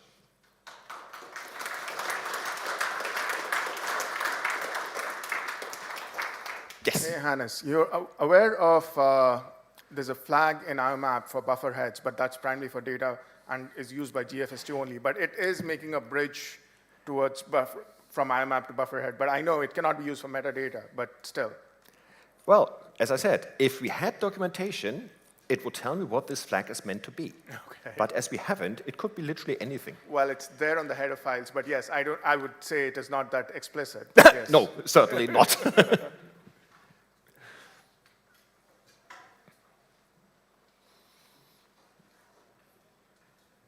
Any more questions? Right? So thank you very much again, and enjoy the last talk.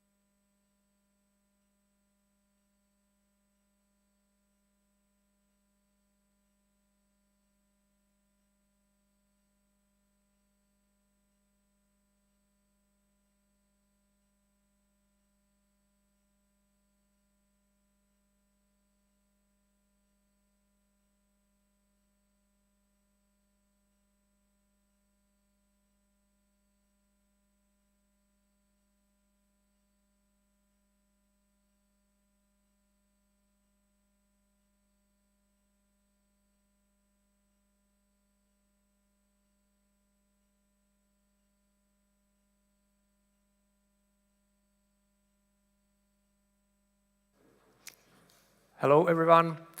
Welcome to my talk today about Dragon. I am Michal Koutný, and I'm from kernel core team. So what is Dragon? This is extract from the README file, which says that Dragon is a debugger with an emphasis on programmability. And Dragon was developed at Meta for debugging the Linux kernel as an alternative to the crash utility. So it got my curiosity because it was often shown that it can debug also the running kernel. And I was wondering whether the tool could be used also for ordinary crash dumps that we have, and how smooth such a setup would be in comparison with the traditional crash utility from the user convenience perspective. So in this talk, I will go through some points how to get the program, how to set up core dump to open it, a little overview of the design of of the program. Then I would compare it on some reference debug session. I would mention Dragon scripts, and at the end there will be some comments of mine about it. So how to get it? This is targeted mainly for the OpenSUSE Tumbleweed distribution, and the three options here are sorted in my subjective preferences. So I think the first option is the best one if you install it from the distribution packages. So it's installed system-wide, and you don't have to take care about anything, and you have it. There is a slight drawback that it can be lagging behind the current upstream version when it's not released. So then the second option is to clone the sources and build it locally as a Python module. Then you have the latest, bestest version. And the last option, which I would rather discourage, is to use the pip3 install, and it could work as well because it carries all the dependencies that it needs, but I'm not sure how well the repositories of the pip how well they are scrutinized. So I'm mentioning here it just for completeness.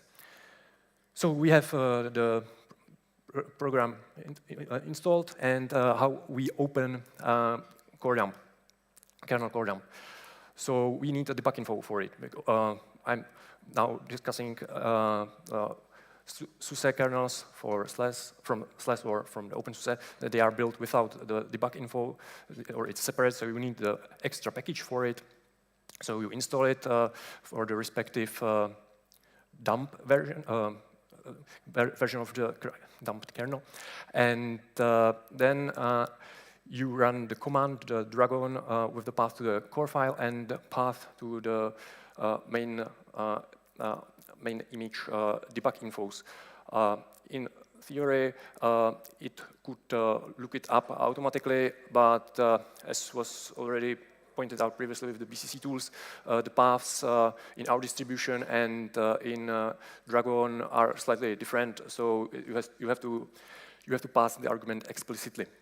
So when you do this and it starts, so you get a Python-like environment where in the beginning you see what is imported into the environment. You have already some Python symbols defined, and then it behaves like normal Python. So you can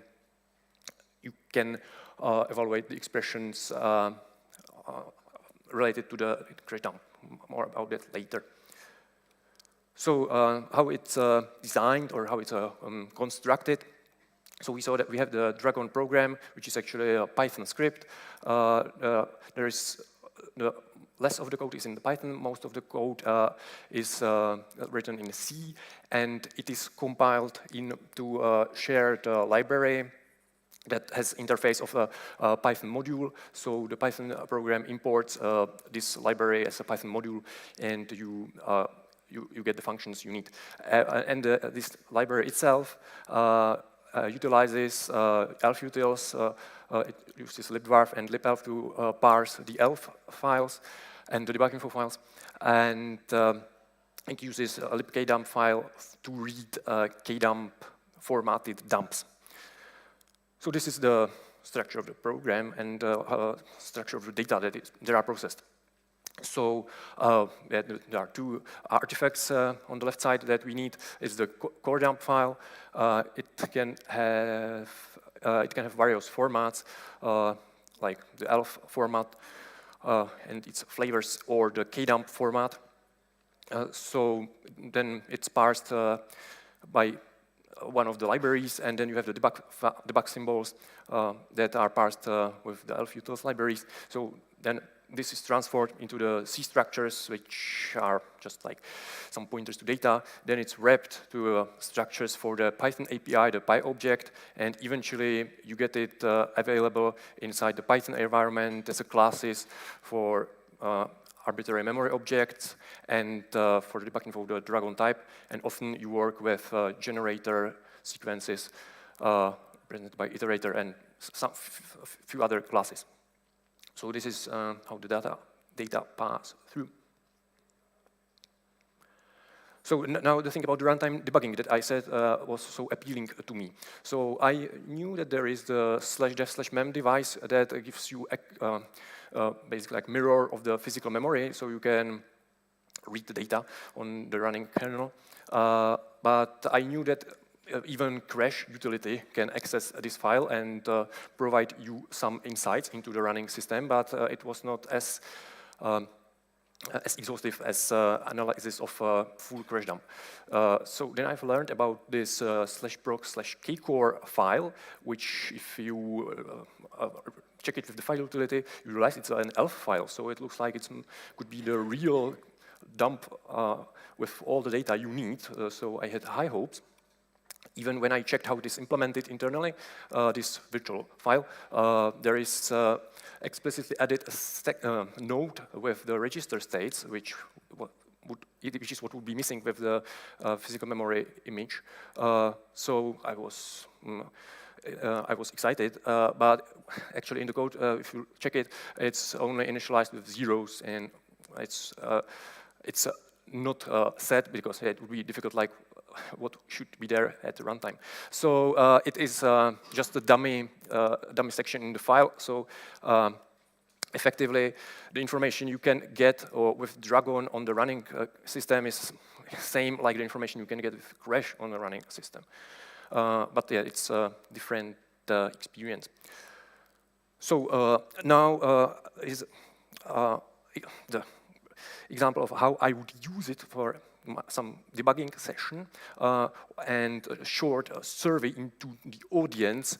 So I know people may use multiple tools for different cores. So the question is now, who uses the crash utility here in the audience? Okay, so I see like half the people, or maybe more than half. So who uses Dragon utility? Okay, so that's like a little number, but there exists some persons. And who uses Crash Python? Yes, so it's about double the number of the Dragon guys, but the Crash is still the winner, I would say. Okay, so of course it depends on the particular case, but here is like some generic recipe that I do when I get a core dump to check it quickly. So first I'm interested what's going on the CPUs. Secondly, I would like to see what are the other tasks that are not currently active, what were they doing or why they are not active. Then filter those somehow for the candidates that could be causing the problems, and eventually walk through the data and get more information. So in Crash, I do it like this. We have the command backtrace-bt-a, which shows us the stack traces of tasks on the CPUs. So here, this is example from just a dummy virtual machine that I have dumped manually So you see on the CPU 0, there is the handler for the manual trigger of the crash. Interesting is the CPU 1, which was idling, but you can see that crash shows us also the exception stack when it got the NMI during the panic. So this is what we see on the CPUs. So yeah, here, as I said, this is just an example. Crash jump, there is no bug, but this is what was going on the system. Then if I want to see of what the tasks that are not on the CPU were doing, so there is, again, a short construction for each BT, for each backtrace. So it will dump backtraces of all the tasks. Here, just a short snippet. We will see that, we see that, yeah, they will be mostly in schedule, but when they call the schedule, that's the interesting stuff. Another step was somehow figuring out which tasks might be more interesting to us. So my favorite command is ps-m, which tells us which shows us the time since the tasks last got the CPU. We can it's sorted, and we might be interested only in a subset of the tasks. So again, this is another crash signature feature that you can pipe the outputs of internal commands into the external programs. So here it is just looking at the tasks that were the longest out of the CPU. So here, this is nothing suspicious on this system, but this is just the end of the list. And the fourth step is looking at the data. So again, very versatile command is the p or print, where you can pass an C-like expression, which is evaluated by GDB, I think. So here you can see you can get arbitrary number, cast it to a pointer, and then chase the members. And also tab completion works nicely when the types are defined. So this is how it's done with Crash, this reference session. How is the same thing done with Dragon? So at the top, you have a Python snippet. So you see we need to get the list of the CPUs, and for each CPU, we figure out the current task on it, and then we have handy function that dumps the stack for us. So we see that the output is similar to the previous example. It's the same crash jump, but notice that on the second CPU that was idling, so we only see the idling stack. We don't see the exception stack that happened during the panic. For the offline off CPU tasks, again we have a helper function for each task that returns iterator of all tasks, and the rest of the construction is the same. We get the stack trace. Now the construction for the equivalent command to the ps-m is this Python expression, which there are perhaps multiple ways how you can write it. I used some of these functional wrappers. So internally, you see there I sorted by some expression calculated from the tasks get info last arrival and run queueClock value. Then I filter it, sort it, crop it, and just print it so that I see at least the command name. I could see whatever I wanted. So for this demo, is the command name. So it's a similar output like previously. And the equivalent of the print command is, again, we can construct the Dragon object just from the number that we cast to a pointer, and then we can, again, chase the members, and tab completion works actually quite similarly to Crash. And we get pretty printed output of the expression. So this was like a comparison of the two sessions, and maybe you are asking, what did I just show? At least in my impression, the Crash session was much simpler, and it was much less typing. I didn't have to edit Python code in the REPL interface. I didn't have to take care of the output formatting. And also, I didn't have to know the internals of the particular kernel implementation to get the information. So this is how I was not impressed by Dragon, but there is an alternative built on top of Dragon. It's called Crush. And it's purely in Python, so it's a Python module, so the equivalent commands when you run crash on your crash core dump, you can similarly invoke the module and it will start a crash-like environment. And you can see here is the initial prompt. It looks almost the same, although you may notice, for example, the number of tasks is different. This is because of the interpretation of the idle tasks. And I don't know why the memory shows a different value, but perhaps there are some bugs on the crush side. Yeah, maybe we will have crush in the future.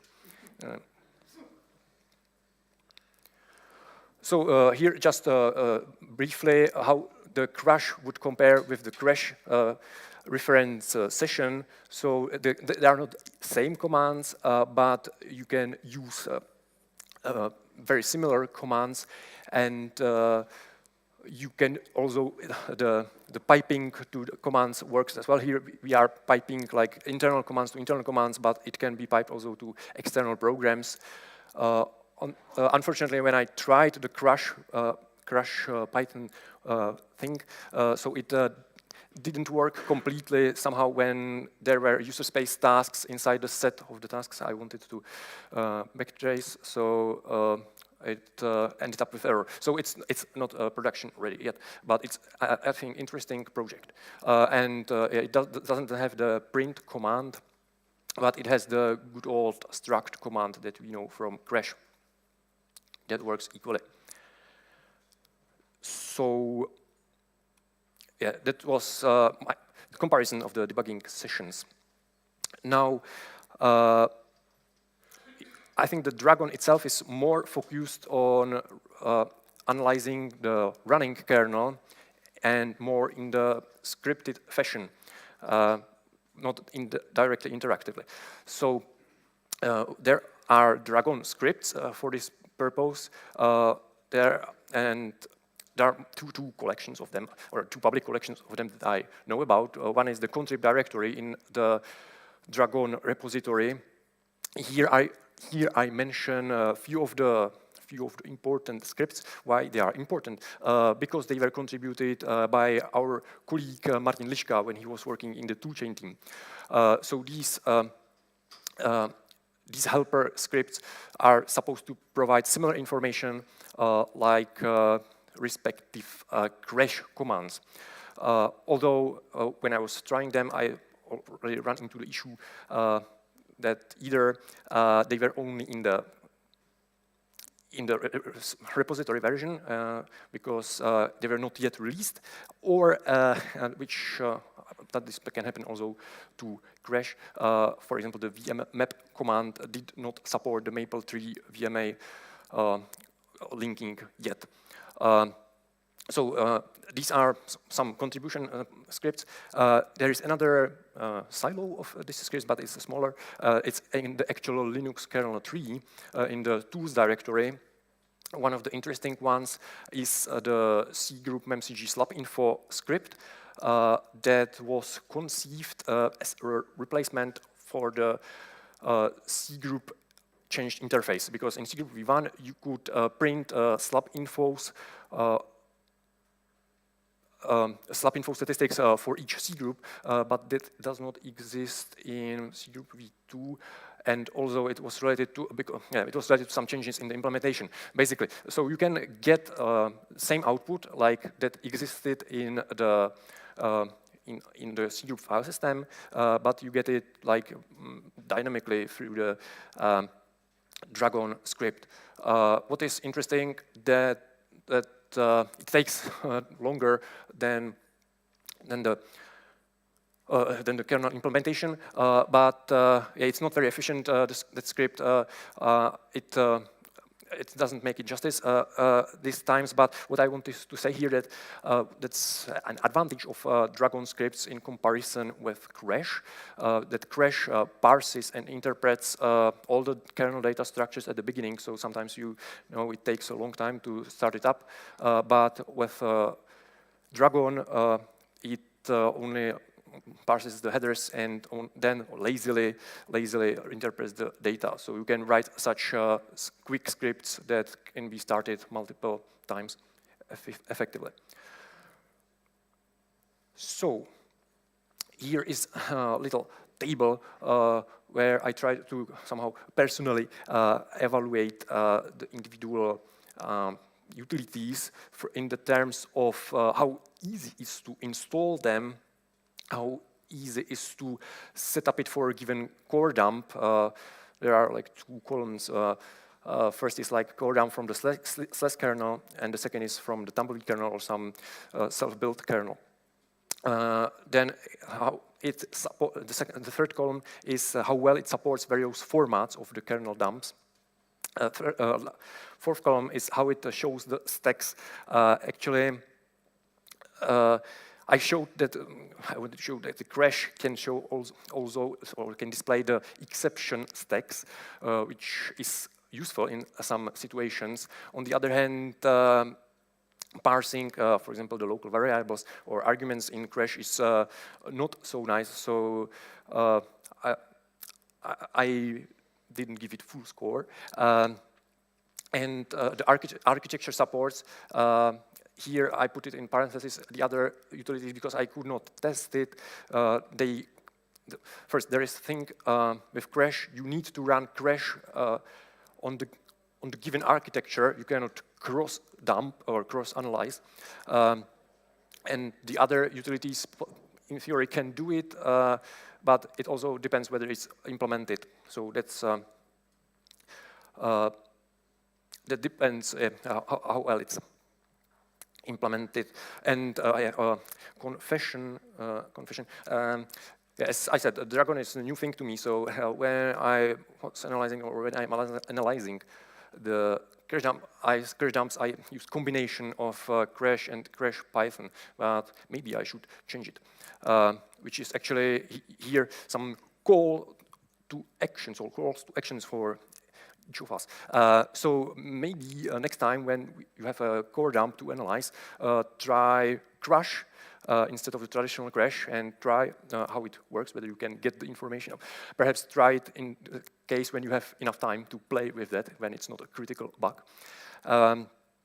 There can be even expanded that sometimes we write Bugzilla commands when we interleave Crash session inputs, Crash session outputs, and our comments to it. So maybe there were some attempts to combine the Dragon Python interface with Jupyter notebooks, where you can do similar thing, and it can even run interactively if you provide the backing data. Other thing, what we can do is to improve the libkdump file, because it's not used only by Dragon, but also by the Crash Python, and if we add support, for example, or if we improve support, for example, to opening QEMU ELF dumps, it would benefit all of these tools. Because in the previous table I put a high score for the Crash utility, because Crash utility has some quite neat tricks how to open various incomplete or somehow incomplete or obfuscated core dumps. So it's the Crash is very good at this, so it would be good to have a libkdump file as good as the Crash for opening this.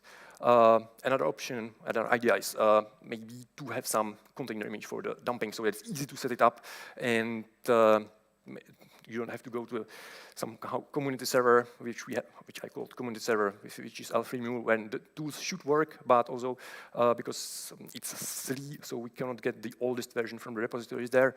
So maybe the container could compensate for that. Another idea is it's complementary to the BPF tracing that we had in the previous talk, that maybe we can provide the customers with some Dragon scripts to extract data from their systems, although it's a slightly different kind of extraction with the BPF, I would call it like a differential view. With Dragon, it's like integral view, where you only see data that are already accumulated somehow in the kernel. You cannot hook it into the events like with BPF trace. But then it's less intrusive on the other hand, so and can provide useful information.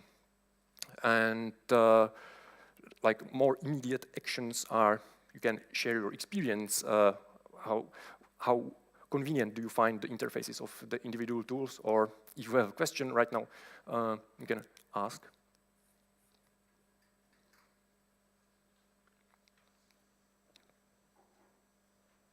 Okay, there is a question.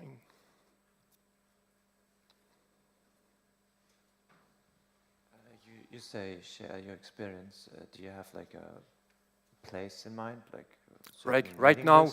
Tell whether you the tool of choice. What I mean, like okay, I did not mind. Okay, if you want to share it, so like later asynchronously. So for example, on the research mailing list or kernel mailing list, something like that. Or I thought like some short remarks if you have right now. Oh no, I don't. Sorry. Okay, so later. I will have a newbie experience once I started using it. A newbie experience, that's I think also useful.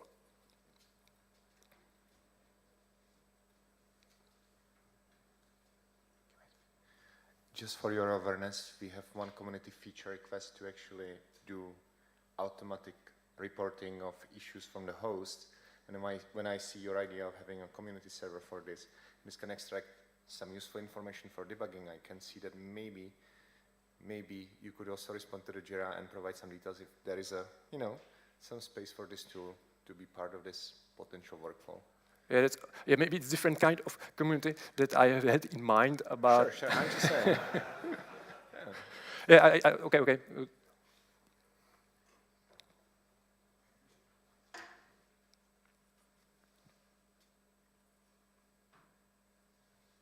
I think versus BPF trace, maybe one problem with Dragon on live systems that you could, since there's no re-locking, so maybe the data structure you dump is kind of like work in progress, so it's not the integrity. Yeah, it's like if you take photo with long exposition, it's blurry.